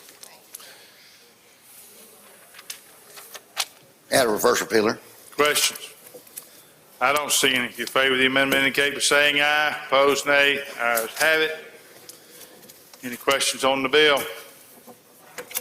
I don't see any. Open the machine, Madam Clerk. Question occurs on Senate Bill 2505. If you favor the bill, vote aye. If you're opposed, vote nay. Has everyone voted? Close the machine, Madam Clerk. By vote 120 yeas, 0, 121 yeas, 0 nays, the bill passes. Next item. All right, ladies and gentlemen, this is Senate Bill 2506. And you make the usual motion, please. Gentleman calls the bill up, moves the rules be suspended. Bill considered engrossed, read the third time, placed on final passage. All in favor say aye. Opposed, nay. The ayes have it. Gentleman's recognized. This may be your favorite wildlife bill of the session. This is known as the Velvet Antler opportunity. Again, we passed a bill, House Bill 1035 in this body earlier this session, 118-3. And what this does, this bill allows us an opportunity to harvest a velvet antlered buck prior to archery season. So this is another opportunity for sportsmen to harvest an animal that's unique in our country. There's only about 8 states that allow this. So, you know, it's an exciting opportunity. So I'd like to add a amendment to that.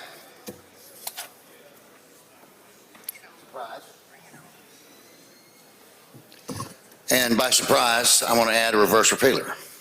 Questions? I don't see any. Up. You have a question, sir? Okay. Gentleman, Mike Tibble, Mr. Taylor. Gentlemen, do you yield? Yes, sir.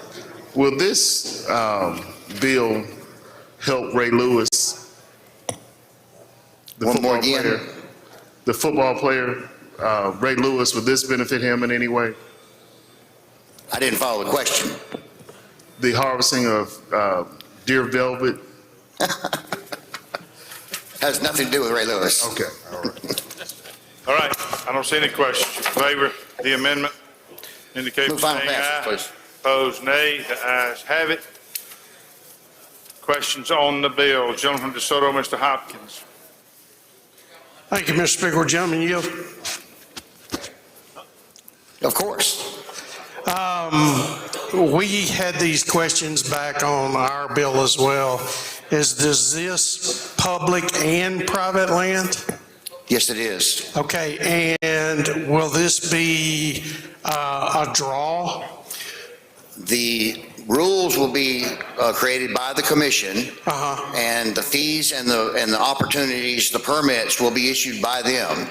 Now, that hasn't been established exactly what the fees and the opportunities will be, but there are WMA opportunities as well. Okay, as so private. we're leaving it open for them to. Right. Okay, thank you, gentlemen.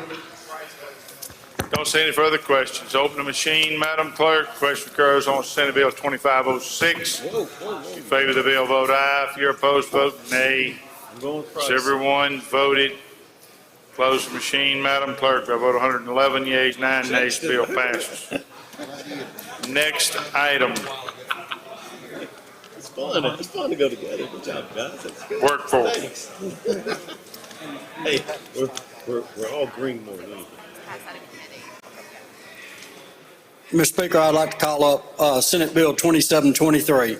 Chairman calls the bill up, moves the rules be suspended. Bill considered in gross red the third time, placed on final passage. All in favor say aye. Opposed, nay. The ayes have it. Mr. Speaker, we have a strike all with the reverse repealer in it. You recognize for your strike off. Thank you, Mr. Speaker. Ladies and gentlemen of the House, Senate Bill 2723 deals with the appointments to the SWIB board. In the past, the governor had 4 and the lieutenant governor had 2. We're changing that to the governor 2, the lieutenant governor 4. It requires the Office of Workforce Development to submit a separate budget program with the budget request from MDS and to the Appropriations Committee. So they'll have a separate line item for their budget. The Office of Workforce Development will administer and oversee the WET funds and the Mississippi Works funds. Monies in each of these special funds shall be expended only upon appropriation by the legislature. It requires the Chief Executive Officer of Prison Industries to work out a collaboration with the Office of Workforce Development. It requires the Department of Human Services to collaborate with the Office of Workforce Development.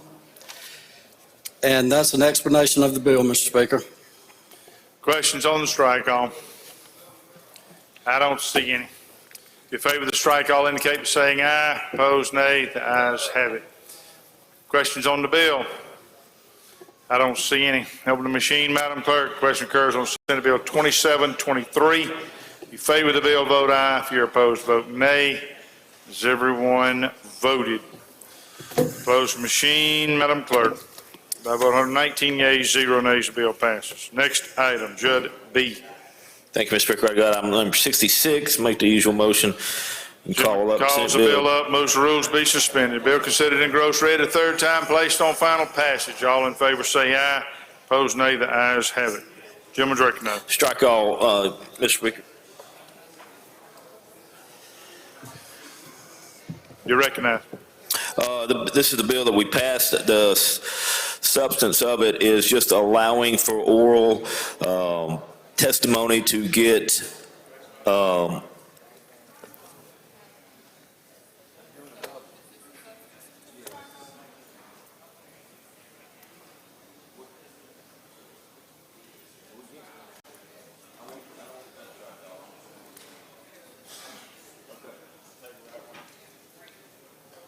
right, so, Mr. Speaker, I have a substitute strike all to the strike all. So your motion is to table the strike all.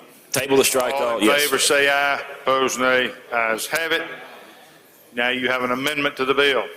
Yes, another strike all. Yes. You're recognized. Okay, on this one, same thing. It is, we're allowing for search warrants to be issued on sex offenses against children. That can be based on oral testimony, comes to us at the request of the Attorney General.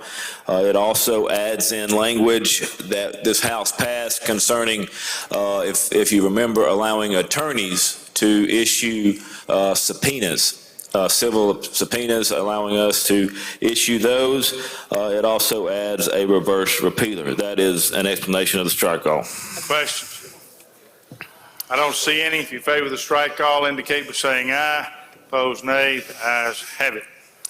Questions on the bill? I don't see any. Open the machine, Madam Clerk. Question occurs on Senate Bill 2246. If you favor the bill, vote aye. If you're opposed, vote nay.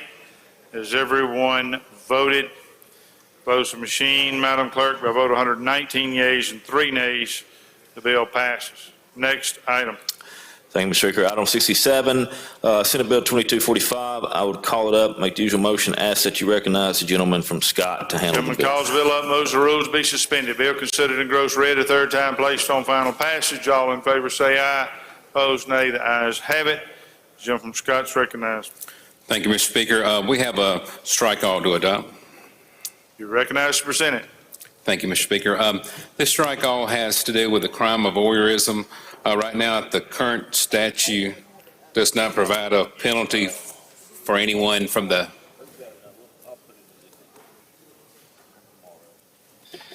I'm sorry, sir. I was conversing with Madam Clerk. What did you say? Okay, I'm sorry. The current statute does not provide a penalty for anyone from age 18 to 20, so that just does with that, helps with the peeping toms. Okay. Questions on the strike all? Gentleman from Lowndes, Mr. Kareem. Will the gentleman yield? Yes, sir. So what's the penalty? Well, it's what the current penalty is from anyone 21 over, up to 5 years. It says revised sentencing, so I'm just trying to get an understanding of what you're trying to do. Well, right now if this comes basically from a case that had happened where you had some peeping toms that were looking in on, that were from age. Peeping Tom? That's right. Age 18 to 20. And right now the current statute doesn't allow to charge them for that. So this would do that because they're adults. It doesn't change the penalty at all. Thank you, sir. Questions on the strike call? I don't see any more. If you favor the strike call, indicate by saying aye. Opposed, nay. The ayes have it. Questions on the bill? I don't see any. Open the machine, Madam Clerk. Question occurs on Senate Bill 2245. If you favor the bill, vote aye. If you're opposed, vote nay. Has everyone voted? Close the machine, Madam Clerk. By a vote of 122 yeas, 0 nays, the bill passes. Next item. Thank you, Mr. Speaker. Item number 68, Senate Bill 2545. I called up, ask you recognize the gentleman from Harrison to handle the bill. Gentleman calls the bill up, moves the rules be suspended. Bill considered in gross read the third time, placed on final passage. All in favor say aye. Opposed, nay. The ayes have it. Gentleman's recognized. Thank you, Mr. Chairman. Thank you, Mr. Speaker. Mr. Speaker, this is a strike all. And basically what we're doing is we're inserting the language from House Bill 626, which we passed 114-4 earlier in this session. There's also a reverse repealer in the bill, and that concludes an explanation. Question? I don't see any. In favor of the strike, all indicate by saying aye. Opposed, nay. Ayes have it. Questions on the bill? I don't see any. Open the machine, Madam Clerk. Question occurs on Senate Bill 2545. If you favor the bill, vote aye. If you're opposed, vote nay. Has everyone voted?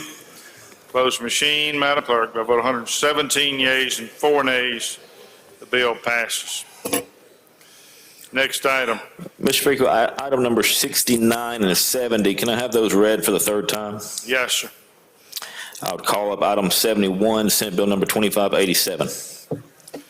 Chairman calls the bill up, moves that the rules be suspended. Bill considered and engrossed read the third time, placed on final passage. All in favor say aye. Opposed, nay. The ayes have it. Chairman's recognized. All right, this is a strike all. I'd call up the strike all, Mr. Speaker. Yes, sir. You're recognized. And I would handle what this does is there's been a lot of talk about it has a reverse repealer in it, number one. Number two, the bill allows for someone who has a CDL who is driving their vehicle and they are charged with a moving violation that they are to be treated as though they do not have a CDL. This does not apply to informed consent violations. This is not, in other words, does not apply to DUIs. It only applies to other traffic violations. Like I said, it has a reverse repealer. This one needs to go to conference and there's some stuff that we need to iron out, but the intent of it is to treat these CDL people as equal as non-CDLs. That's an explanation. Questions on the strike off? Gentleman from Tallahatchie, Mr. Rosebud. With the gentleman, yeah. Yes, sir. Just wanted to be clear about it. So you said the moving violation, that's definitely speeding, right? Speeding, yeah. All right. Mm-hmm. Yeah, that would be it.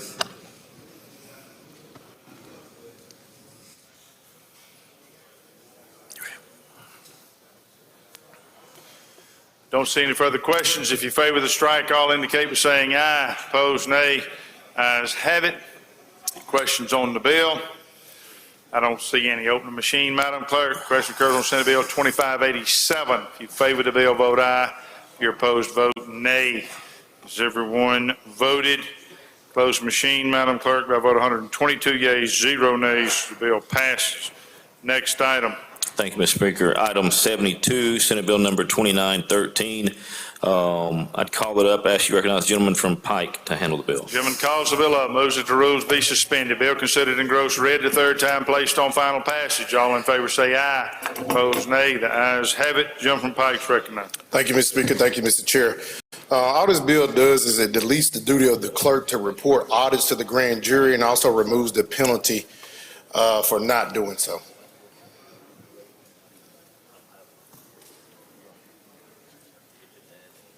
Questions? I don't see any. If you favor the strike, all indicate by saying aye. Opposed, nay. The ayes have it. Questions on the bill? Final passage. Oliver, Mr. Sanders. Thank you, Mr. Speaker. Gentleman, yeah. Yes. I'm seeing here and it says it relieves the clerk. Now, is that the circuit clerk, chancery clerk? The chancery clerk. Chancery clerk. Yes, sir. Okay, thank you. You're welcome. I appreciate your question. He appreciates you. Couldn't help myself. Gentleman Choctaw, Mr. Hood. Does the gentleman yield? I appreciate your question. You are a learned attorney, and I appreciate your opinion.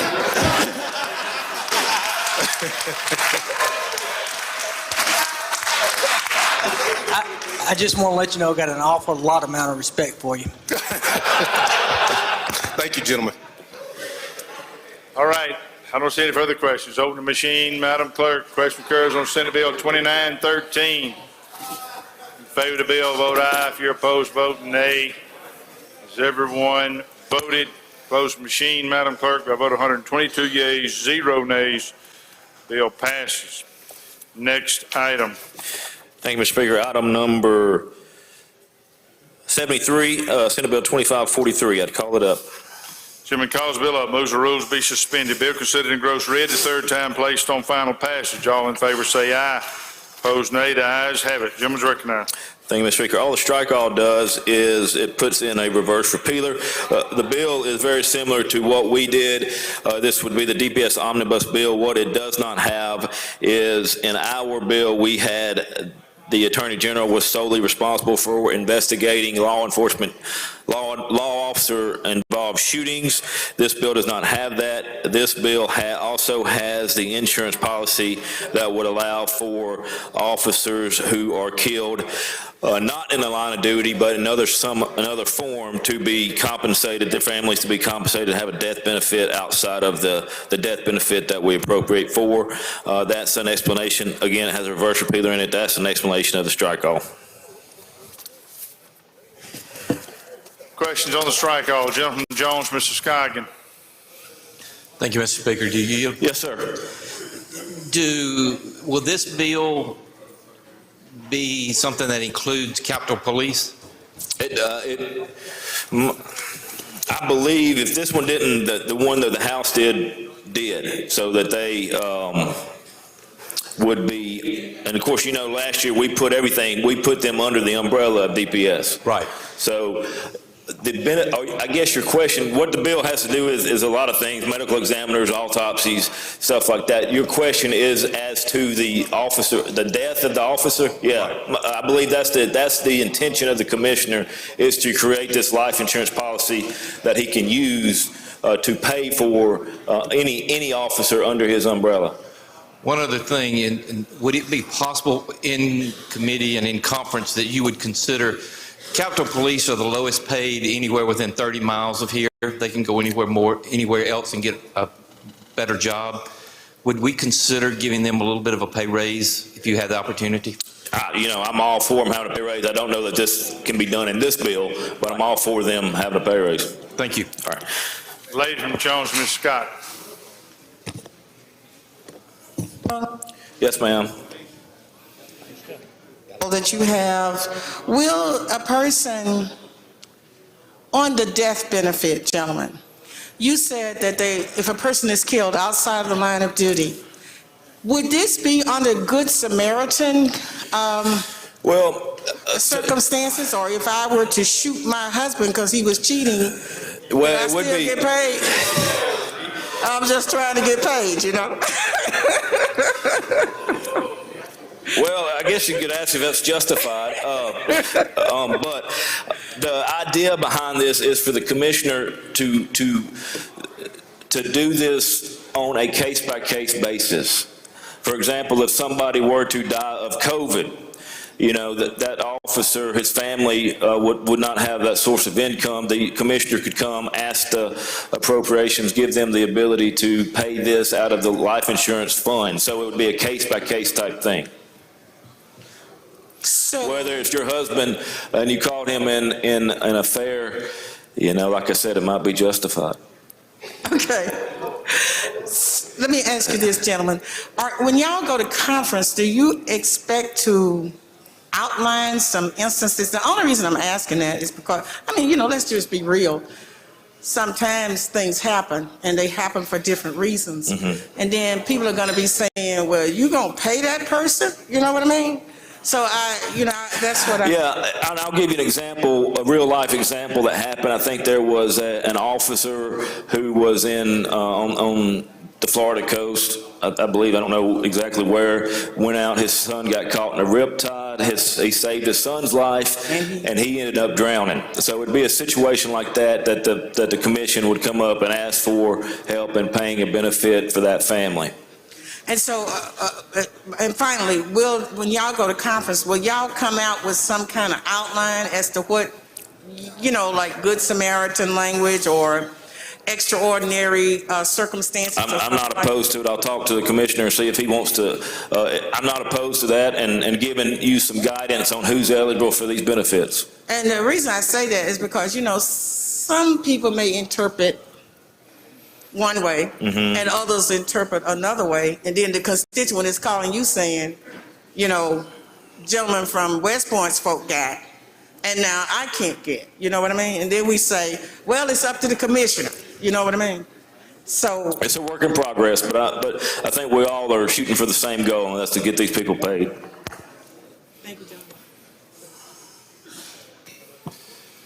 All right, I don't see any further questions. If you favor the strike, all indicate by saying aye. Opposed, nay.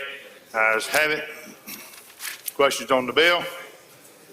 Don't see any. Open the machine, Madam Clerk. Question occurs on Senate Bill 2543. If you favor the bill, vote aye. If you're opposed, vote nay. Has everyone voted? Close machine, Madam Clerk. By a vote of 117 yeas and 3 nays, the bill passes. Item 74, correction. Mr. Speaker, before we do that, can I skip down to item number 89, I'm sorry. The objection? Hearing none, we'll do that. Chairman calls the bill up, moves the rules be suspended. Bill considered engrossed read the third time, placed on final passage. All in favor say aye. Opposed, nay. The ayes have it. Chairman director. This for strike all. I want to table that strike all and offer another strike all, Mr. Speaker. Motion is to table strike all. All in favor say aye. Opposed, nay. The ayes have it. Strike all is tabled. We're back on a new strike all. Thank you, Mr. Speaker. This is your DA's pay raise bill. It is taking all your criminal investigators, your chancery judges, your circuit judges, your chief judge of the Court of Appeals, associate judges of the Court of Appeals, chief justice of the Supreme Court, presiding justice of the Supreme Court, giving them a pay raise. Also, it places a reverse repealer in it. The purpose of the new strike all is inadvertently from the Senate, and I know this, they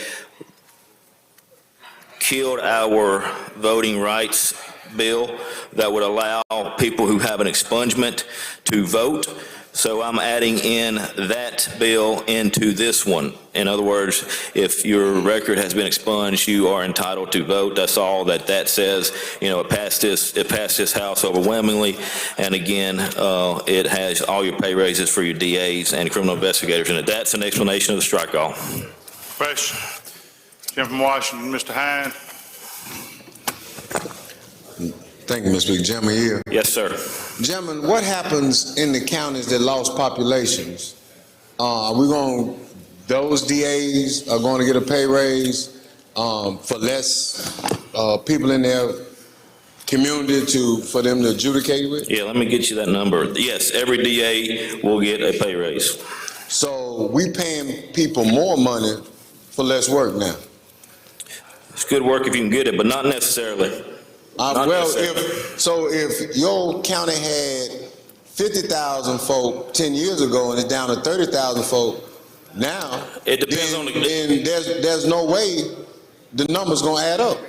It depends on the caseload. I can't tell you the caseload has gone up or down since that time. Just because population went down, population went up. I can't tell you that the docket has increased or decreased. I can tell you in my district, dockets increased exponentially. So how many pay raises since you've been here have we given Supreme Court, Court of Appeals, DAs and stuff? How many pay raises they had over the last? I think this is the second one.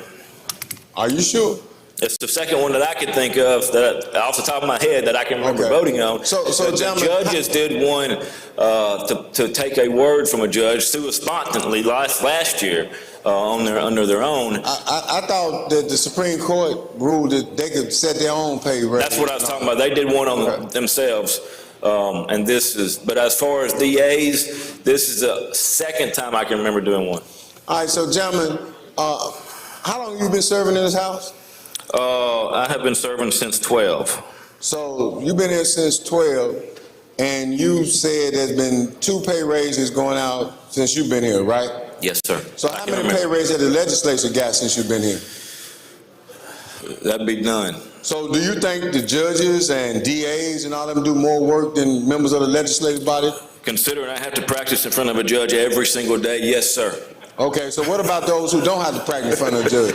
You know, I'm just ask that again. I didn't hear you. Who around was talking to me? Ask that again. Do you think that the body of work that we do is not worthy of a pay raise? You know, what we do here is absolutely critical and indispensable for this state. You know, this does not speak to a pay raise for the legislature.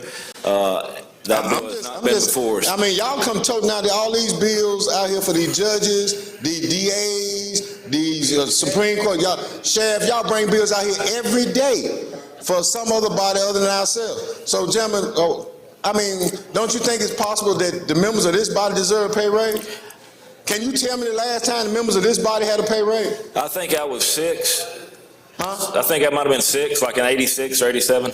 Okay, can you, gentlemen, you seem to be a learner. How many years is that? I'm 42 now, so 30, whatever that is. Okay, so don't you think that at least members of this body deserve a pay raise, like the judges and the DAs and all them? You're not going to get me to say that again. So you're not going to say we deserve a pay raise? I'm not going to say that the judges don't deserve one and we do. I don't care if you say that or not. I'm asking you a question. Do you believe members of this body deserve a pay raise? Yes All or of no? us work very hard. Do you believe yes or no, gentlemen? Answer the question. Yes or no? As far as myself, no. Oh, okay. So, all right. Okay, I don't see any further questions. If you favor this strike, all indicate by saying aye. Opposed, nay. Ayes have it. Questions on the bill? I don't see any. Open the machine, Madam Clerk. Question occurs on Senate Bill 2066. If you favor the bill, vote aye. If you're opposed, vote nay. Everyone voted. Close the machine, Madam Clerk, by vote 105 to 10. Bill passes. Mr. Speaker, can I have 95, 96, 97 read for the third time? All right, we can do that. You can have it. We're going to go to item 74, corrections. Thank you, Mr. Speaker. I'd like to have the call Senate Bill 2584 and advance the usual motions. Gentleman calls the bill up, moves the rules be suspended. Bill considered in gross read the third time, placed on final passage. All in favor say aye. Opposed, nay. The ayes have it. Gentleman's recognized. Mr. Speaker, I'd like to table the strike all that's. Motion is to table. If you favor the motion, indicate by saying aye. Opposed, nay. Ayes have it. And, Mr. Speaker, I have an amendment, the strike all amendment in lieu of. You're recognized to present it. Thank you.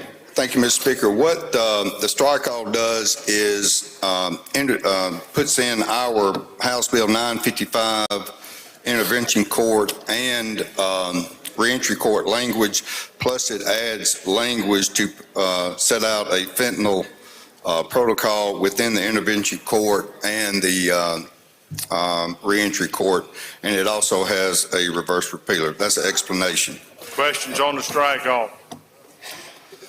I don't see any. If you favor the strike all, indicate by saying aye. Opposed, nay. The ayes have it. Open the machine, Madam Clerk. Question occurs on Senate Bill 2584. If you favor the bill, vote aye. If you're opposed, vote nay. Has everyone voted? Everyone voted. Close the machine, Madam Clerk. By vote 119 yeas and 2 nays, the bill passes. Announcements, Mr. Clerk. Announcements, Madam Clerk. Rules will meet after adjournment today in room 302. Local and private will meet 5 minutes after adjournment tomorrow in room 103. Announcements by the members. Gentleman from Rankin, Mr. Yancey. Thank you, Mr. Speaker. I'd like to have item 88, Senate Bill number 2818, read for the third time and retain its place on the calendar. Okay, we can do that.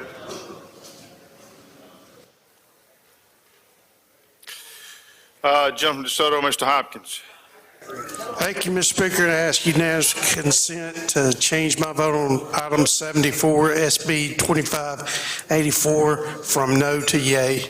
Any objection? Change the gentleman's vote. Gentleman from Marion, Mr. Morgan. 207. He passes. Gentleman Choctaw, Mr. Hood.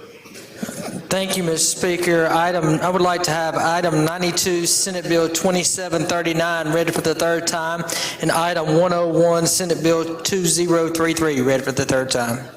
Okay. Gentleman from Adams, Mr. Johnson. Hey, Johnson. Yeah. Yes, sir. Mr. Speaker, I'd like to hold House Bill 2338 on a motion reconsider. Okay, we can do that. Jim Calhoun, Mr. Beckett. Thank you. Yes, Mr. Speaker, item number 75, Senate Bill 2306, and have it read the third time. Okay. All right, item number 76, Senate Bill 2879, and have it read the third time. Yes, sir. And I have one more. Item number 98, Senate Bill 2358, have it read the third time. Okay, we'll do that. Jim from Harrison, Mr. Bennett. Thank you, Mr. Speaker. I'd like to have items 78 to 82 read for the third time. Okay. And then also 84 and 85 read for the third time. All right. Jim from Jones, Mr. Scoggin. Thank you, Mr. Speaker. Two items, please. First of all, on Senate Bill 2063, I would like to hold that on a motion to reconsider off the general calendar. Second thing is, all of you should have gotten a piece of paper. I want you to start off your day in the morning coming by the Camper Caucus, have some coffee and danishes. It's going to be in front of the Trade Mart from 8 to 10:15. Compliments of Woodward Hines Foundation.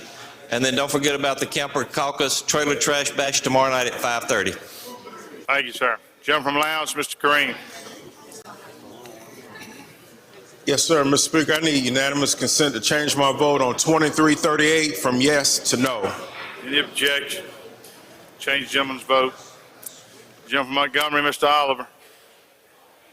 Thank you, Mr. Speaker. On the House Appropriation calendar, item number 9, Senate Bill 2839, I'd like to have it read for the third time. Okay. Item number 9. Got it. Jim from Jackson, Mr. Barton. Thank you, Mr. Speaker. I have an announcement. I just want to make sure everybody remembers that this Friday, the 11th, is deadline for local and private request. Jim Tishomingo, Mr. Carpenter. Thank you, Mr. Speaker. I'd like to hold item number 7, Senate Bill 2007 on a motion, please. Okay, we can do that.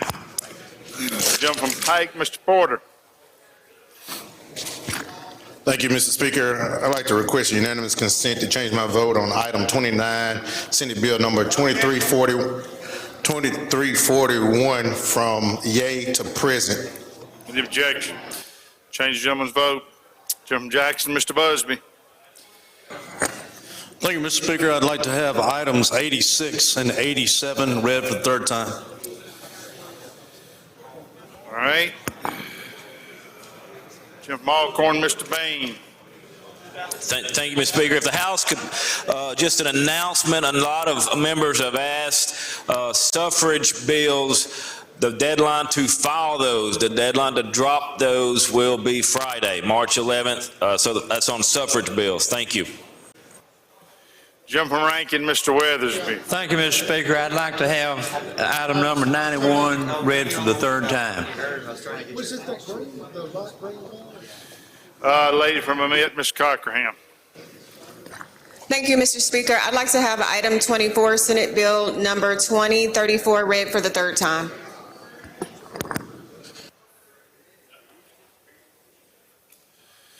Jim from Warren, Mr. Denton. Thank you, Mr. Speaker. Let's get this right. I need to request unanimous consent to change my vote on item 62, Senate Bill 2010, from present to yes. Any objection? Change your vote. Jim from Pearl River, Mr. Owen. Thank you, Mr. Speaker. Unanimous consent to change my vote from no to yes on item number 27, that's Senate Bill 2341. Thank you. Any objection? Change the vote. Lady from Hines, Ms. Summers. Thank you, Mr. Speaker. I'd like to ask for unanimous consent to change my vote on item number 39, Senate Bill 2275, from yes to no. Any objection? Change the lady's vote. Jim from Wayne, Mr. Barnett. Thank you, Mr. Speaker. I'd like to ask item number 94, Senate Bill 2503, and item 100, Senate Bill 2495, be read the third time. Okay, we'll do that. Gentleman from Lauderdale, Mr. Young. Thank you, Mr. Speaker. I'd like to make certain that the Speaker and the members of the House remember that the East Mississippi delegation is hosting a come out, drink, eat, and have fun at the Westin Hotel from 5:30 until this evening. Gentleman from Newton, Mr. Rushing. Yes, Mr. Speaker, item number 90 on the calendar, Senate Bill 2898, request it be read third time. Okay. Gentleman from Marion, Mr. Morgan. Thank you, Mr. Speaker. I'd like to remind everybody that tomorrow, Wednesday the 9th, 11:45, you're invited to dinner from the Mississippi Forestry Association and your county forestry association over at the old Capitol Inn. Thank you, sir. Lady from Hines, Ms. Summers. Thank you again, Mr. Speaker. Just want to say thank you all so much to all of my colleagues in the House for your condolences and your words of comfort during the loss of my mother. I really, really appreciate it. Thank you. Thank you, lady. Any further announcements? I don't see any. Recognize the gentleman from Octavia Hall. Mr. Speaker, I move this House stand adjourned until 10 a.m. Motion is to adjourn at 10 a.m. All in favor say aye. Opposed, nay. Ayes have it. House adjourned to 10 a.m.